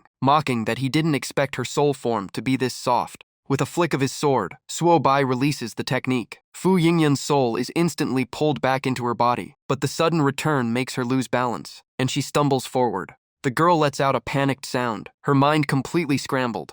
By sheer coincidence, she falls straight into Suo Bai's firm chest. In this intimate and awkward situation, Suo Bai remains calm and expressionless, looking away as if nothing happened. Fu Yingyun's face turns completely red with embarrassment, wishing she could disappear. But her body hasn't fully recovered, so she can only press against his chest helplessly. Realizing the atmosphere has become strange, Tai Ti surprisingly becomes very perceptive. He immediately turns around and gestures for the ghost soldiers and others to leave, clearly not wanting to ruin the moment. After some time, as her body regains control, Fu Yingyun awkwardly pushes against Suo Bai's chest and steps back. But in the depths of her eyes, a heavy sadness lingers. She sighs softly and hugs her own shoulders, her figure looking lonely and fragile. Without resentment or a word, Fu Yingyun quietly turns and walks away. Suo Bai understands her feelings of disappointment, so he says nothing, only watching her lonely back fade into the distance. Each of her steps feels heavy, self-doubt tearing at her heart. She once thought she could at least withstand a few moves against Suo Bai, but she couldn't even take a single sword. Her gaze drifts toward the distant horizon as she whispers bitterly, wondering when she will ever return to Tianxi City. That painful memory is dragged back once again. Tianxi City was once shrouded in a twisted, ominous sky, as if a demonic god was mocking the world. On a chaotic street, hordes of undead creatures tore at a helpless woman. Even as her body was ripped apart, the mother used her last strength to look at her children, crying out that Xiaoyun must take care of her younger brother. Hearing that voice, Fu Yingyun turned back and called out to her mother in a trembling, shattered voice. The only response to her desperate cry was her mother's heart-wrenching screams as she was surrounded by monsters. Her younger brother cried in terror, trying to rush forward, but instinct told them both that if they hesitated, they would die there together. Fu Yingyun, crying, tightly held her struggling brother back. In the distance, the mother, covered in blood, still stretched out her arms to block the horde like a final wall. She turned back to her children with a desperate gaze and screamed hoarsely for them to run. Even as her mother's cries tore through her heart and tears blurred her vision, Fu Yingyun had no choice but to grit her teeth and turn to run. On her back, her younger brother cried until his voice went hoarse, desperately reaching toward their mother as she was swallowed by monsters. The two siblings ran for their lives, not knowing how much time had passed, until their legs went completely numb. Suddenly, the younger brother wiped his tears and pointed at a rotting zombie corpse by the roadside, trembling as he said there was a sword there. Without hesitation, Fu Yingyun rushed over and grabbed the hilt of a rusted sword, stuck in the decaying corpse with both hands. She poured all her strength into pulling it out from the rotten body. But something bizarre happened. The moment the sword landed in her hand, the entire blade suddenly turned to ash and vanished into nothingness, leaving only faint sparks of electricity around her fingertips. The strange scene terrified young Fu Yingyun. She trembled uncontrollably, drenched in cold sweat, muttering in confusion about what was happening. In that brief moment of shock, the undead had already caught up. The foul creatures roared and lunged forward. One of them grabbed her younger brother's shoulder, making him scream in panic as he clung to its rotten arm. Having secured its prey, the zombie opened its bloodied mouth, revealing yellowed, jagged teeth as it bit toward the child's neck. In despair, the boy closed his eyes and cried out for his sister one last time. In that instant, Her instinct to protect her family erupted completely. Fu Yingyun could not stand by and watch her brother die. She screamed, shaking the night sky. A faint blue energy suddenly burst from deep within her body, enveloping her small frame. Her eyes turned blood red with killing intent. Ignoring the difference in power, she slapped the zombie's face with terrifying force. The impact shattered its eyes and teeth, sending them flying out with black blood. Not stopping there, the zombie's rotting head exploded on the spot like a crushed watermelon, blood and flesh splattering everywhere. But the scent of blood only drove the remaining undead even more insane as they continued to charge. But at this moment, Fu Yingyun was completely different. Her speed became so fast it left afterimages. Every strike released invisible blade-like shockwaves that tore through the charging zombies with ease. At that moment, a fat, grotesque, two-headed zombie suddenly appeared behind her. It charged like a beast, its mutated arms swinging down like a death scythe toward the girl's head. Instead of dodging, Fu Yingyun suddenly spread her arms. Sharp slicing sounds echoed through the air like blades cutting through flesh. In an instant, Fu Yingyun landed in a half-kneeling stance, both hands behind her back, cold and composed. Meanwhile, the massive two-headed zombie was covered in countless crisscrossing cuts.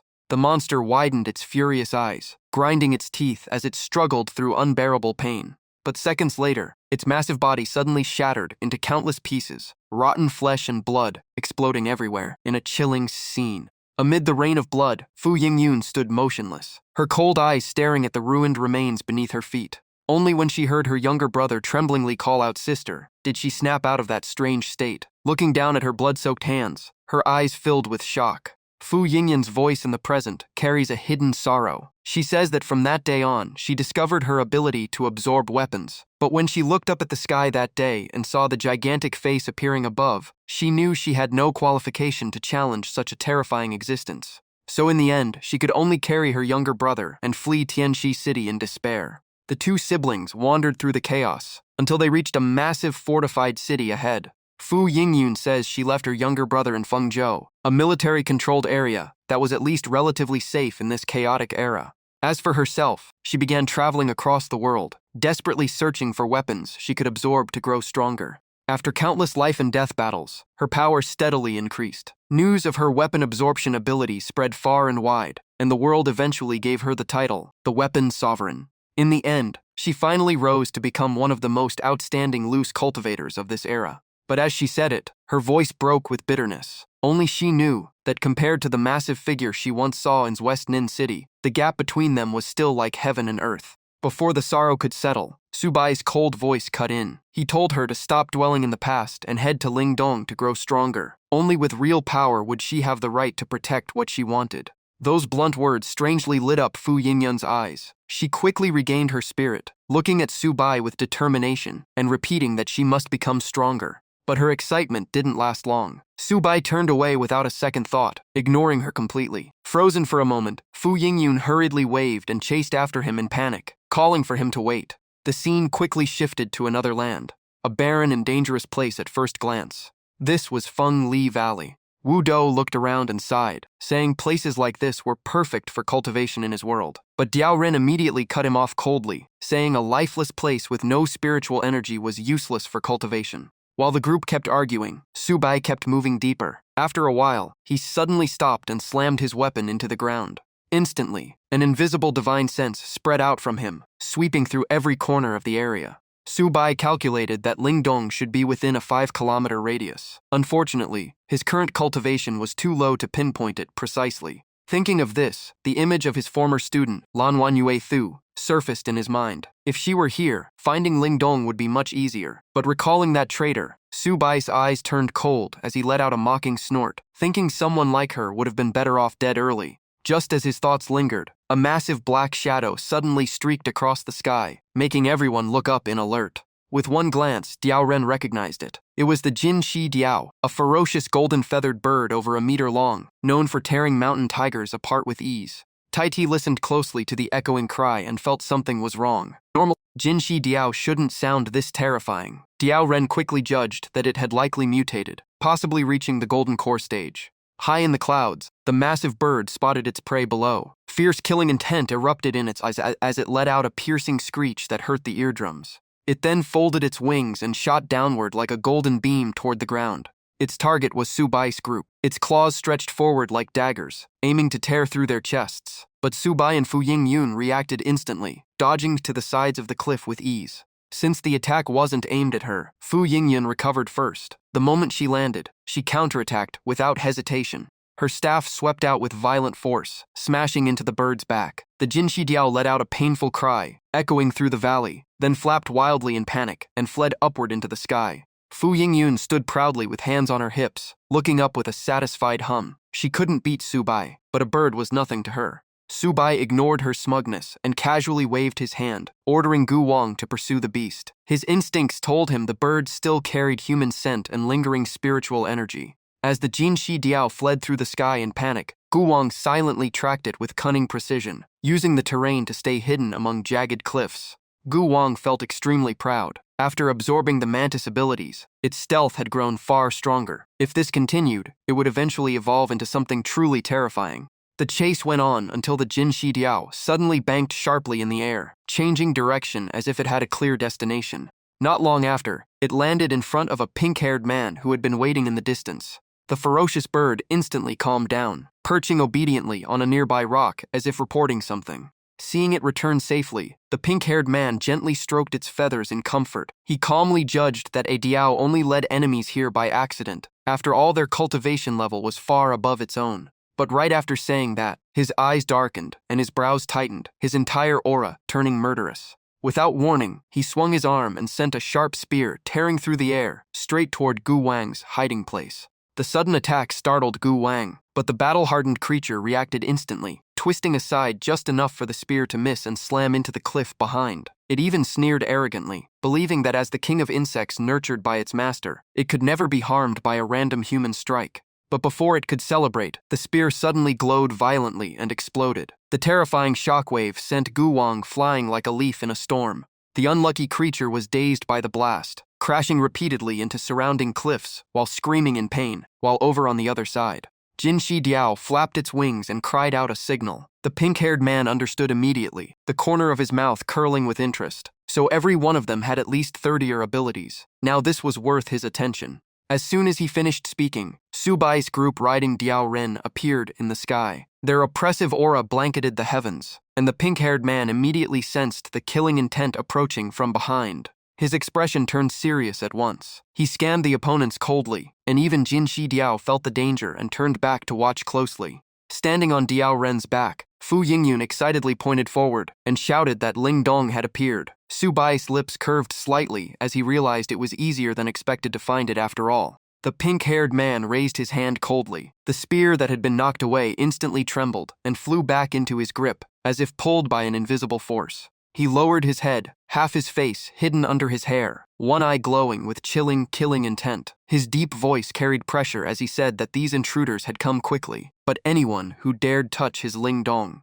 He stomped down and shot forward like an arrow released from a bow, his murderous aura locking onto Subai. Then die. Facing the violent attack, Subai remained terrifyingly calm and slowly drew his divine sword. He gripped the hilt with both hands and raised it horizontally, blocking the spear carrying crushing force. At the moment blade and spear collided, sparks erupted. Subai immediately sensed the spear was glowing red with electric energy, and a deadly warning rose in his mind. But everything happened too fast. In an instant, the spear detonated with heaven-shaking power. The explosion was so violent that even Diao Ren flying outside was blown off course, spinning helplessly in the air. Subai, Fu Yingyun, and Diao Ren were all caught in it, blasted into floating stone pillars scattered around the sky. With strength far beyond ordinary cultivators, Subai quickly stabilized himself, twisting mid-air and grabbing Fu Yingyun around the waist, just in time to save her from smashing headfirst into a cliff. Meanwhile, the pink-haired man had already landed. He walked forward leisurely with his spear on his shoulder, standing arrogantly as he mocked them, saying they were not completely useless after all.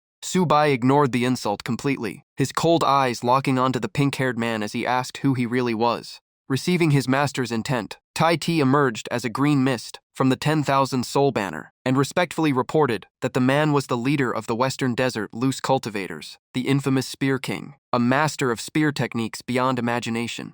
Upon hearing the name, Fu Yingyun immediately recognized him. Her expression changed as she exclaimed in shock, so it was him. Legends of the past resurfaced in her mind. a man who once killed a commander-level expert with a single spear, shook the entire region, then vanished without a trace, infamous for his strange and unpredictable personality. Under the scrutiny of the group, Spear King let out a cold snort and slowly scanned each of them. When his gaze landed on Fu Yingyun and her staff, he immediately guessed her identity with smug confidence, assuming she was the Weapon King. He then shifted to Tai Ti, noticing his trembling form and illusory body, concluding that he was only a remnant soul. Finally, Spear King's sharp eyes locked onto Su Bai. He stroked his chin mockingly and said Su Bai looked no different from a demon that had just taken human form. That blatant insult made Fu Yingyun explode in anger before Su Bai could react. She snapped back, cursing him for being blind to call Su Bai a demon, saying he looked more like one himself. Even TT flared with killing intent, his face twisting in irritation as he cursed, Spear King's mouth as poisonous as his personality.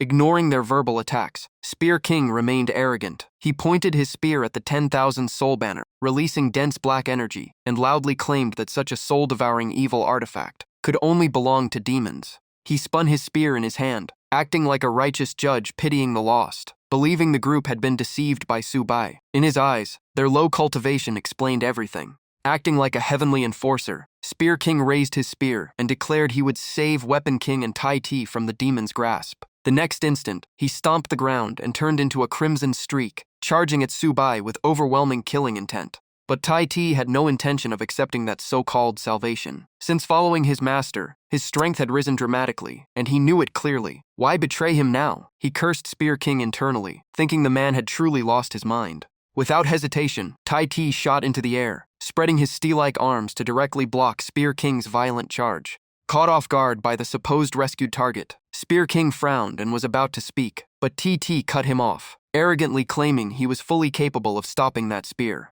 At the same time, Fu Yingyun coordinated perfectly, rushing in from the side and sweeping her staff with a sharp wind. She gritted her teeth and warned she would personally knock some sense into him. They thought the pincer attack would catch him off guard, but reality proved otherwise. With terrifying reflexes, Spear King spun instantly and used his spear shaft to slam Fu Yingyun's attack away, the collision shaking the air. Both Fu Yingyun and Ti widened their eyes in shock at his overwhelming strength, feeling immense pressure. He was too fast and too strong. Meanwhile, Su Bai remained calm from start to finish, arms crossed, silently observing every move. Even under pressure, Fu Yingyun and Tai Ti refused to retreat, launching wave after wave of attacks. Spear King responded with eerie silence, calmly deflecting everything with precise spear techniques, his ease making the pressure even heavier. The battle grew more intense until Fu Yingyun and Tai Ti unintentionally closed in from the same angle, exposing a fatal opening. At that moment, a faint, almost imperceptible smile appeared on Spear King's lips. He had clearly been waiting for this opportunity. In the next instant, his figure blurred like a ghost. Two spear strikes shot out at terrifying speed, aiming directly for Tai Ti's neck and Fu Yingyun's throat.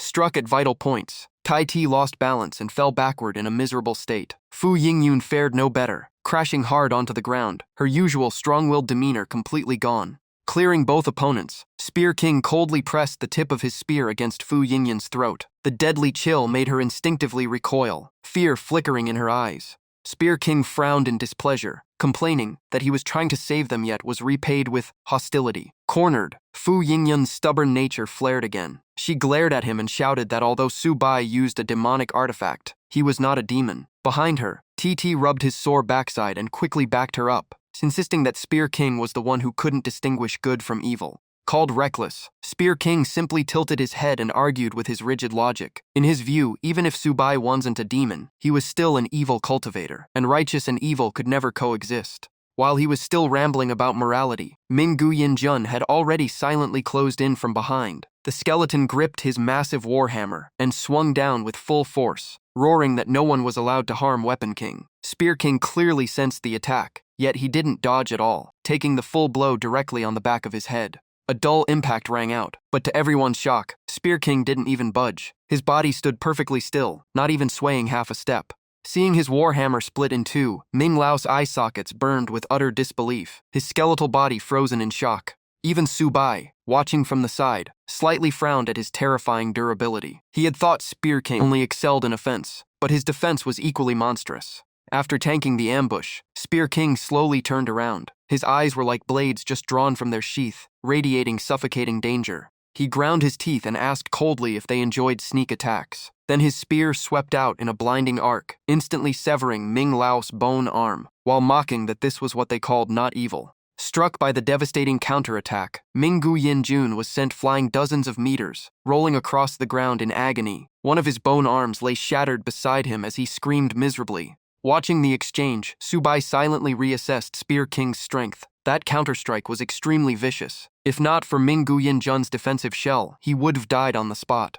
Subai's gaze lingered on the red spear, realizing its explosive power was a pure manifestation of condensed spiritual energy. A rare talent if properly guided, his future potential would be extraordinary. But Spear King gave him no time to think. Like a berserk beast, he rushed straight toward the fallen Minggu Yinjun, roaring for the kill. Before the spear could land, Diao Ren swooped in to rescue him, shouting in panic for Ming Lao to be careful. At the same time, its eyes flashed with a strange light, and its beak opened wide, preparing a sonic attack to suppress Spear King. But before it could release the skill, it was forcibly interrupted. A clawed foot suddenly clamped down on its throat, crushing its sound completely. In the next moment, Jinshi Diao spun midair to build momentum, then violently hurled Diao Ren toward a nearby mountain wall.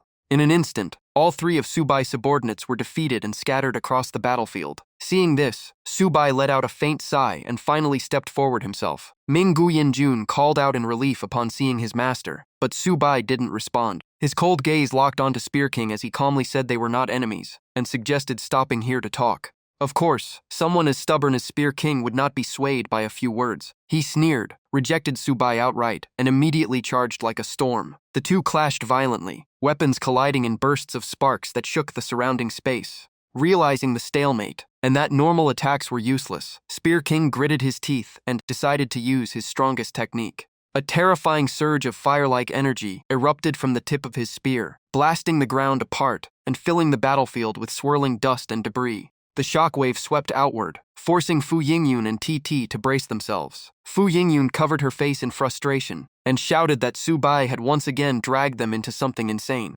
Back at the center of the explosion, Spear King stood frozen after unleashing his strongest attack, staring into the thick smoke. When it cleared, Subai was still standing there completely unharmed, not even a single tear on his clothes. The sight left Spear King in utter disbelief, his voice trembling. Subai casually brushed dust off his shoulder, speaking calmly like an elder instructing a junior, reminding him that forcing his spiritual energy like this would eventually lead to chi deviation. Spear King refused to believe it, thinking Subai was only trying to deceive him. His expression turned vicious as he spat on the ground and laughed in contempt. Spear King narrowed his eyes coldly, a murderous curve forming at the corner of his lips. He let out a disdainful snort, still treating Subai's warning as nothing more than a joke. Draining the last traces of spiritual energy from his body, he went into a frenzy and charged again like a moth to flame, roaring as if trying to prove who the real demonic cultivator was. His spear, carrying destructive force, shot straight forward, but Subai simply waved his hand. A sharp crack echoed out as Spear King's divine weapon was effortlessly knocked away like swatting a fly. Refusing to accept defeat, Spear King gritted his teeth and unleashed a series of even more vicious attacks, yet all of them were completely useless. Despair slowly swallowed his mind as he realized his desperate attacks looked like child's play in Subai's eyes. His rage deepened into madness as he switched to a storm-like barrage, countless spear shadows forming a fiery net that surrounded Subai. But in contrast, Subai remained terrifyingly calm, shifting left and right with casual ease, treating the entire fight like a game. His fury peaked. Spear King roared like thunder, pouring all remaining spiritual energy into his legs and leaping dozens of meters into the air. His burning spear was drawn back, gathering a terrifying power for a final strike. He crashed down onto one knee, driving the spear deep into the stone ground with a heavy impact. But the silence lasted only an instant. The next moment, a massive explosion erupted from the spear's point of contact, a pillar of flame shooting into the sky as if it would burn everything away. The destructive force exceeded everyone's imagination. Those unable to fly Minggu Yinjun, TT, and Fu Yingyun were all blasted into the air like ragdolls caught in a storm. Fortunately, Diao Ren stayed clear-headed. Unable to watch his allies die, he rushed forward and spread his massive wings, using his body to shield Fu Yingyun and TT. With nowhere else to hold on, the unlucky skeleton could only dangle beneath Diao Ren's feet. Amid the chaos, everyone desperately called out for Subai. As the flames and dust slowly faded, half of Subai's face was revealed. His lips curled in contempt, yet he stood completely unmoved without even a single strand of hair out of place. On the opposite side, Spear King stared blankly at the spear still embedded in the ground. The spearhead had vanished without him noticing, leaving his mind completely empty and filled only with shock. Then his gaze shifted to Subai's hand and froze. The missing spearhead was now quietly held in Subai's grasp, obedient as if it had been tamed. The sight left Spear King speechless with terror. Before he could finish speaking, a terrifying internal injury erupted inside Spear King's body. He groaned in pain, his face turning red as if burned, sweat soaking through his clothes. After struggling for a few breaths, he finally couldn't hold it anymore and coughed out a mouthful of dark blood. Seeing their master collapse, Jinshi Diao let out a mournful cry and rushed over in panic. It spread its wings to support Spear King's trembling body, carefully helping him steady himself. Spear King panted heavily, his voice filled with both anger and unwillingness, unable to accept that he had fought this hard only to end like this. Subai stood with his arms crossed, expression cold and indifferent, slowly walking toward the defeated man. His calm voice struck like a blade, saying that ambition was indeed what made him stronger, but it was also the chain that kept him from going further. Seeing Subai approach, Spear King panicked. He grabbed a broken spear shaft from the ground, trembling as he pointed it forward, shouting for him to stop. Jinshi Diao also flared its feathers, spreading its wings to shield its master. Seeing this stubborn attitude, Fu Yingyun and TT were both furious. They pointed at him and scolded him, saying Subai was trying to save his life, yet he still refused to understand. Seeing his resistance, Subai no longer forced him. He stopped completely and did not take another step. Knowing his body was already on the verge of chi deviation, with chaotic meridians beyond repair, Spear King painfully turned toward Jin Diao. The beast looked back at him, its eyes filled with worry. Spear King gritted his teeth and leaned on its soft feathers to stand. His eyes were filled with sorrow as he pushed Jin Diao away and choked out that it should leave he was already free from now on. But no spirit beast would abandon its master so easily. The golden-winged bird kept shaking its head, refusing to leave. Shang Wang frowned deeply, yelling in rage and despair for it to escape. Since his meridians were already in chaos, and he was beyond saving, a violent coughing fit hit him, turning his face purple, yet he still forced out his long-hidden wish. He had cultivated for years, mastered spiritual energy of the spear, and only wanted one day to free Zhongtai City from hell. Hearing that, Diaoren narrowed its eyes and burst into mocking laughter. Before it could finish, a piece of wood flew in and smashed right into its head, leaving it dizzy. Shang Wang slammed his spear into the ground and roared in fury, veins bulging on his forehead. To him, the liberation of Zhongtai City was never a joke. The suppressed emotions finally exploded. His eyes turned blood-red with hatred as he thought of his family and comrades forced to live in dark underground tunnels, never seeing the sun. Killing intent erupted. Shang Wang shoved the golden-winged bird aside and ordered it to leave immediately, but the spirit beast stubbornly stood in front of him, making him grind his teeth in rage. He forcibly circulated the chaotic spiritual energy inside his body, ignoring his collapsing meridians. With a near-mad expression, he swore he would not retreat even if it cost his life. A murderous roar echoed out. His eyes were bloodshot like they could bleed, focused only on killing everyone in front of him. Facing his stubbornness, Subai remained calm like still water. He warned that forcing power beyond control would shatter his meridians, and told the golden-winged bird to persuade its master. But the consequences came immediately. Shang Wang could no longer hold on and dropped to his knees. He coughed violently, trembling in agony. The golden-winged bird panicked helplessly, while Subai silently observed from afar, realizing that awakened beings in this world pursued spiritual energy blindly, but knew nothing about controlling it, which was the real danger. Seeing its master suffer, the golden-winged bird teared up. It pressed its beak against him and kept shaking its head, begging him to stop. His hardened heart finally wavered, and Shang Wang let out a helpless sigh. In the end, Shang Wang gave up resisting fate and slumped onto the cold ground with the bird supporting him. Even though the fight had stopped, resentment still burned inside him, making his body tremble in unwillingness. Seeing his opponent give up, Subai tore a small piece from the 10,000 Souls banner. He understood someone like Shang Wang was too proud to accept defeat easily. Spiritual energy gathered at Subai's fingertips as he used his hand like a brush, quickly inscribing strange ancient patterns onto the black cloth. When finished, he tossed it over and said it was a calming cultivation technique, instructing Shang Wang to meditate on it for 3 hours without distraction. Whether he survived depended on fate. The golden-winged bird carefully picked it up in its beak. Fu Yingyun frowned and asked Subai why he would still save someone who treated him like that. Subai did not answer. He simply turned away and ordered everyone to continue into the cave, reminding them of their true mission. As Subai walked past, Shang Wang suddenly called out in a hoarse voice. Broken and desperate, he begged that if he died, his family must be saved.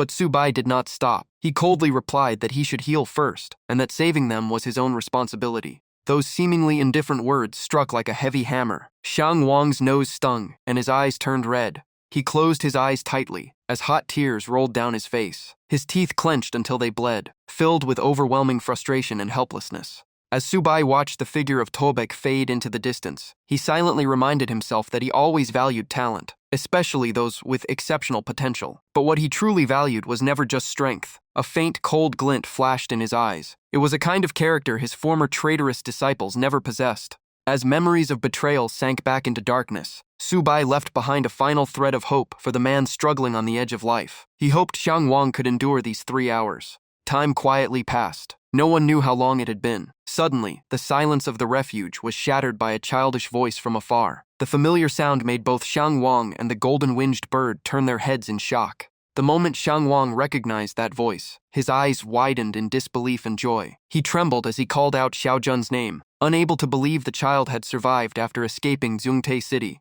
Without hesitation, Xiang Wang rushed forward and pulled the frail child into his arms. He urgently questioned him, desperate to know if Xiao Jun was truly safe and what had happened to the others. The child smiled brightly and said everyone was still alive, and the monsters had all disappeared. Zhongtai City had finally been liberated. The news struck Xiang Wang like a thunderbolt. He froze in place, stammering in disbelief, unable to accept that Zhongtai City had actually been saved. Xiao Jun excitedly pulled something from his pocket and revealed an old yellowed cultivation manual. He proudly said it was a gift left by the hero who saved the city, who claimed it could help one travel the world and save others. He even innocently asked if the young genius of the Hawk family could understand its contents. The boy then seriously insisted that after learning it, Xiang Wang must teach him as well, so they could become heroes like that savior and help all living beings together. Xiang Wang's eyes locked onto the worn pages. The more he read, the more shocked he became, his heart shaking uncontrollably. The illustrations and explanations opened an entirely new path of cultivation before him. The technique absorbed the essence of sun and moon, refined the energy of heaven and earth, and even suppressed and devoured the spiritual power of weaker cultivators.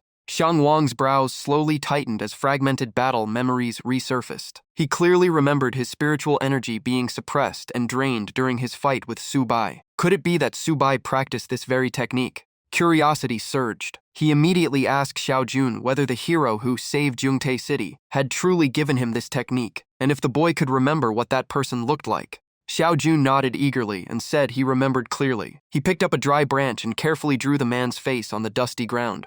The moment the drawing was completed, Xiang Wang's pupils shrank in shock. He stood frozen, mouth slightly open, unable to speak. The person drawn on the ground was none other than Subai, the same man who had nearly killed him earlier. Realizing he had provoked such a person, regret flooded him to the bone. Xiang Wang's face twisted with pain and self-reproach. Subai had freed Zhongtai City, saved Xiao Jun, and even passed down a cultivation technique. Yet he had repeatedly mistaken him for an evil cultivator. The more he thought about it, the more ashamed he became. After sinking into regret, Xiang Wang forced himself to calm down. He held Xiao Jun's small arm and smiled faintly, promising to meet that hero after recovering. The child nodded innocently, not understanding everything. But at that moment, from the darkness behind them, a massive fire ape emerged. Its body radiated terrifying killing intent, instantly changing Xiang Wang's expression. Without hesitation, he whistled for the golden-winged bird. The spirit beast's eyes flared red with fury as it spread its massive wings and shot into the sky. Man and beast moved in perfect coordination, charging straight to confront the monstrous creature. But the moment Xiang Wang saw its face clearly, his expression darkened in shock. Why was it him again? The one standing before him now was Mangyuan Wanghan, the warlord who once ruled Zhongtai City. A being like that was still alive. The scene quickly shifted to another part of Zhongtai City, once prosperous but now reduced to ruins and decay. A group of strangers slowly entered the area. The leader looked around and reported in a low voice that they had arrived. The overweight man looked up at a crooked road sign hanging loosely and sighed that this truly was a human hell. He rubbed his bald head and complained that, if not for Uyan Thu saying they could find a spirit vein by passing through here, he would never set foot in such a cursed place. Vung Tungs patted his teammate's shoulder, confidently saying they had arrived and Zhongtai City would soon be liberated. But the moment they entered the central district, they spotted figures moving in the distance. Instinctively, everyone drew their weapons on guard. After all, this place was known as a death zone. One moment of carelessness could cost them their lives. From afar, A well-dressed man wearing glasses walked forward and waved politely, asking if they were a rescue team from outside, and warmly welcoming them to Jungtae City. The peaceful atmosphere and friendly reception left Bai Yu completely stunned. She couldn't believe this was the hellish place described in rumors. Even the fat man muttered in doubt, thinking it might be an illusion created by monsters. Lum Uyen-thu, who had stayed silent, finally spoke. She scanned the surroundings calmly and concluded that these were all ordinary humans, and there were no commander-level monsters left in Jungtae City. Hearing confirmation from a perception-type awakener like her, the fat man sighed in relief and put away his weapon. He trusted her ability without question. However, Vung Tongzung still remained cautious, deciding to probe further to confirm the truth. He stepped forward and asked the man in glasses if this was indeed the hellish Jungtae City. The man calmly nodded and said that a hero had recently wiped out all 4 demon kings and the demon lord ruling this place, so the city had been fully liberated. The fat man was stunned, his jaw nearly dropping to the ground. He couldn't believe someone could actually liberate Jungtae City. Even Vung Tongzung frowned in doubt, since the lord here was a calamity-level existence impossible to kill so easily. Ignoring their shock, the man in glasses led them deeper into the central square, where hundreds of citizens were working. He proudly explained they were building a statue for the hero, who would forever be remembered by everyone in Jungtae City. As the group approached the towering statue being sculpted, Lum Yuan-thu only glanced at it, before freezing in shock. The face was far too familiar. Her voice trembled as she refused to believe it. The one who saved Jungtae City was her master. Bai Yu stood beside her, still confused. She asked if they had met this person before, since in her memory, he didn't seem like a good person at all. Hearing someone speak poorly of their benefactor, the man in gray immediately adjusted his glasses with a cold expression. He sternly said that Su Bai was the hero who saved Jungtae City, and without him they would still be hiding underground waiting for death. The completely conflicting information made Bai Yu feel like she was going insane. She clutched her head, eyes wide in chaos, and let out a painful groan. The contradiction between her memories and reality tore at her mind, leaving her in unbearable mental anguish. Seeing her junior sister in such pain, Lum Yuan-thu realized some truths could no longer be hidden. She bit her lip in inner conflict. Su Bai was cold and ruthless, yet he saved the entire city and was regarded as a hero. Meanwhile, her senior brother preached righteousness but repeatedly harmed her. The more she thought, the less she could tell what was real. A sudden thought struck her. Lum Yuan-thu looked straight at Bai Yu and firmly said they might have misunderstood their master all along. Bai Yu stared back in confusion, completely lost. Unable to endure the inner turmoil any longer, Lum Uyen-thu suddenly turned and walked away, determined to uncover the truth. She declared she was going to find her master. Her sudden action immediately shocked the group as they called out after her. Ignoring all the attempts to stop her, Lum Uyen-thu's eyes were firm and unwavering. She believed that if her master had truly liberated Jungtae City, then he was very likely in Lingdong now, and she had to find him. Meanwhile, deep inside the cave, Su Bai's group continued advancing toward the central area. Before them were countless crimson spirit crystals glowing like burning embers, radiating an eerie light that made the surrounding air unbearably hot. Fu Yingyun fanned herself repeatedly, complaining about the extreme heat and wondering if it was all caused by fire energy. She curiously looked at the burning red stone walls and asked in shock whether those spirit crystals were actually on fire. Su Bai walked calmly through the sea of heat and casually explained that it was not normal fire, but fire-attributed spirit crystals. Hearing this, TB suddenly understood something. He finally realized why Xiang Wang's spear attacks always caused terrifying explosions. He had been absorbing this kind of energy. Ming Guyin Jun beside him immediately grew greedy, thinking that if their master absorbed the entire wall of fire crystals, his strength would skyrocket. Even the soul of Mong Yan Wang, sealed within the 10,000 souls banner, silently marveled. It did not expect such a blessed cultivation cave to exist outside Jungtae City. It quickly noticed rare fire essence beads hidden within the red walls. If it absorbed them, even the sword suppressing it might no longer be able to bind it. Greed surged within it, and it secretly began circulating energy to absorb the fire essence. It knew that if it didn't act now, the deeper they went, the terrifying heat could burn its soul away. Thinking it had stumbled upon a great opportunity, it sneered inwardly, even thanking Su Bai's group for bringing it here. As they went deeper, the temperature rose to an alarming level. Fu Yingyun was drenched in sweat, her head spinning from the heat. She weakly asked Su Bai if there really was a spirit spring ahead, since the temperature already felt like 70 to 80 degrees. After walking a short distance, Subai suddenly raised his hand to block Fu Yingyun, stopping her from going further. The sudden action startled her, as she immediately sensed something extremely dangerous ahead. As expected, from the darkness of the cave, a massive crimson serpent slowly slithered out. Its body looked like molten lava, and its cold, lifeless eyes locked onto the intruders. Without giving them any time to react, the fire serpent opened its jaws and unleashed a terrifying stream of flames straight at Subai and Fu Yingyun. While roaring fiercely, it tried to burn everything in its territory to ashes. Subai reacted instantly, grabbing Fu Yingyun and narrowly escaping the inferno. Although they avoided the fatal strike, lingering flames still burned Fu Yingyun, making her cry out in pain. Subai, however, paid little attention to her injuries and instead focused on the chaotic fire energy around them, realizing why Shangwang's spiritual power carried such explosive force. Seeing their master attacked, Tai Bi and Ming Gu Yinjun immediately charged forward with overwhelming killing intent, determined to crush the fire serpent. But despite their fierce momentum, Tai Bi's full-powered strike passed straight through the serpent body, as if hitting empty air, leaving him frozen in shock. Ming Gu Yinjun was no better. After attacking, he too realized in disbelief that none of their techniques had any effect. Unable to cause even the slightest damage, they finally understood the terrifying truth. The fire serpent had no physical form. At that moment, the golden-winged bird circled above the serpent and let out a proud cry. It quickly realized the enemy was a spirit-like entity, and its sonic waves happened to be perfect for suppressing such beings. Acting immediately, the golden-winged bird flapped its wings and unleashed powerful sonic attacks. As expected, the fire serpent's body began to tremble violently. However, the suppression only lasted briefly. The enraged serpent whipped its burning tail in a devastating arc. The terrifying strike sent everyone flying backward, slamming them into the cave walls. Subai remained calm, silently analyzing the situation. The sonic waves could suppress it temporarily, but they also made its flames erupt more violently. That meant this creature definitely had a core supporting its existence. After identifying the key point, Subai slowly drew the sword from behind his back, as if he had already thought of another solution.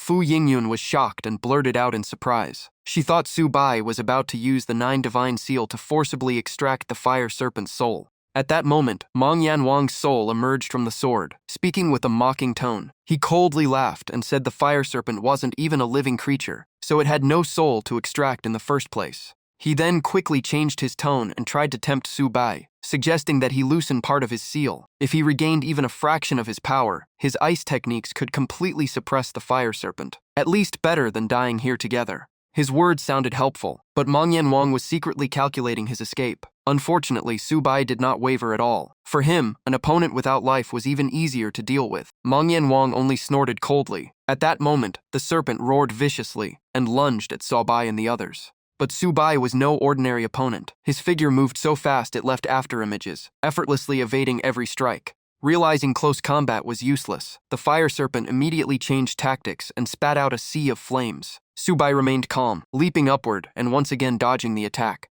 But the serpent was not stupid. Seizing the moment Subai was mid-air and vulnerable, it whipped its blazing tail toward him.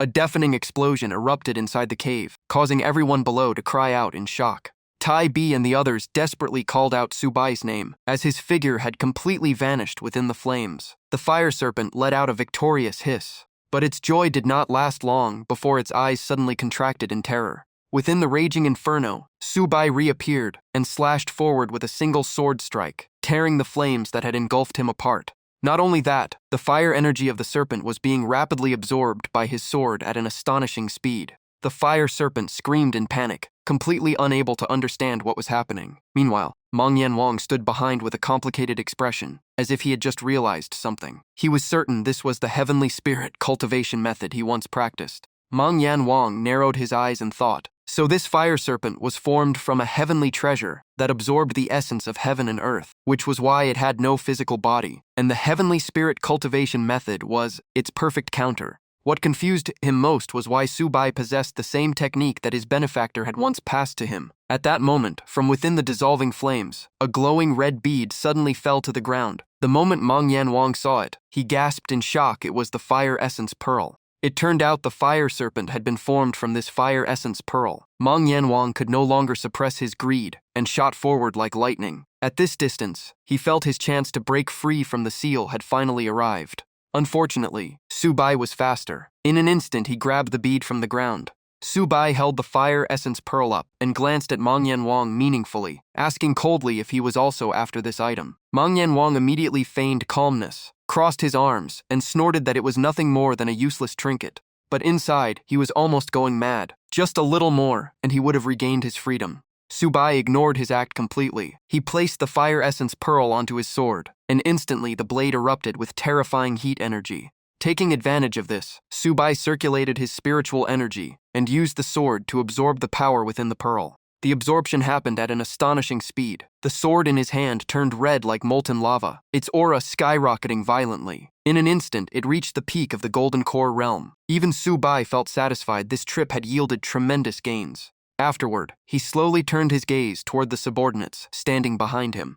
Su Bai then activated the 10,000 Souls banner, letting it float in mid-air. His tone remained calm, but everyone could sense his intention to strengthen his subordinates. At that moment, the system voice rang out coldly, and the enhancement mode was officially activated. The soul banner spun above the group as waves of dark energy spread across the space. Su Bai calmly explained that the fire spiritual energy inside the crystals was too violent. Directly absorbing it would cause backlash, and only by using the 10,000 Souls banner to neutralize it could it be safely refined. After absorbing the pure energy, the subordinates feel reborn, bursting into laughter and excitement as their bodies are reforged, and their aura surges sharply. Without hesitation, they all kneel before Su Bai, voices of gratitude echoing through the cave, showing complete submission. Gu Wang, unable to speak, silently vows absolute loyalty, his gaze towards Su Bai turning even more fanatical. Fu Yingyun watches and can't help but feel tempted, softly asking if she could also receive some of that power. Su Bai calmly replies she isn't a servant, so he can't use the 10,000 Souls banner on her, but he has another way. He suddenly taps 2 fingers on her back, making Fu Yingyun jolt in shock and call out his name. Su Bai doesn't give her time to react and immediately activates his technique to transmit power. A scorching wave of spiritual energy floods into Fu Yingyun, making her tremble as it burns through her meridians. Soon she collapses weakly to the ground, drenched in sweat, while Su Bai casually stores his subordinates and prepares to move on.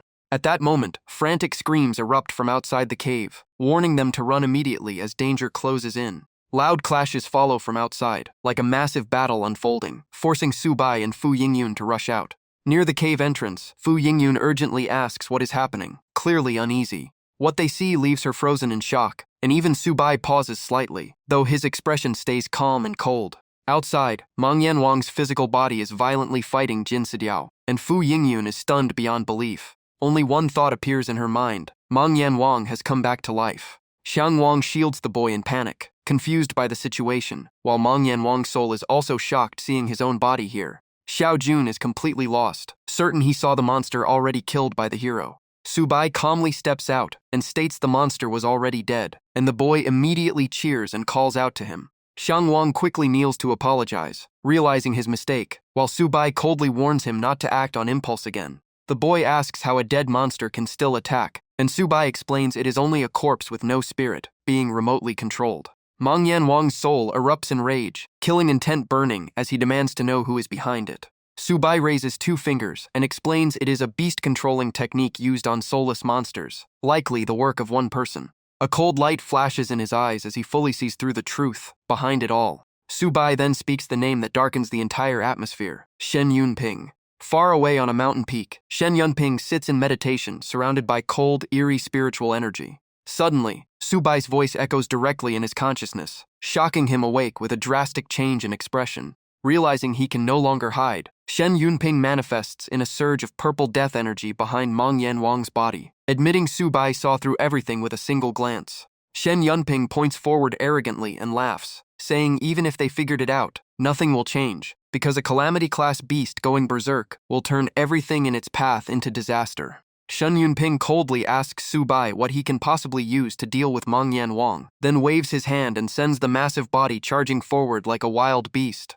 Xiang Wang's face changes as he shouts for Su Bai to be careful, then immediately rushes forward to block the attack. A brutal fist carrying crushing pressure clashes with Xiang Wang's broken spear, the difference in power obvious at a glance. With one impact, Xiang Wang is sent flying like a withered leaf, slamming into the cliff and shaking the entire ground. He wipes blood from his mouth and forces himself up in shock, realizing his years of cultivation are useless. Yet strangely, the beast feels weaker than expected.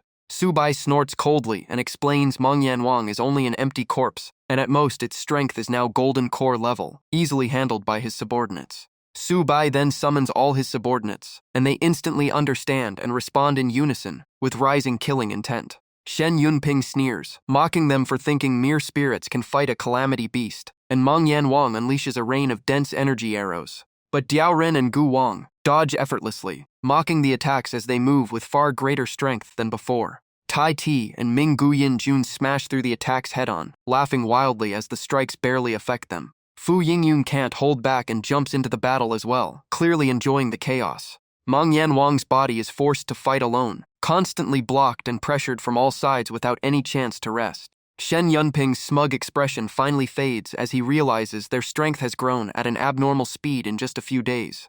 Su Bai calmly replies that since he killed this beast once, killing it a second time is no challenge at all. Shen Yunping is shaken as he realizes the one who destroyed Meng Yanwang and wiped out the calamity beasts in Danyang West City was his own master. Su Bai does not deny it and instantly unleashes a heaven-splitting sword strike, cutting Meng Yanwang's body in two. The remaining flesh is engulfed by flames, while Meng Yanwang's spirit is shocked, realizing Su Bai is just like him in the past, betrayed by his own disciple. Far away, Shen Yunping suffers backlash from the technique and spits out blood, his face turning pale. He grits his teeth in hatred, realizing his plan has failed, and the beast-controlling backlash has drained his spiritual energy. Clutching his chest, Shen Yunping struggles to stand and senses Su Bai's divine sense locking onto him, knowing escape is the only option. Before he can flee, Su Bai appears beside him, riding Diao Ren, his voice cold like the call of death. Shen Yunping panics, unable to believe Su Bai's divine sense covers such a vast range, even suspecting he is nearing Nascent Soul in this barren world.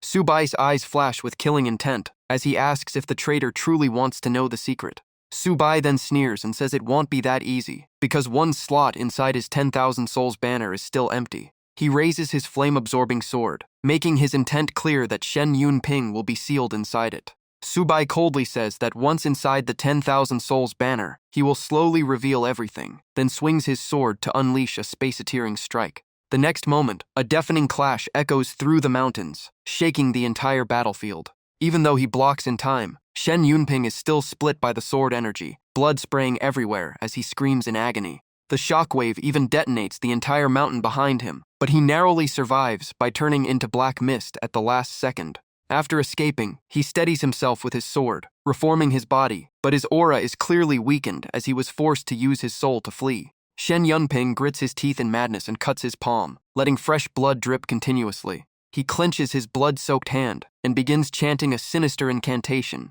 The blood flows down the stone pillar beneath him, while the surrounding dark aura starts to spiral into chaos. He finally raises both hands and roars the last verse of the spell, as thunder erupts, and three monstrous beings appear behind him. With the ritual complete, Shen Yunping laughs wildly, mocking Su Bai for thinking he only prepared Meng Yanwang's body. Su Bai calmly replies, questioning if three commander-level beasts can really stop him, but Shen Yunping remains confident, clearly hiding another trump card. He then orders Fei Shui to act, and her disappearance from earlier now feels suspicious to Su Bai. Soon Chi Fei Shui steps out from behind Shen Yunping, holding golden coins, her eyes completely emotionless. She throws the coins into the air, forming a massive coin formation that instantly traps Su Bai at the center. Su Bai immediately recognizes it as the Xuanwu coin formation, a powerful sealing array, and notices Fei Shui still has full mastery over it. The two traitors suddenly retreat without hesitation, even throwing mocking words before disappearing. After they leave, the three summoned monsters charge straight towards Su Bai. But these three are far weaker than Meng Yanwang, so Su Bai remains calm and channels flame energy into his cursed divine blade. Diao Ren engages one directly, while Su Bai casually slashes out, instantly cutting two monsters in half. Ming Guyin Jun is shocked, calling the attack absurdly overpowered, but Su Bai senses something is still wrong. Diao Ren grows excited and asks to finish the last one, but Su Bai notices a strange glowing object on the goat-headed monster's staff. The goat-headed beast ignores him and raises its staff, lightning crackling violently around its body. A massive heavenly thunderbolt descends straight toward Diao Ren with terrifying force.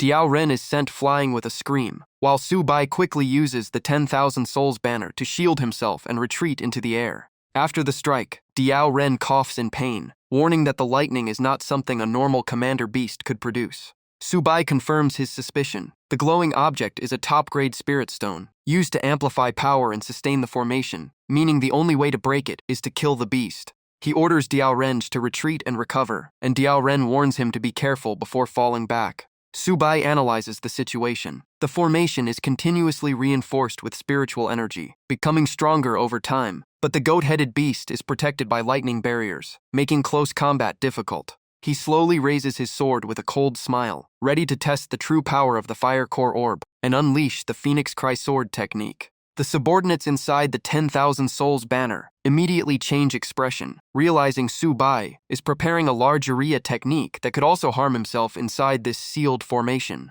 But Subai ignores all warnings, slowly closes his eyes, raises 2 fingers to his lips, and begins chanting the 9 Divine Ring incantation.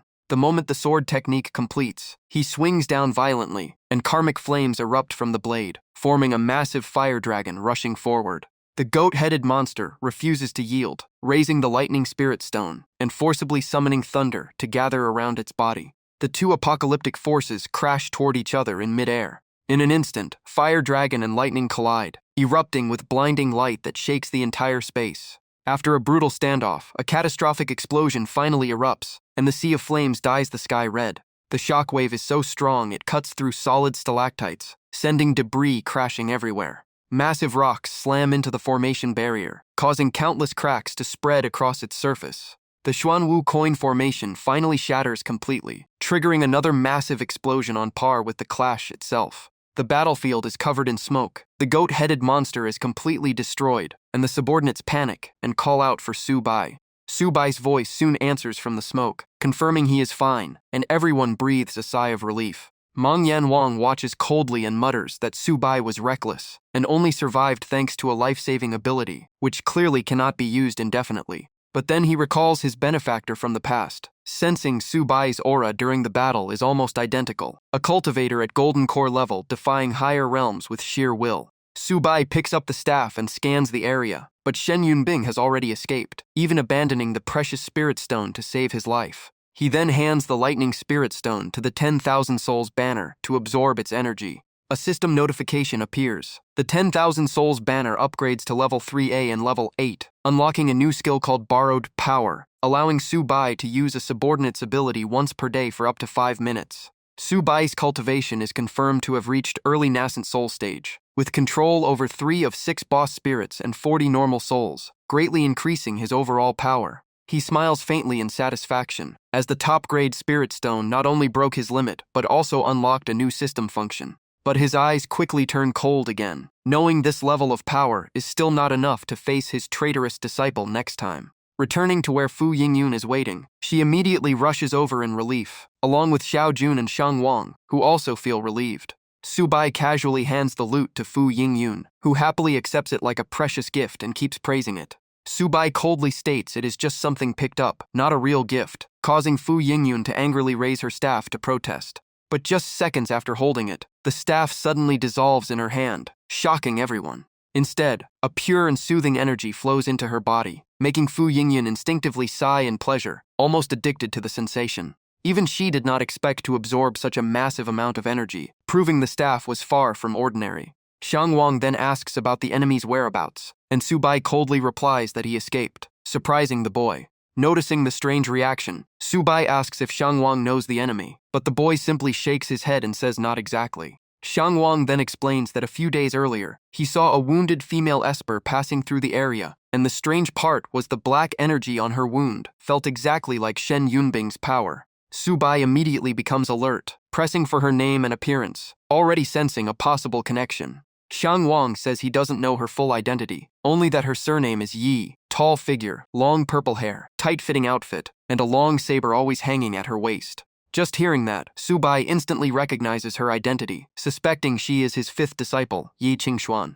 The scene shifts to the Northern Star Domain, White Emperor City, on the eve of the Ascension ceremony, when everything was still calm. Back then, Subai personally summoned Yi Qingxuan and entrusted her with guarding White Emperor City, while the other senior sisters were assigned different missions. Yi Qingxuan respectfully accepted the order, promising not to disappoint her master, and Subai simply told her to rest early for the ceremony. But when she responded, her tone carried a hidden sadness, as if she still had something left unsaid.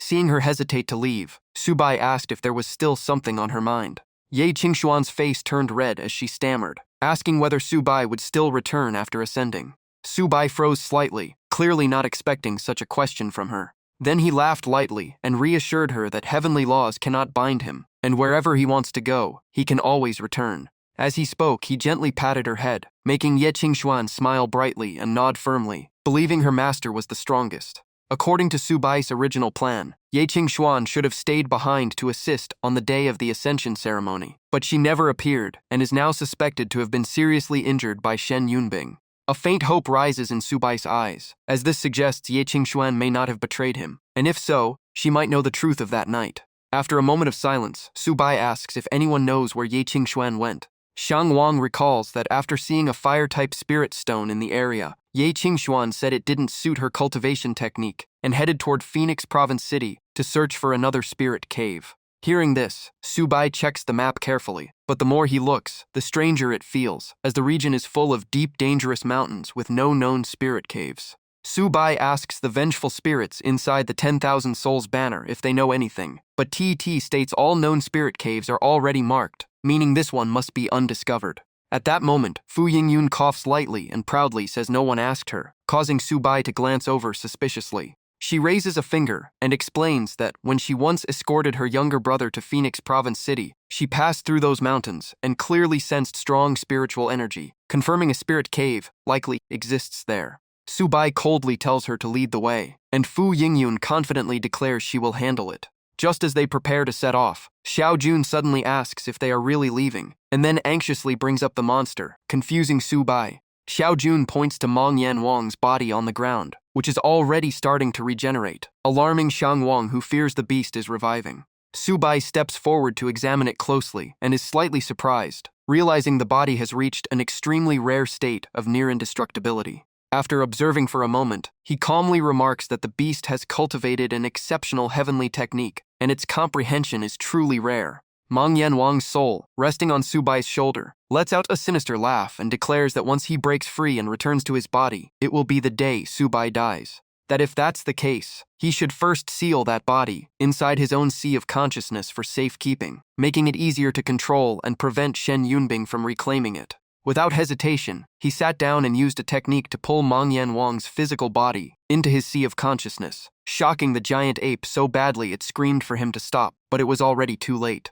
After everything was settled, Subai stood up and brushed his hands off, then asked Xiang Wang what his next plan was, while Meng Yanwang looked completely drained, and Xiang Wang said he would take Xiao Jun back to Yangshi City to clear monsters and save more people. As he said that, his expression slowly grew heavy, as it had been a long time since he last returned to his hometown. Hearing those words, Subai's eyes rarely softened, losing their usual coldness for a brief moment. He said nothing more, turned around, and left, treating it as a temporary farewell, while Xiang Wang and Xiao Jun kept respectfully seeing off the hero they deeply admired. The scene then shifted to a strange new place, where a figure suddenly collapsed to the ground, in a heavily injured state. Qi Fei Shui immediately landed behind him and asked anxiously what happened, while Shen Yunbing clutched his chest and said it was just a backlash from beast control arts, and he would recover after some rest. Qi Fei Shu regretfully said they had finally obtained a top-grade spirit stone, only for it to end up in their master's hands, while Shen Yunbing swallowed his hatred and forced himself to endure, knowing survival mattered most right now. At that moment, a voice echoed from afar, instantly putting both of them on alert, and Qi Fei Shui even thought Subai had chased them down. But Shen Yunbing quickly recognized the newcomers as junior sister Lin and junior sister Bai, while Qi Fei Shui realized Lin Wanqiu seemed to have regained her memories. Realizing they were fellow sect members, Shen Yunbing stepped out from hiding and called out, making Lin Wanqiu turn around in shock and vigilance. Bai Dudu stood behind her senior sister, tilting her head curiously, feeling an inexplicable sense of familiarity despite never meeting this man before. Shen Yunbing slowly reached out his hand and said gently that it was good she had finally recovered her memories, then asked if she was planning to go after their master, but Lin Wanqiu immediately went on guard, hand on her sword, and coldly admitted it. Shen Yunbing continued persuading her, saying he had just fought their master and understood how terrifying he truly was, and with her current strength she could never kill him, so they should first return and grow stronger together. Lin Wanqiu frowned and shot back that last time he even tried to kill her with a spiritual attack, and now he was asking her to trust him, which made no sense at all, while Bai Dudu behind her also realized in shock that the one who once attacked her senior sister was this man. As that memory surfaced, Bai Dudu suddenly felt a sharp headache and staggered while holding her head. The more she tried to remember, the worse the pain became, and the armored man beside her quickly rushed to support her in panic. Lin Wanqiu placed her hand on her sword and directly questioned Xin Yunbing, saying that while he kept harming his fellow disciples and plotting against their master, that person had been saving countless lives.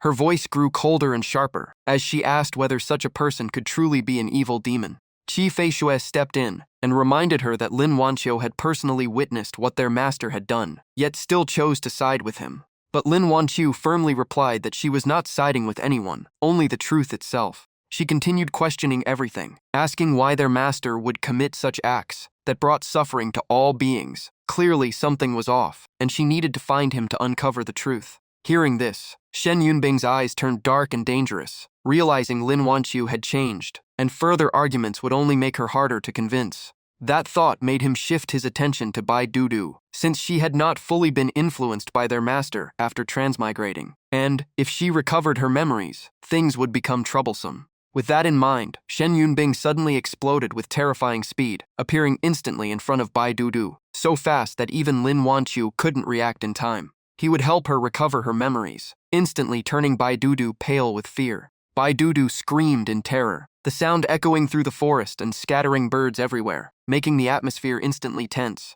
But at that moment, Shen Yunbing suddenly realized his body could no longer move at all. Cold sweat poured down his forehead as he slowly turned his head back with an uneasy look. Lin Wanqiu had used the Wind Silence Sword, combined with Phoenix Fire energy to forcibly lock him in place, and the pressure of the Phoenix Cry made even Shen Yunbing change expression, while she coldly warned that if he harmed Bai Dudu even a little, she would show no mercy. Qi Feishui quickly stepped in to persuade them, saying that if Lin Wanqiu wanted the truth, no one would stop her, but she could not take away Bai Dudu's right to choose. Lin Wanqiu immediately frowned and retorted that anyone could see Bai Dudu was clearly terrified right now. She then turned and gently comforted her junior sister, telling her not to be afraid. As long as she was here, no one could hurt her, and whether to trust their senior brother should be Bai Dudu's own choice. Bai Dudu was completely overwhelmed, trembling as she cried that she no longer understood anything and did not want to keep thinking about all this pain.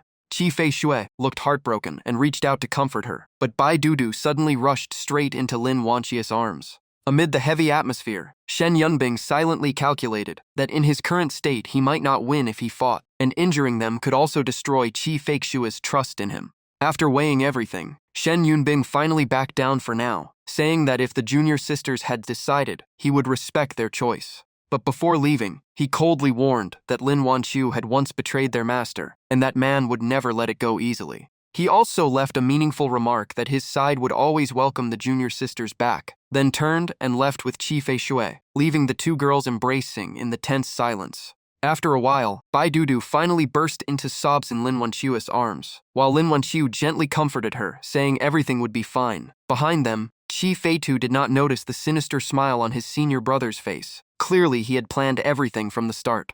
At that moment, a cold, dark aura suddenly spread across Bai Dudu's forehead, as if mocking everything. In his mind, no matter how they searched for the truth, there would only be one ending left, and that was to kill their master. The scene quickly shifted to a dark and eerie forest, with withered branches and a few dying leaves swaying in the wind, clearly an unnatural place. While walking through the forest, Subai suddenly stopped and slightly frowned. He sensed a very weak trace of spiritual energy nearby, most likely a hidden spirit node in the area. He immediately released his subordinates and split them into small teams to scout the surroundings. Upon receiving orders, they all rushed out like they were energized, while Dongqing quickly lowered his head in acknowledgement. Gu Wang was so excited he kept hyping himself up, determined to seize the chance to earn merit and gain official status, while Yin Jun behind him was still trying to catch up and calling out. Flying ahead, the Gu Wang mosquito suddenly noticed a strange pit below and immediately stopped in confusion. It quickly called out for Ming Ji to come check, saying there seemed to be a cave entrance here. Old Ming rushed over excitedly in response.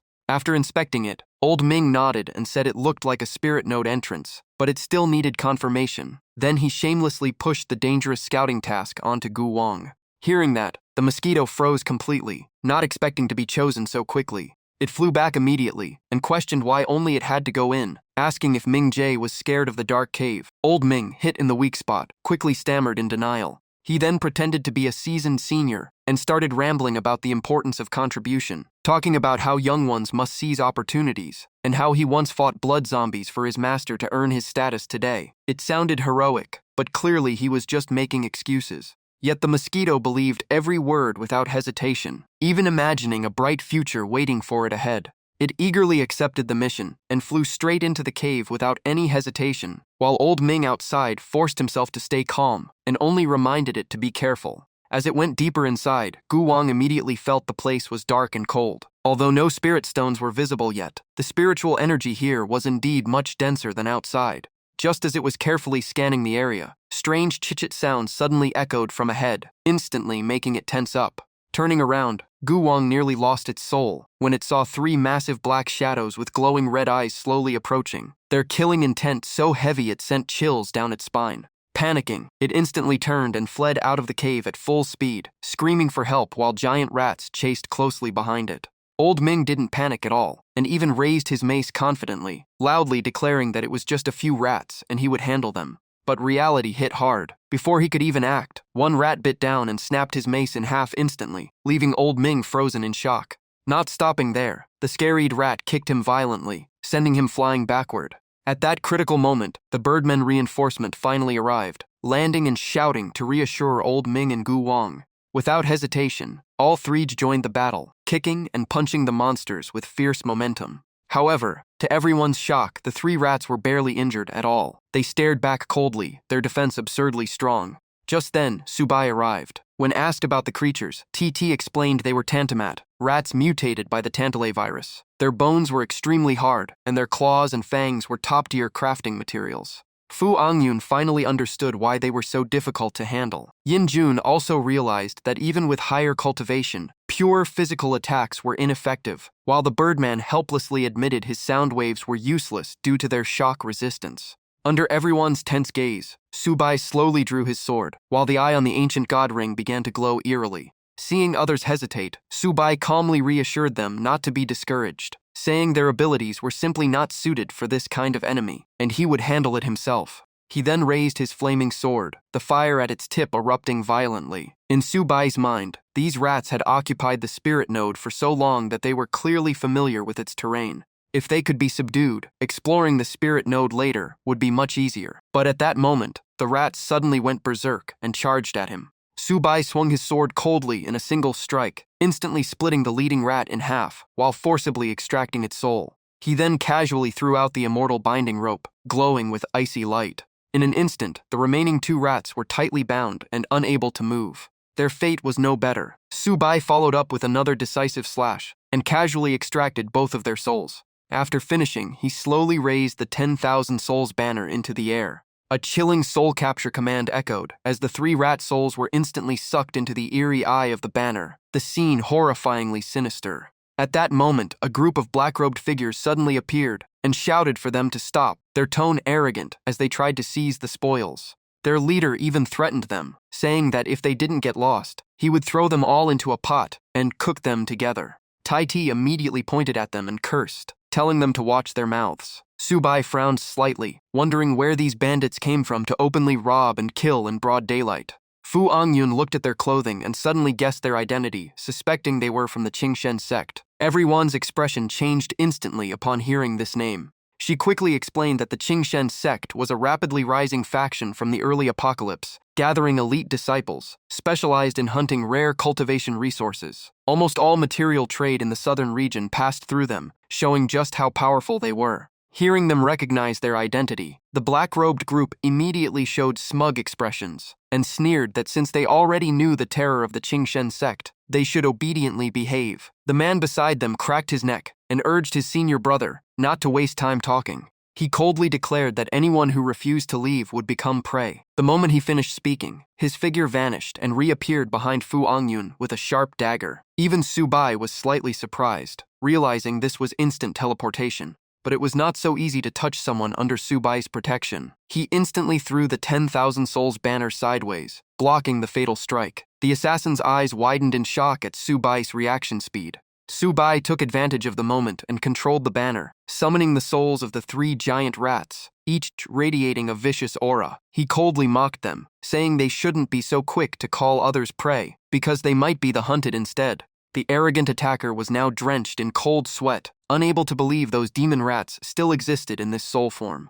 Subai looked at them coldly and rebuked them, saying that as disciples of a great sect, they should have protected the common people, not slaughtered survivors for resources. In his eyes, people like them were no different from monsters of the apocalypse. With that killing intent, the 3 rat souls immediately charged toward the enemy under his control. The scarfist man was forced back repeatedly, completely losing his earlier arrogance. The thin man standing on the tree finally turned serious, realizing Subai's strength was at least shrank. Even the burly man noticed the 10,000 souls banner in his hand, a sinister artifact capable of controlling monster souls, clearly no ordinary weapon. The thin man clenched his fist as flames erupted around his arm. Still, he forced calm and said they should all work together since they might not lose. Their master had ordered that this spirit node belonged only to the Qing sect, and outsiders were not allowed to interfere. He further declared that anyone who knew about this place had to die. With that, the entire group rushed in with overwhelming killing intent.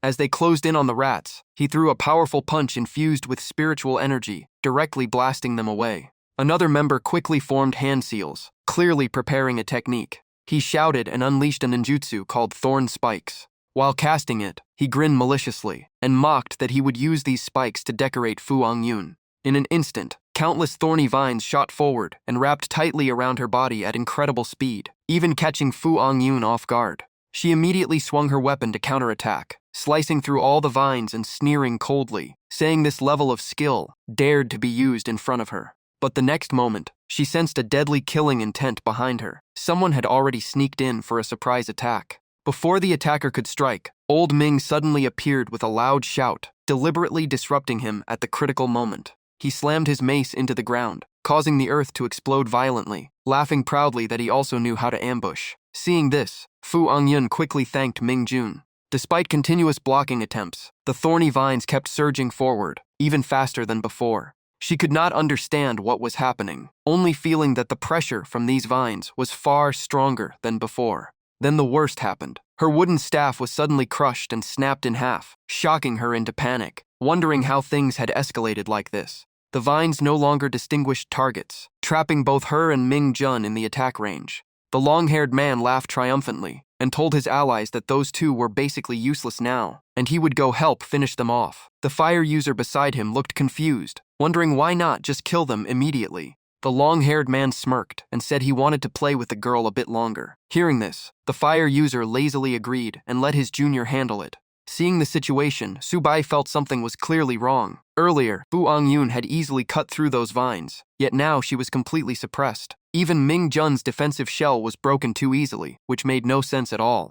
Recalling Yin Jun's earlier attack, he immediately realized the problem. That man's ability likely had something extremely strange and unnatural about it. As the vines closed in, the fire user sneered in disdain and prepared his finishing blow, shouting that anyone who dared get distracted while fighting him was asking for death, and he would send them on their way. But facing that killing intent, Subai remained strangely calm. He lowered his stance and swung his sword hard, instantly unleashing a surge of deep blue flames. The opponent charged straight in, trying to break the flames with brute force, only to see the fire split apart in a bizarre way. In the next instant, the two streams of blue fire slashed straight into the vine controller's body, sending him into panic as he desperately screamed for his junior brother. What looked like ordinary fire at first suddenly erupted from within his body, burning him from the inside out as he screamed in unbearable agony. The man who had tried to block the flames earlier turned red with rage and pointed at Subai, shouting that his real target had been his junior brother all along.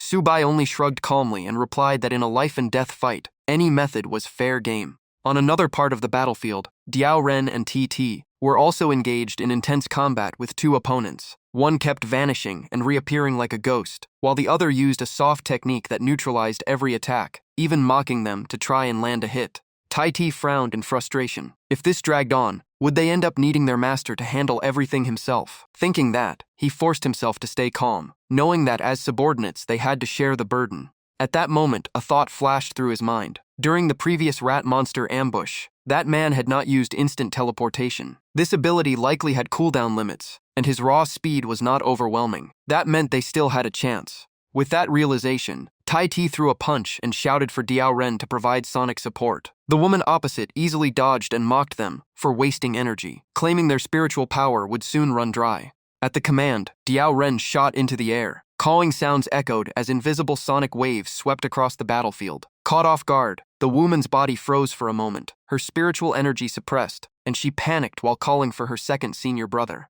The scarfist man instantly teleported behind Tai Ti and said arrogantly that he had wanted to play a bit longer, but the brat had rushed to his death too early. However, Tai Ti remained unfazed and shouted for Gu Wang to act. The moment he finished speaking, Gu Wang shot out from the shadows like lightning, his sharp proboscis piercing straight through the enemy's neck. In an instant, the scarfist man collapsed, twitching a few times before going completely still. Tai Ti coldly concluded that his guess was correct. Without teleportation and team coordination, that man's speed could not match Gu Wang at all. He even felt it was a pity that Diao Ren's cultivation was still too low. Otherwise, the soft technique user would not have escaped so easily. Seeing his comrade fall, the woman panicked and rushed to the eldest senior brother to report that the second brother had failed. But the senior brother only snorted coldly, saying they had simply underestimated their opponents. Everything was still within his calculations. The woman hesitated, unsure if he was telling the truth. At that moment, Subai's group had already regrouped. Diao Ren reported that they had arrived as reinforcements. Subai scanned everyone and said calmly that as long as they were safe, that was enough. Just then, the so-called eldest senior brother revealed a sinister smile and hinted that the fourth junior brother's ability had fully recovered. The moment he finished speaking, that ability activated. As expected, a figure suddenly appeared behind Subai's group, but Subai had already detected the presence in advance. The fourth junior brother accelerated to his limit, his figure flashing through the group like a blur, leaving only afterimages behind. And his true target from the very beginning was Subai alone. Because his ability was extremely troublesome, once he made even brief physical contact, the outcome was almost already decided. The fourth junior brother laughed triumphantly, claiming he had already taken control of the battlefield. The short-haired man praised him immediately, saying all their opponents' abilities had been completely sealed. Even the only female among the enemies showed a cruel gaze, thinking that without powers, they were nothing but fish on the chopping board. Subai tightened his grip on his sword, his expression turning darker. As expected, as the enemy said, the spiritual energy inside his body had become chaotic, making it nearly impossible to use his abilities. Even controlling the energy within his weapon had become extremely difficult. Tai Ti immediately warns in panic, telling the master to retreat now, or the whole group will be crushed. Diao Ren quickly adds that she can still fly, and may help Subai escape. Subai shakes his head. The leader has reached late nascent soul realm, and running now would be useless. The leader smirks coldly, saying the kid seems sensible, and he might grant him a quicker death. At that moment, Mangyan Wang's voice echoes temptingly, laughing that Subai is cornered, and only his power can save him. He keeps urging Subai to unseal him, promising to crush the enemies. Then they will part ways with no interference. After that, no one in this spirit domain will be able to stop him. Subai calmly refuses, saying the offer is tempting, but he declines. Mangyan Wang goes furious, shocked the boy is still calculating options in this situation. Subai then says he is considering refining all of them and absorbing their abilities to boost his own power. The short-haired man explodes in rage, shouting that Subai is still acting tough on the brink of death. Shishidi also grits his teeth, vowing to make him suffer. The short-haired man threatens to show Subai true cruelty. TT immediately warns the master to be careful. In the next moment, the short-haired man charges in like a wild beast, ramming straight into Subai. He laughs darkly, convinced Subai's organs are shattered, and he is now waiting for a painful death. But his expression suddenly changes. The body he hit begins to fade, revealing it was only an afterimage. Da Shishang panics and shouts for Shishidi, but it is already too late. Subai appears behind them and swings his sword decisively, beheading Shishidi in an instant. Everyone is shocked. Subai's skills were supposedly sealed, so how is he still controlling spiritual energy through his weapon? Subai calmly replies that only a clone was sealed. At the same time, a system message appears, activating a borrowed skill function from his servant Diao Ren. Diao Ren is stunned. This was her own ability used against Subai before, yet now it has become his support. TT finally understands everything. Subai had long noticed the enemy's ability and prepared a counter. He swapped positions using a clone, so the sealed one was fake. Meanwhile, the enemy girl is bound and unable to move. Subai coldly tells her to stay still and wait her turn, leaving her terrified as she calls for Dashi Xiong. The leader erupts in anger, shouting that such tricks in front of him are courting death. He stares at Subai coldly and declares this is now a one-and-one fight, and with his superior realm, Subai will surely die. He unleashes a blazing fire-infused punch straight towards Subai. Subai calmly says not necessarily, already calculating how to break through the incoming attack. In an instant, Subai bursts forward at lightning speed. Subai activates Fierce Wind Blade, his body turning into a violent storm rushing forward at terrifying speed. Dashi Xiang's expression changes drastically in shock. Subai coldly responds that there is nothing to be surprised about. Since Golden Core Realm, this sword technique could already kill spirit wanderers, and now the gap is only 2 minor realms. He looks at his opponent and asks what can possibly stop him. As soon as he finishes speaking, a cold sword flash erupts. Dashi Xiang is instantly cut in half before he can react. Meng Yanwang is shaken internally. This kid once fought a spirit wanderer at Golden Core level, just like that mysterious benefactor, but he forces himself to stay calm, lacking proof. Seeing Meng Yanwang fall silent, Subai casually asks what he is thinking. The opponent snaps back that it is none of his business. Diao Ren and TT quickly fly over. TT nervously asks if the master is injured, but Subai calmly says he is fine. He even praises everyone for their performance and says they deserve rewards. The soul of Dashi Xiong is forcibly dragged out. He panics and screams that they are already dead, yet Subai still refuses to let go. Subai ignores him and orders refinement to begin. The man curses wildly while being pulled apart, ending in a final scream as his soul is completely erased. In the end, the souls of all 3 enemies are fully absorbed by the 10,000 souls banner. At that moment, Minggu Yin-jun slowly wakes up from unconsciousness. The system updates immediately. Minggu Yin-jun has reached late Golden Core, while Zhengxi Ma Shou has advanced to peak Foundation Establishment. Minggu Yin-jun wakes up confused, asking how long he was out and where the enemies went. Diao Ren replies that they have all been dealt with by the master. The system continues updating. Yigu Diao Ren reaches peak Golden Core and gains the stealth skill, while TT also reaches late Golden Core and obtains a new ability called Spirit. Tai Ti feels his power surge and thanks the master excitedly. Gu Wang is also shocked to gain a new ability, almost celebrating out of excitement. Yun Wang is upgraded to mid-Golden Core and gains a new ability called Skill Seal. Subai explains that he assigned refinement rewards based on each individual's traits so they can use them well. The group immediately swears they will not disappoint him. Subai then walks over to Fu Ying-yun and gently wakes her, asking if she has slept enough. She slowly opens her eyes. She wakes up and immediately blushes, asking what he is doing. Subai calmly says he was just transferring spiritual energy. She gets even more flustered and stammers that if he wants to do something like that, it's not impossible, but next time, he should at least let her prepare mentally. Subai tells everyone to continue handling the monster corpses, while he goes to question the prisoner. Tai Ti and the group obey immediately. The bound girl on the side is already terrified, her face completely pale and her voice shaking. She begs for her life repeatedly, saying she will do anything if spared. When Subai approaches, she keeps retreating in fear.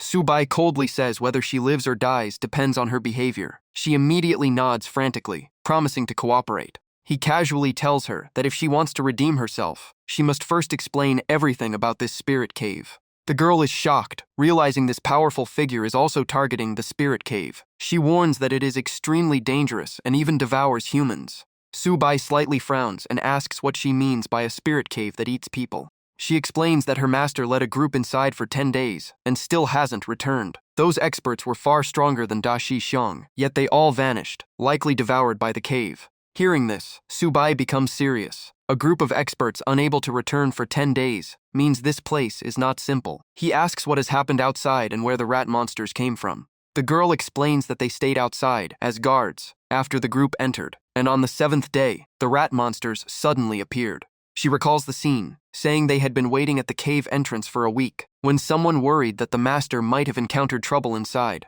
Dashi Xiang dismissed it, saying not to overthink it since such a strong group would not easily run into problems. Suddenly, strange and chaotic sounds echoed from deep within the cave, putting everyone on high alert. In the next moment, a giant rat with blood-red eyes burst out of the cave. Its impact instantly sent the entire group flying backward. The girl screamed in fear, and Dashi Xiang angrily scolded her for overreacting to just a rat. She quickly apologized in panic. One of the group was about to attack immediately, knowing these monsters are physically tough, but Da Xixiang quickly stopped him and told him not to act rashly. According to him, the rat monster is just guarding its own territory. As long as they don't approach the cave entrance, it won't actively attack. Another disciple asks in confusion. The rat's fur is top-tier material for forging weapons, and it's rare to find one like this. Are they really going to let it go? The senior brother smirks and says of course not. He explains that killing it now wouldn't bring much value, but if they let it absorb more spiritual energy inside the cave for a few more days, its worth will skyrocket. Plus, it can guard the entrance for them, saving effort. A win-win. Everyone nods in admiration, impressed by his calculations. This way, they also gain time to hunt other opportunities. The disciple gets excited, itching for a fight, finally getting a chance to deal with so-called evil cultivators. That was the full story of how they encountered the 7 rat monsters. Later, while roaming for opportunities, they returned and accidentally found everyone fighting those rats. Su Bai thinks for a moment and says the rats were likely living in the cave all along. Fu Yingyun immediately objects, saying a group of experts had occupied the cave for a week, so the rats shouldn't have survived. The disciple also finds it strange, but insists everything he said is true and not fabricated. A blue flame appears in Su Bai's hand. He coldly says the truth can be confirmed by searching his memories. He immediately casts Soul Search. Su Bai calculates that since the man is willing to talk, he can directly extract only the useful parts. After checking the memories, Su Bai confirms everything matches his story. He then reviews the situation of the team that entered the cave earlier. Unexpectedly, Ye Qingxuan appears in those memories. Su Bai is slightly stunned, realizing she is also involved in this spirit cave. Su Bai confirms the man is not lying and stops pressing him further. Instead, he asks about Ye Qingxuan and why she joined the expedition. The disciple says he does not know her at all. She suddenly appeared, and her entry was approved by his master. As an outer disciple, he has no idea of the details. Su Bai realizes he will have to enter the cave himself to find out. Fu Yingyun quietly wonders what kind of identity Ye Qingxuan has to draw Su Bai's attention. Su Bai tells everyone to rest and stay alert, ready for combat once they enter. The group immediately acknowledges the order. After some time, they arrive at the cave entrance. Without hesitation, Su Bai leads them inside. Once inside, Su Bai summons a flame in his palm to illuminate the pitch-black surroundings. Fu Yingyun looks around, confused why the cave is so dark. Su Bai explains the surrounding rock contains no light-emitting spirit stones. They inspect the walls and confirm there are no spirit stones at all. Someone wonders if this means the place is resource-poor. Su Bai shakes his head. Outside, they already sensed faint spiritual energy from this cave, proving there must be a massive underground deposit, or even a large mineral vein below. After walking further, they reach another fork. One wrong turn here could cost them their lives. Su Bai analyzes the rat monster's behavior and deduces the path likely leads deeper underground. Since the rats are highly sensitive to spiritual energy, following them may lead to the ore vein fastest. Tai Ti seriously warns that they have gone deep into the spirit cave, but still haven't found any trace of the earlier expedition. He suspects something serious happened and urges caution. Ming Guyan Jun agrees. Su Bai narrows his eyes, realizing their instincts are likely correct. Ahead of them, a figure suddenly appears, staggering forward. Its twisted movements are enough to send chills down anyone's spine. The moment it spots Su Bai's group, the monster lets out a deafening roar and charges forward like a mad beast. Its sweeping attack comes down, but Su Bai instantly leaps into the air, dodging with terrifying reflexes. The bound girl recognizes the monster's face and screams in shock. She cannot believe it is Dai Mai Fan, her senior brother. Su Bai is slightly surprised as well, sensing the zombie has already reached nascent soul realm. Fu Yingyun guesses he was once from Qingshen sect, but something must have turned him into this half-dead monster. Tai Ti is stunned. Normally, even golden core cultivators should be immune to zombie virus, but this breaks all logic. Diao Ren immediately steps forward to fight. Su Bai does not object and orders the group to attack together. With the command given, everyone rushes in. Meanwhile, Su Bai grips his sword and confidently says he will handle the other two. Fu Yingyun is confused since she sees no other enemies. Just then, more zombies burst out from the shadows, all charging straight at Su Bai. But with Su Bai's current strength, these low-level zombies are not even a threat. In an instant, they are all torn apart and destroyed. The bound girl watches her fellow disciples turned zombies being slaughtered one by one, her eyes filled with despair. She calls out their names in pain, from Yifeng to Yundi, realizing none of them can be saved. On the other side, the team pushes harder, determined to kill the main zombie quickly to support their master. Suddenly, the zombie's arms deform and transform into sharp blade-like weapons that send a chill through the air. Even with TT and Ming Guyin Jun attacking relentlessly, all their strikes are easily deflected. A burst of overwhelming power erupts from its body, sending both of them flying backward. Gu Wang tries to sneak attack from behind, thinking sealing the opponent's skill will guarantee victory. But unexpectedly, countless bone spikes suddenly erupt from the zombie's back, firing in all directions. TT finds it interesting, noting the zombie has developed highly flexible bone manipulation. Diao Ren is confused how it detected Gu Wang's ambush so precisely. Ming Guyin Jun roars in anger, refusing to believe its bones are stronger than the rat monsters. He orders the rat swarm to attack. In response, the zombie launches another wave of bone spikes. However, this time the spikes pass through the rat monsters with almost no damage. Tai Ti realizes the rat's physical resistance is working. Ming Guyin Jun analyzes that despite this, the gap in cultivation is too large. They must all attack together to stand a chance. While fighting other zombies, Subai calmly observes his team's coordination and is satisfied with their use of abilities. Suddenly, the zombie slams both hands onto the ground. The bound girl screams in panic, warning everyone to be careful. It unleashes its ultimate technique, desperate bone resonance, sending shockwave sound waves throughout the cave. Subai retreats defensively and recognizes it as the enemy's signature technique from life. Meanwhile, Fu Yingyun suddenly doubles over in pain as her internal organs are shaken violently. The bound girl quickly explains that Yun Di is adjusting sound wave frequencies to destroy everyone's internal organs from within. If they stay, their bodies will be crushed. Diao Ren rushes in to assist, flapping her wings to deflect the incoming sound waves. She shouts that she will cover Subai's retreat. Seeing the opening, Subai immediately accelerates forward and praises Diao Ren for her support.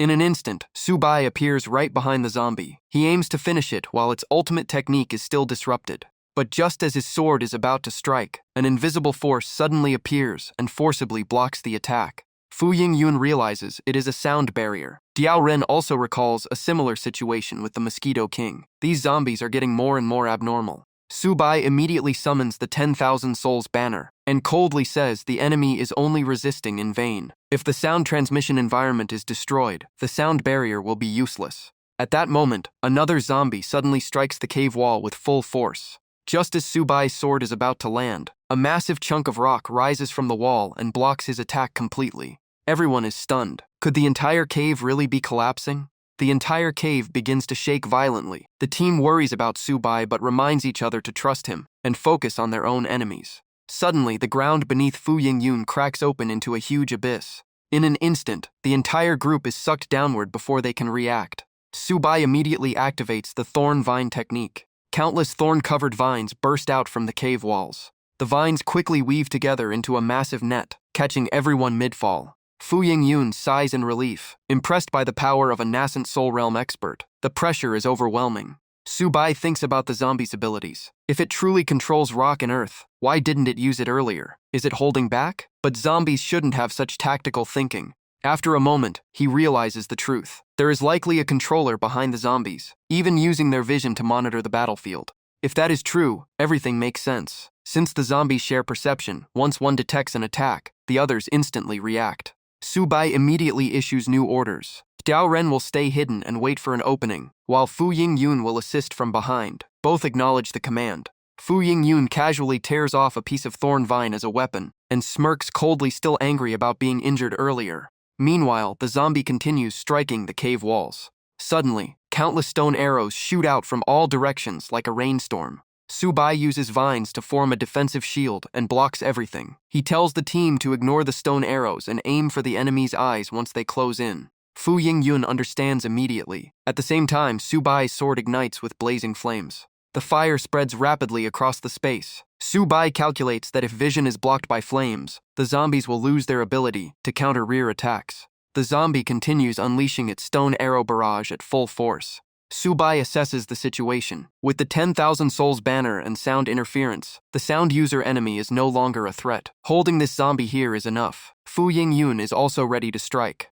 She grits her teeth and coldly says, "Still trying sound tricks? Not a chance." Diao Ren suddenly dives down like lightning from above. She flaps her wings violently, sending a powerful storm straight into the zombie. It screams in pain. Before it can finish, Fu Yingyun rushes in and smashes its face with a heavy blow, forcing its scream back down. Seeing the hit land, she shouts excitedly. But in the next second, a strange object shoots out, slicing past her shoulder and leaving a long, bloody wound. Fu Yingyun turns and is horrified to see it came from the zombie's eye socket. The sight sends chills through everyone. She immediately retreats and puts distance between them. Diao Ren was flying in the air and realized the enemy had gone completely berserk, but he figured a rogue zombie without control was just a normal undead, easier to deal with than before. Without hesitation, Diao Ren unleashed the Lieutenant technique. Countless razor-sharp feathers rained down like daggers, piercing straight through the zombie's body. After the attack, he quickly landed beside Fu Yingyun to check her condition.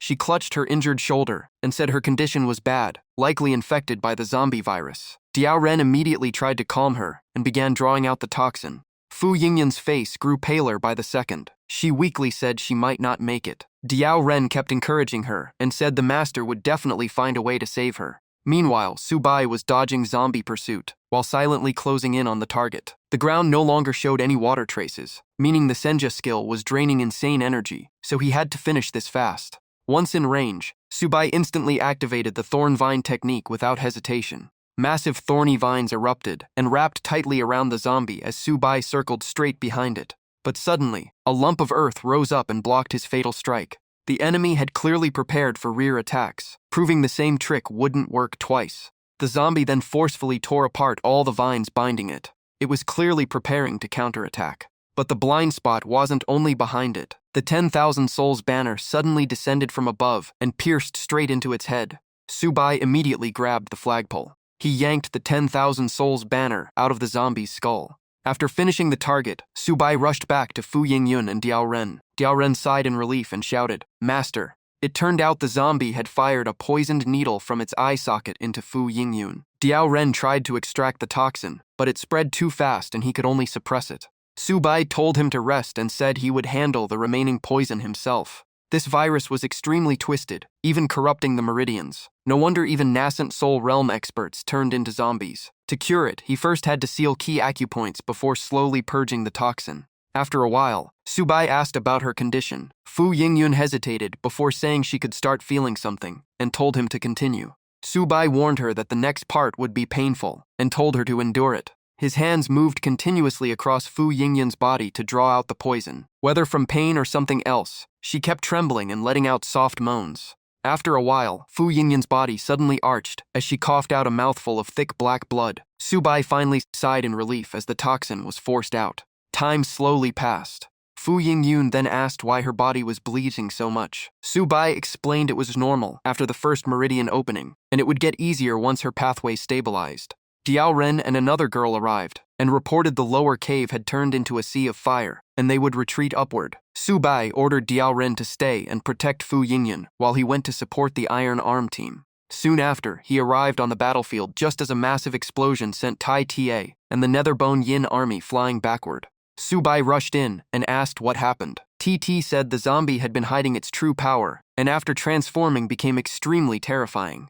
Seeing its current form, even Su Bai was shocked by how grotesque it had become. But he still laughed and told everyone not to lose hope. If they didn't lose before, they definitely wouldn't lose now. After refining their breakthrough, one cultivator thanked the master excitedly as his spiritual energy surged. He had reached the golden core peak and wanted to personally finish the zombie to push his breakthrough further. Su Bai ordered everyone to support from behind while he personally tested the enemy's true strength. TT quickly warned Su Bai that those bone mist missiles had terrifying power, and they were the ones that had just blown them away earlier. The moment the enemy fired again, Su Bai raised the 10,000 Souls banner to block the attack. He instantly realized the zombie had compressed massive spiritual energy into those shells, causing instant explosions on impact. Even the Shuai-Jung defense could barely hold, and dragging this out would be bad. Suddenly, the zombie's arm began mutating again. In seconds, the arm transformed into a heavy artillery cannon. Damn, it was clearly upgrading its firepower again.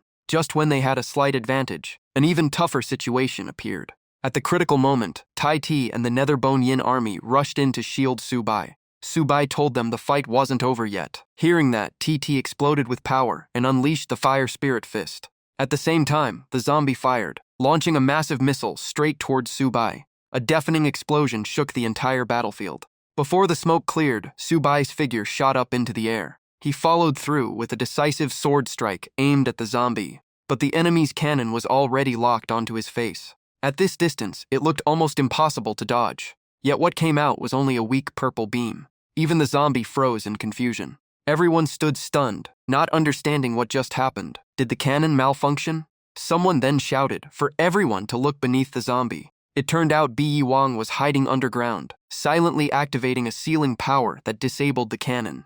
The soul Subai had refined earlier not only boosted power but also restored Bi Wang. Subai had already sensed its hidden movement and used a feint attack to bait the opening. But damn it, the zombie suddenly erupted with energy and blasted everyone away. It then dove straight into a crack in the ground, clearly trying to escape. Subai coldly smiled. Trying to run was not that easy. He activated Earth Rock Control, shaking the entire cliff and throwing the zombie into panic. Countless sharp stone spikes erupted and pierced its body. The zombie spat out blood as even its soul was forced out of its body. The escaping soul was instantly absorbed by the 10,000 souls banner. The girl behind trembled in shock. Even 3 senior cultivators combined couldn't handle this enemy, yet Subai ended it so easily. Subai quickly assessed the situation. The zombie was powerful, but it was unclear if its soul was controlled by someone else, so enslaving it would be too risky. Refinement was the better option. The 10,000 souls banner reached level 9. Its enhancement and refinement systems upgraded, now usable even on non-slave allies. The Dao Gu system evolved, allowing 3 to 100 souls to fight, with the survivor becoming a new undead servant while the rest fuel the host. It also unlocked a hidden communication channel impossible to eavesdrop on.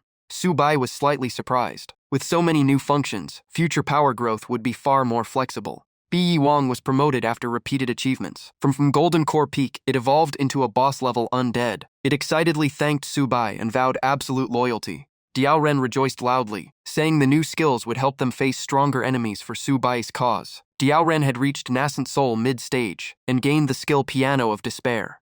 Ming Guyan Jun reached Nascent Soul early stage and awakened Bone Transformation, shocking everyone with his sudden evolution. TT also thanked Subai for his support. He had reached Nascent Soul early stage, while the zombie rat reached Golden Core mid-stage. Just as everyone was celebrating, a shadowy figure suddenly appeared, speaking with interest about extracting soul power and converting it into spiritual energy. The group instantly went on alert. No one had noticed him arrive. Clearly, he was no ordinary being. Someone immediately demanded to know who he was. The shadow laughed loudly and said there was no need to panic. He was just passing by. He was curious to see who managed to kill the nascent soul zombie he had personally created with his own blood essence. Hearing this, Subai immediately understood and questioned him about the zombie virus creation. The man did not deny it and even called it his research results, inviting Subai to the cult below if he was interested. Subai deduced that the rest of his team was likely imprisoned deep underground, near the mineral mine area. He no longer wasted words. With the enemy alone, this was clearly the best chance to eliminate him. The shadow laughed again, staring at the 10,000 souls banner, and directly calling Subai's name as if he already knew him. He even mentioned Shen Wenban with confusion, wondering why that man still hadn't dealt with Subai. Everyone's expression changed instantly. He knew Shen Wenban? What exactly was his identity? The shadow chuckled eerily and said they were not qualified to know. He hinted that Shen Wenban's next task would be taken over by him, and the thought of personally killing his own master made him laugh in a chilling tone. Everyone attacked at once, but their attacks passed through him like hitting empty air. Subai quickly realized this was not his true body. The black mist form could not be harmed, but it also could not directly harm them. The shadow laughed and said that since they had seen through it, there was no need to play anymore, and he would finish his task quickly. He reached out and touched the cliff wall, instantly sealing all exits completely. After finishing, he stood there laughing arrogantly, as if everything was already under his control. Subai felt the ground shake violently, and immediately realized this man's ability was rock manipulation. The shadow coldly declared they had no way out, and should obediently go meet him below. Then he laughed and vanished into the void. Subai fell into thought. Abilities in this world were randomly awakened, and having 2 people with the same power was extremely rare, so this man might be stealing others' abilities. Diao Rin advised retreat, saying the energy used for this rock control was at least at the spirit wandering level. Ming Guyan Jun agreed, and suggested Subai could reopen an escape route with similar power. But Subai rejected it. Forcing large-scale rock control would drain massive spiritual energy at his current level. He further analyzed that the earlier zombie battle had already destabilized the entire area. If they forced an escape and the enemy attacked again, they would be in grave danger. Moreover, the underground mineral mine was a rare opportunity to grow stronger. Retreating now was not an option. Hearing this, Everyone immediately agreed and refused to bow to that demonic figure. Diao Ren firmly pledged absolute obedience to Su Bai and vowed to fight until the end. Ming Gu Yin Jun also expressed the same resolve. Seeing everyone's determination, Su Bai led them deeper inside. Meanwhile, the scene shifted to Wan Thus group. As they moved deeper underground, they discovered countless corpses scattered everywhere. The horrific sight left everyone stunned, unable to understand what had happened here. Bai Du nervously asked if this was really Ling Dong, since it was so dark that even spirit stones couldn't illuminate it. Wan Thu confirmed the vein was deep underground and they would see it if they kept going. At that moment, Wang Zongyang suddenly stopped everyone, recognizing the clothing as belonging to the Qingshen sect. Bai Du frowned, knowing it was a notoriously ruthless sect that would even kill fellow cultivators for resources. Wang Zongyang added that all the dead were elite disciples, yet they had been completely wiped out. Lam Mui examined the charred corpses and immediately concluded this was definitely her master's work. She also remembered the Firestar Vine ruins above Ling Dong. Now it seemed her master had absorbed it, explaining this kind of attack. By her deduction, Su Bai was definitely deep inside this area. The others gradually believed her, since her perception ability had almost never been wrong before. Last time in Ling Dong, it was her sensing ability that helped them find the remaining spirit stones. Realizing time was running out, the group decided to move deeper immediately. Bai Du looked curious and wanted to meet the master her sister always talked about. She wondered what kind of person he was, and whether she could trust him like Wan Thu did. Moving deeper, the masked man complained that he still had no idea where the spirit stones were. Wan Thu explained the mineral vein was far ahead, and they needed patience. After walking further, they reached 3 branching paths. Someone asked Lam Mui which direction they should take. Lam Mui's expression changed as her connection to Su Bai suddenly became unstable. The spirit vein was still below, but the path to it had been blocked. As they hesitated, Bai Du pointed at another path, saying she sensed something inside. A young man immediately denied it, saying she had no sensing ability. Bai Du tried to argue but stopped in the end. Wan Thu found it strange. There was clearly no spiritual energy here, so why did Du feel something? Then she recalled her own innate spiritual body was still active before her memories returned. She quickly realized it. As the Saintess of 5 Poisons, Bai Du had merged with countless toxins, forming an innate poison body. If she sensed something, it could be a terrifying poison entity inside. Despite the danger, it could also be a rare opportunity. Wan Thu gently patted Du and told her to go in and see for herself. She added that the original route was blocked, so this path might lead deeper underground. Hearing that, everyone agreed to verify Du's feeling. The group finally entered the new path, but all of them stayed extremely alert as the atmosphere felt deeply unsettling. On Su Bai's side, things were even more confusing. After wandering for a long time, they only found a dead end ahead, but he calmly said they had actually arrived at the right place. The stone wall ahead was just a visual illusion used to deceive them. At that moment, Su Bai suddenly stopped. The scene before them made everyone's blood run cold, a massive gathering of heretics below. Countless people were tied up like sacrificial offerings, creating a horrifying sight. A fanatic coldly stabbed a victim in the eye, screams echoing through the entire space. He then pulled out the eyeball and raised it high as an offering, praying for blessings from the cult leader. Fu Yingyun covered her mouth in fear while TT gritted his teeth in rage. To them, these people were inhuman monsters. Su Bai felt something was off. The Black Mist Controller had not appeared yet, and their goal was to find Ye Qingxuan.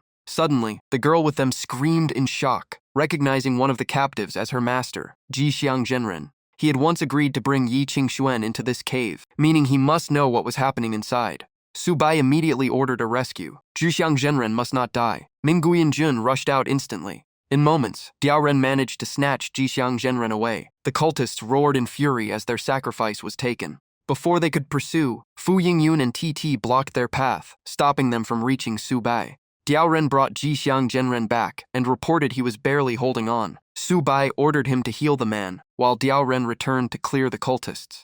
On the other side, the fanatic screamed that anyone disturbing the cult leader's slumber must die. Diao Ren laughed coldly and declared he would let them taste internal organ shock attacks. The sonic wave instantly swept across the battlefield, leaving the heretics clutching their stomachs and screaming in agony. Fu Yingyun, TT, and Minggu Yin Jun seized the opening and charged in, unleashing punches and blades, overwhelming the cultists. But the more they fought, the more TAT found it strange. These enemies showed no fear at all. Even with their organs being shattered, they still fought like madmen. Suddenly, a long, eerie laugh echoed from deep within the darkness. The cultists erupted in cheers as their leader appeared, calmly saying, it was no wonder things were lively. Today they had guests. As his figure emerged, he directly called out Subai's name. Tai Ti immediately recognized this voice as the same black mist figure from before. Ming Guyan Jun sneered, finally showing himself. Without another word, all three rushed in together, determined to take him down. But the cult leader merely waved his hand, and a massive gravitational force forced them all to their knees.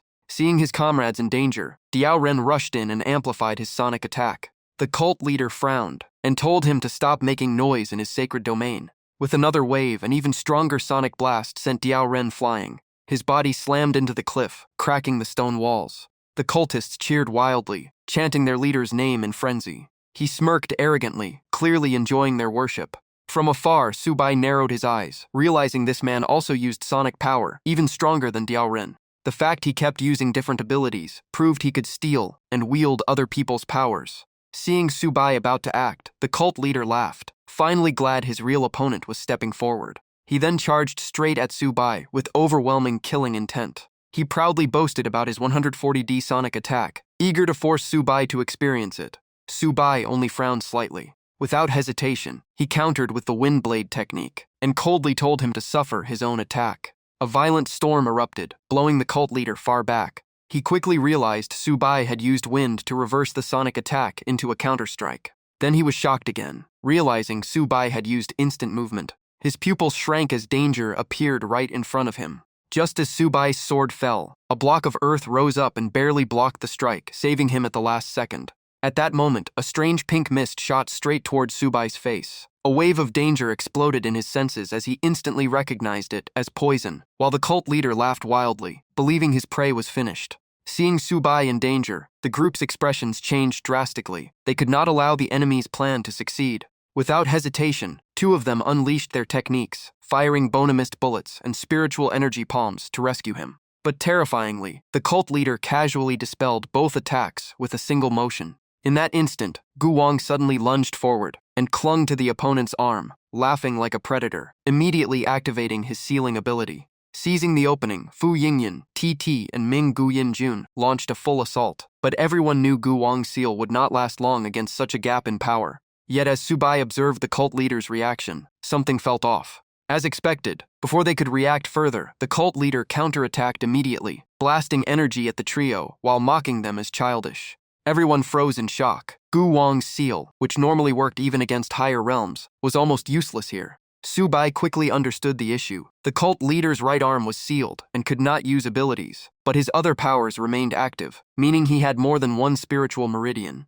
The cult leader laughed proudly and admitted his body was stitched together from 4 parts, giving him 4 separate meridians, a true stitched monster. One of his subordinates nervously warned him that revealing such secrets might not be wise. The sect master only showed annoyance and snapped back, saying it was not worth worrying about, and ordered them to finish preparations instead of talking nonsense. Hearing this, Subai began to suspect the heretic sect was secretly planning a massive scheme. At that moment, Mangyan Wang suddenly noticed the formation on the distant sacrificial altar. He recognized it as the wind-breaking array he had seen long ago, and more importantly, Subai had not realized its true value, so Mangyan Wang planned to use it to break his own seal. The sect master also lost patience and declared the game was over, saying if Subai knew too much, then he must die. He even said he would let Subai witness the results of his zombie experiments, followed by a chilling laugh. Mangyan Wang quickly warned that the zombies were extremely dangerous. Even the weakest were at golden core level, and a full swarm would be impossible to resist, urging retreat to the altar and blending in with the cultists. But Subai calmly observed and said those were not real zombies, just empty corpses without souls. The sect master no longer bothered hiding it and admitted it, explaining that true golden core zombies were extremely rare, and most turned into decayed bodies with only remnants of spirit. Even so, he remained confident, believing these defective products were more than enough to kill Subai. Subai sneered, saying dozens of mixed souls were no match for the 10,000 souls banner. Immediately after, countless black energy threads shot from the 10,000 souls banner and pierced into the heretic cultivators. The system issued a strange command, ordering the souls to begin slaughtering each other, until only one survivor remained to serve the host. The sect master panicked, as his zombies suddenly vanished, frantically demanding what Subai had done, while Subai calmly told him to wait and see who the final winner would be. As he withdrew the spreading black liquid, the sect master deduced it was the power of the 10,000 souls banner and instantly grew murderous intent, deciding not to leave Su Bai intact. Meng Yanwang urgently warned that the black liquid was extremely corrosive and could erode spiritual veins on contact. Su Bai immediately swung his sword, cutting through the incoming black liquid. While constantly dodging in mid-air, he stayed highly focused to avoid any hit. Between poison gas and corrosive liquid, even Su Bai was surprised by how many bizarre abilities the sect master possessed. If he kept dodging without counterattacking, he would eventually be exhausted to death, so Su Bai decided to test what had awakened in his sea of consciousness after his breakthrough. He then took out a strange bracelet.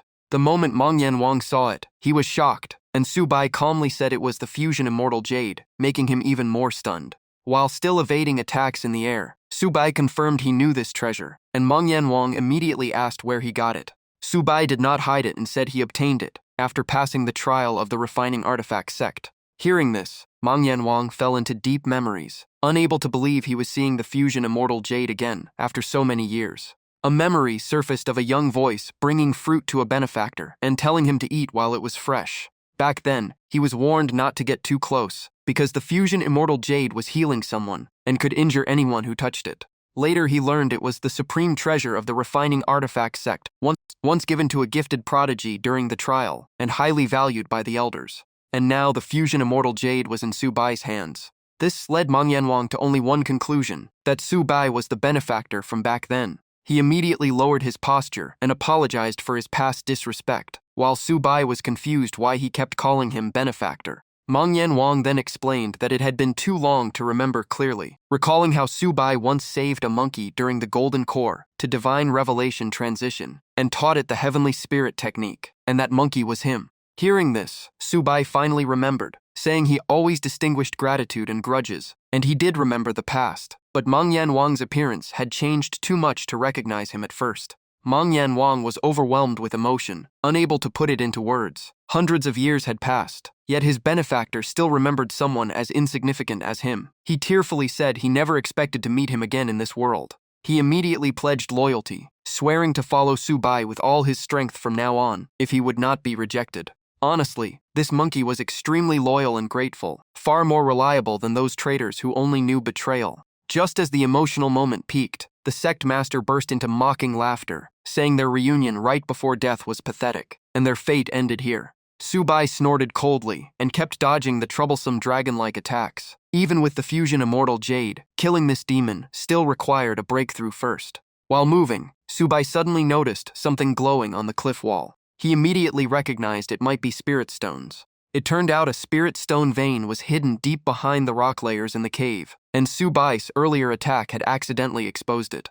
Meng Yanwang looked at the massive spirit stone reserve and confirmed it was more than enough for Su Bai to break through a major realm. He then volunteered to stay behind and hold the enemies off. The moment he finished speaking, Meng Yanwang charged straight into battle. At the same time, he activated the wind-breaking array, unlocking the first layer of the seal. He roared that today he would show them what true hell in Yangshi City looked like. Su Bai saw that he was using the enemy's formation to break his own seal, and trusting his intent, he immediately used the time to absorb spirit stones and break through. Su Bai ordered the system to absorb all spirit stones in front of him. A notification appeared instantly. The enhancement mode was activated. Massive spirit stone reserves detected. Estimated absorption time, 8 minutes. Host must wait. Su Bai felt uneasy. 8 minutes was not short, and he did not know if that monkey could hold on. Still, everyone was already committed, so he could only gamble on him. Meng Yanwang was currently fully focused, barely holding back the strange black liquid using wind-based techniques.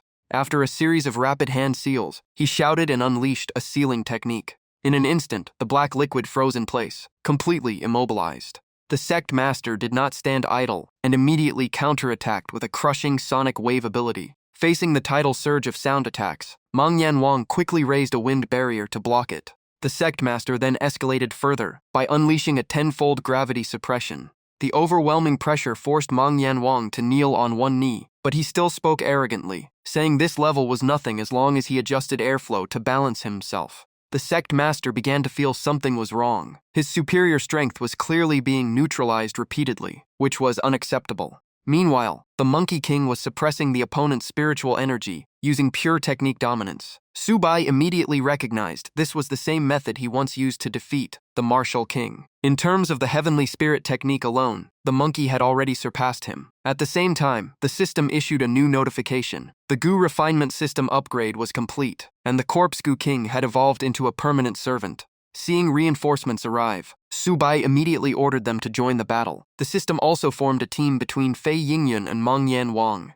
As soon as she appeared, Fei Yingyun launched a direct attack, forcing the sect master to dodge. He immediately recognized her as the zombie warrior Subai had mentioned before. Fei Yingyun turned to Subai and bowed in gratitude, stating she would not fail his expectations. At that moment, the system announced that the feedback from the Gu slaughter refinement had been transferred to allies, pushing Mangyan Wang directly into the late nascent soul realm. The monkey and the corpse warrior coordinated perfectly, continuously pushing the sect master back with flame-severing palms. The sect master was shocked, realizing the corpse had broken free of his left eye control. The power of the 10,000 Souls banner was truly terrifying. The monkey was even more abnormal, gaining explosive strength in a short time, clearly boosted by Subai. Meanwhile, the spiritual energy in his right eye was nearly depleted, and if the battle dragged on, the situation would become extremely unfavorable. In an instant, the sect master retreated toward the foreign races and urgently asked if the new eyeball sacrifice was ready. One of them immediately reported that the purification ritual had just been completed, and he was very satisfied with the answer.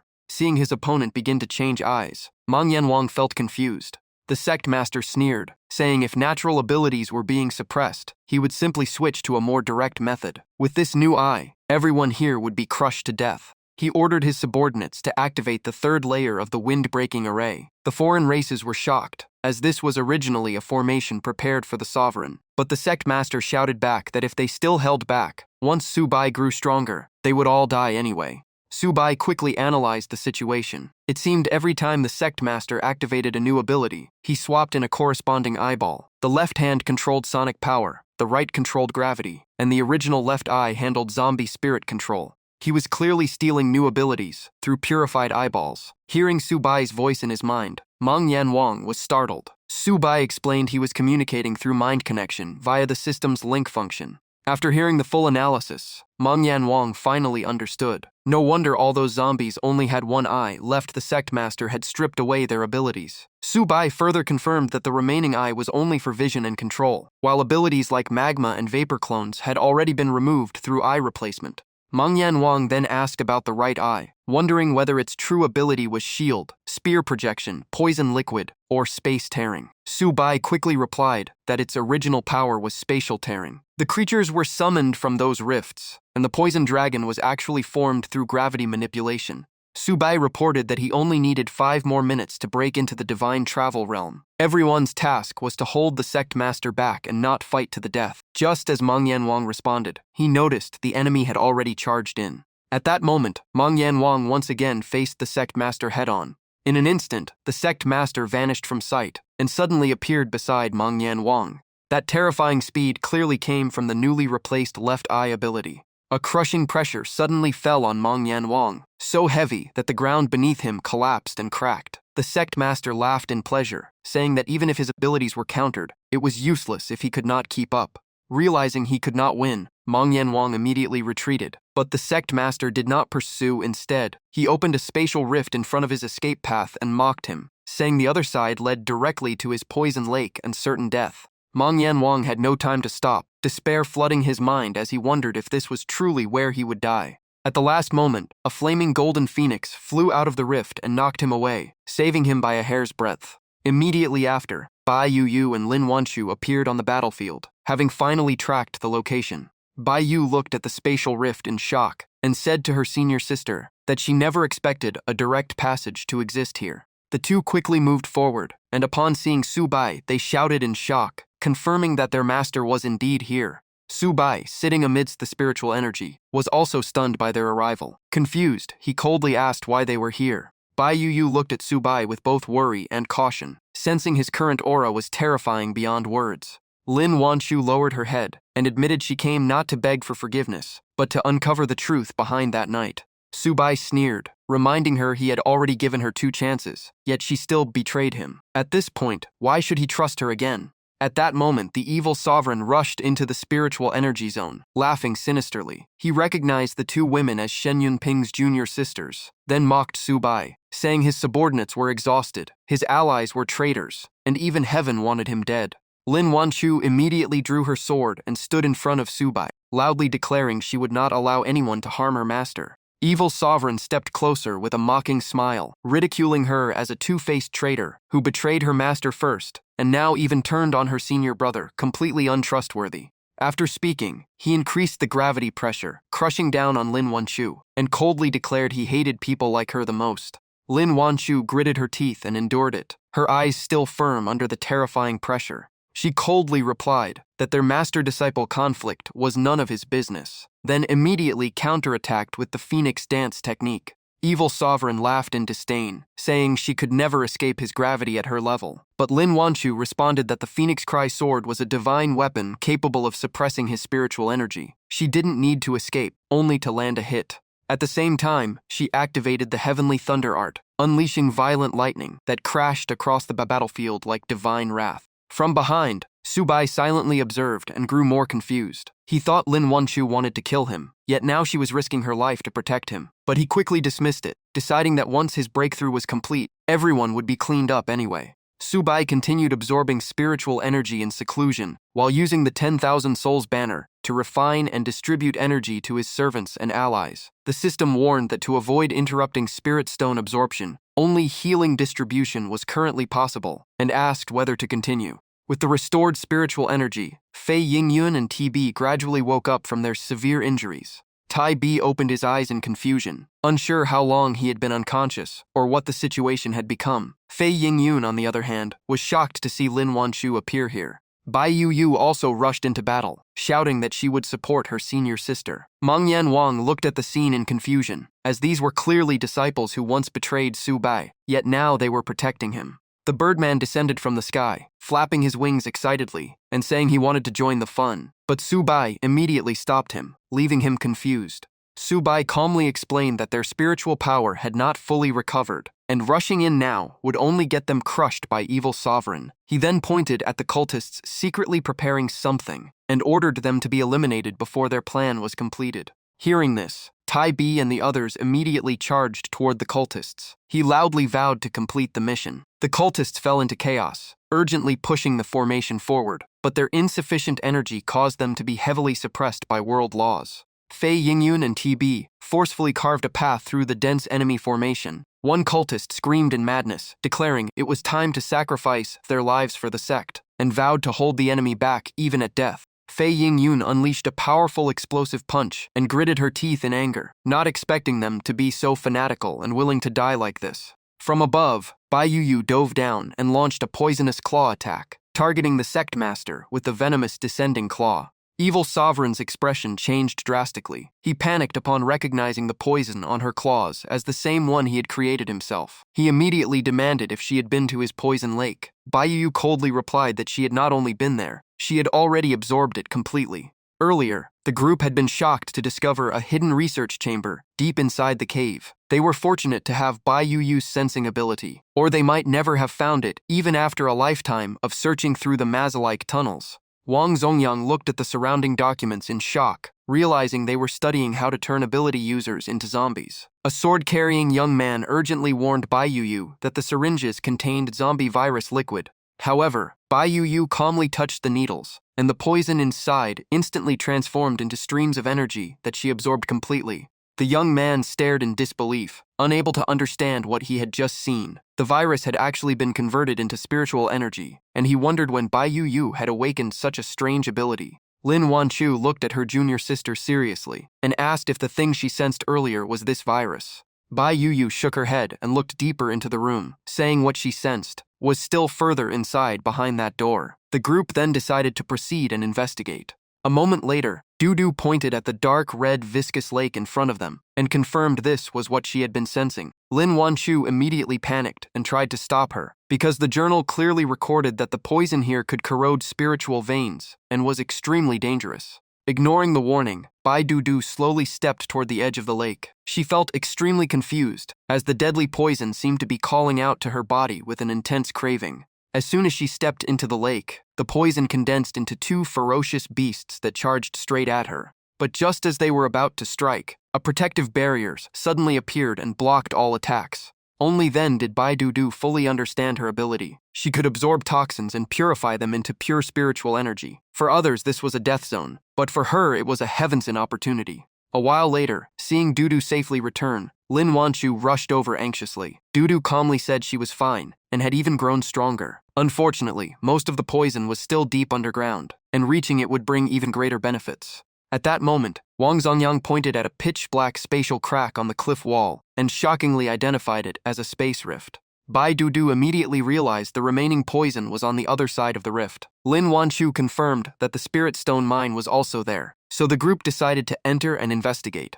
Back on the battlefield, Evil Sovereign finally understood why they had appeared from the spatial rift. He grew wary, realizing the innate poison body was terrifyingly powerful, turning even his poison lake into a stepping stone for her growth. On the other side, the cultists had already been crushed by Ming Guyin Jun. At death's door, one of them screamed that the formation had been successfully activated before collapsing and dying on the spot. Evil Sovereign burst into maniacal laughter, declaring their sacrifice would not be in vain, and immediately activated the third layer of the wind-breaking pool array, Rule Reformation. Black energy erupted violently across the space as Evil Sovereign stood within it, laughing arrogantly. He had finally broken free from the suppression of world laws, and now he would show them his true peak power. With a single wave of his hand, he sent both Lin Wanshu and Bai Dudu flying. He then declared arrogantly that divine weapons and poison arts were meaningless before his true power. Meng Yan Wang's expression changed drastically. Su Bai had not finished his enhancement yet. If they could not stop this man, everything would be over.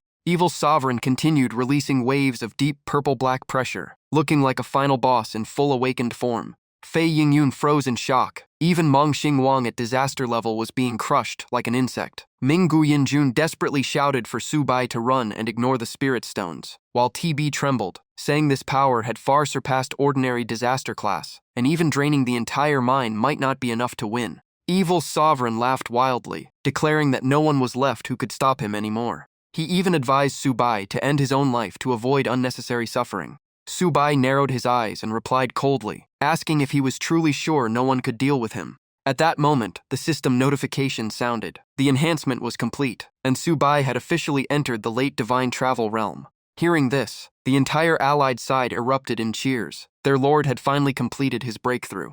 The Birdman jumped in excitement, flapping his wings and shouting praise for the lord's overwhelming presence. Su Bai tightened his divine weapon, as spiritual flames surged violently around him. Evil Sovereign looked slightly surprised, noting that Su Bai had actually completed a high-grade enhancement. At the final moment, his luck was quite good. But according to him, all of it was just a desperate attempt to extend his life. With that, he launched a primordial light strike straight towards Su Bai. Sensing the fluctuation of spiritual energy, Su Bai was slightly startled. His opponent had clearly reached the nascent soul realm, yet still could not suppress him. Without hesitation, Su Bai swung his sword and charged forward. Evil Sovereign casually dodged and sneered, saying that while the speed was decent, it was still far from enough to catch him. He coldly reminded him that the gap between divine travel and nascent soul was not something technique alone could overcome. Su Bai simply replied with one sentence, "You won't know until you try." Xie Wangzhu unleashes his ultimate move. Molten lava and rock are compressed into burning fist energy, crushing towards Su Bai.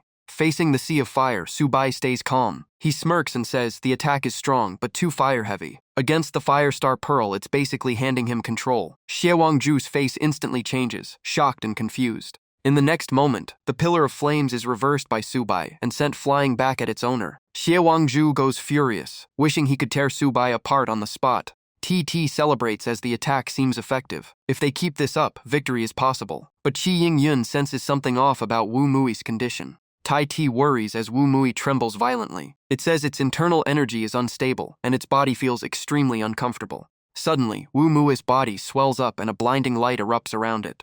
In an instant, it shoots forward at terrifying speed. Even Ming Guyin Jun is shocked. Wu Mui feels overwhelming power and believes it can now fully support the master. Qi Yingyun is confused by Wu Mui's sudden change. Tai Ti then realizes the truth. It had been suppressed by world laws and never used its full strength. The seal was broken, restoring its peak form. Everyone is stunned by its hidden power. Su Bai keeps closing in while calculating. The earlier strike wasn't enough to kill Xie Wangzhu, but now he can control his artifact from long range. At that moment, Wu Mu rushes onto the battlefield, shouting excitedly to support the master. Sensing its Tundu realm aura, Subai immediately plans to use its speed to close in. Wu Mui confidently says to leave everything to it.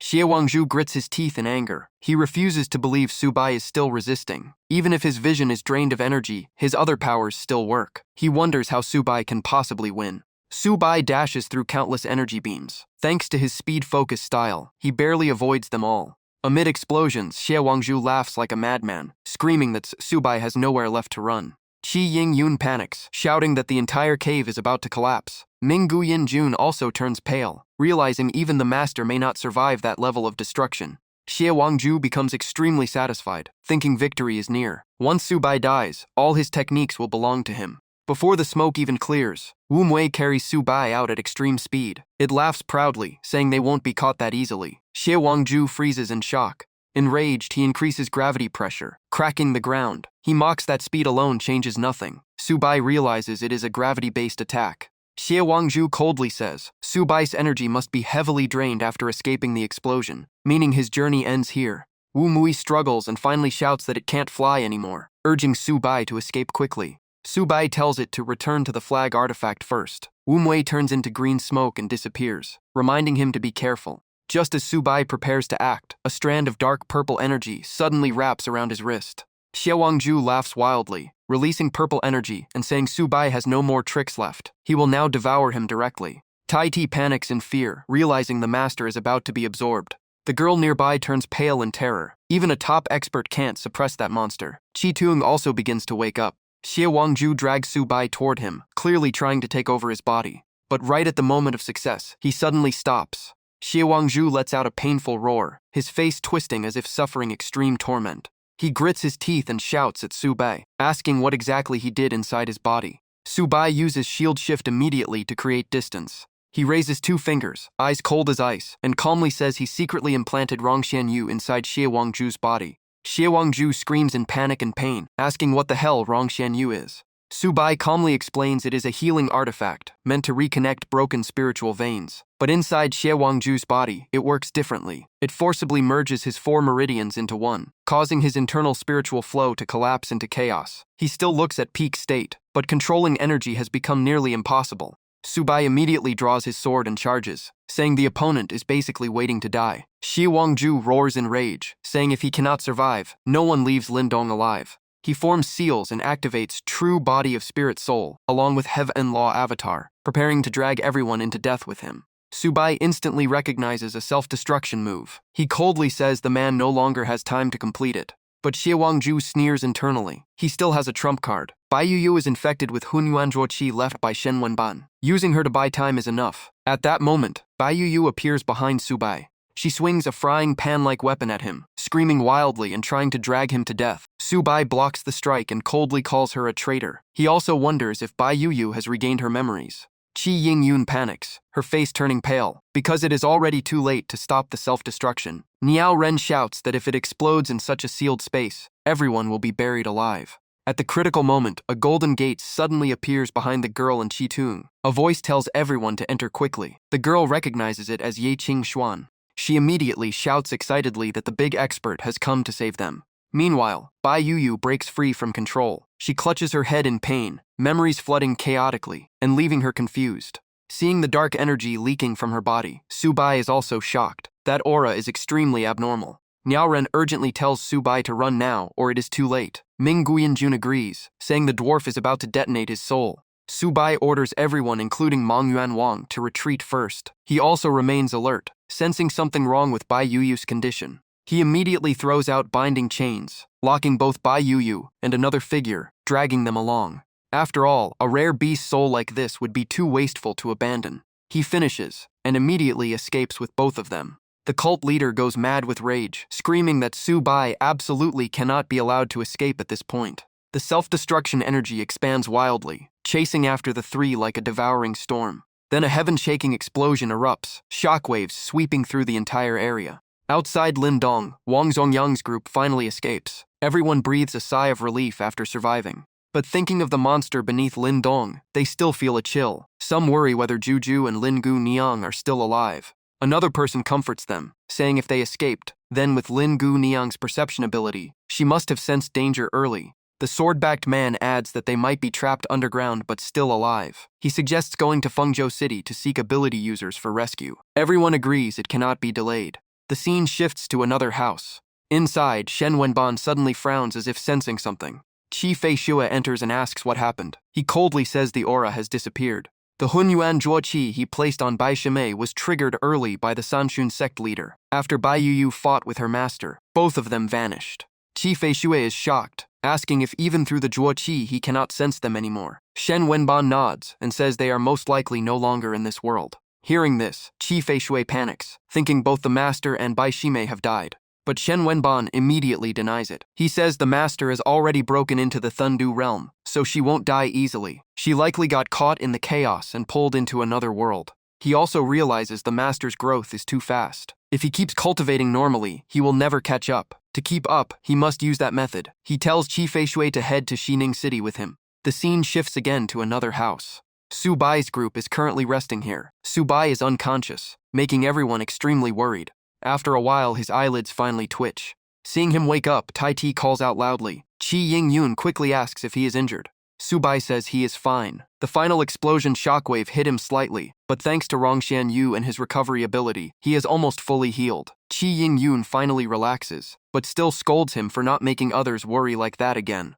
Su Bai then looks at the nearby group and realizes they are from Qingshen sect. He understands that the survivors of the previous expedition are hiding here, which explains why none were seen in Lindong. The girl happily introduces everyone as her sect elders and the leaders of the previous Lindong expedition. A man behind her sighs helplessly, saying no one expected such a monster inside, and only a few survived. Qi Tung sincerely thanks Su Bai for saving his life, but Su Bai calmly sits on the ground and coldly says he didn't do it out of kindness, only to investigate certain things. Another man looks at him seriously and asks if Su Bai is looking for Miss Yi. If so, she is upstairs in the ancestral hall. Hearing that name, Su Bai frowns immediately. He asks where this place is, clearly surprised that Ye Qingshuan is here. The group explains they don't know much, only that this is a separate small world. When they faced the Xie sect leader in Lindong, they were nearly wiped out. Ye Qingshuan found an entrance and brought them here to survive. Later, when trying to leave, they saw Su Bai's battle, so she opened a path for everyone to escape here. A bandaged man adds that Ye Qingshuan once said Su Bai had already been here before. Su Bai freezes, full of confusion, because he has no memory of it. After thinking, Su Bai stands up and tells everyone to stay here and watch over Lin Wanchu. Everyone respectfully responds. Qi Ying Yun and Tan Zhao watch his back, increasingly confused. They don't understand why Su Bai is so determined to find Yi Qingshuan's, as if he is chasing something extremely important.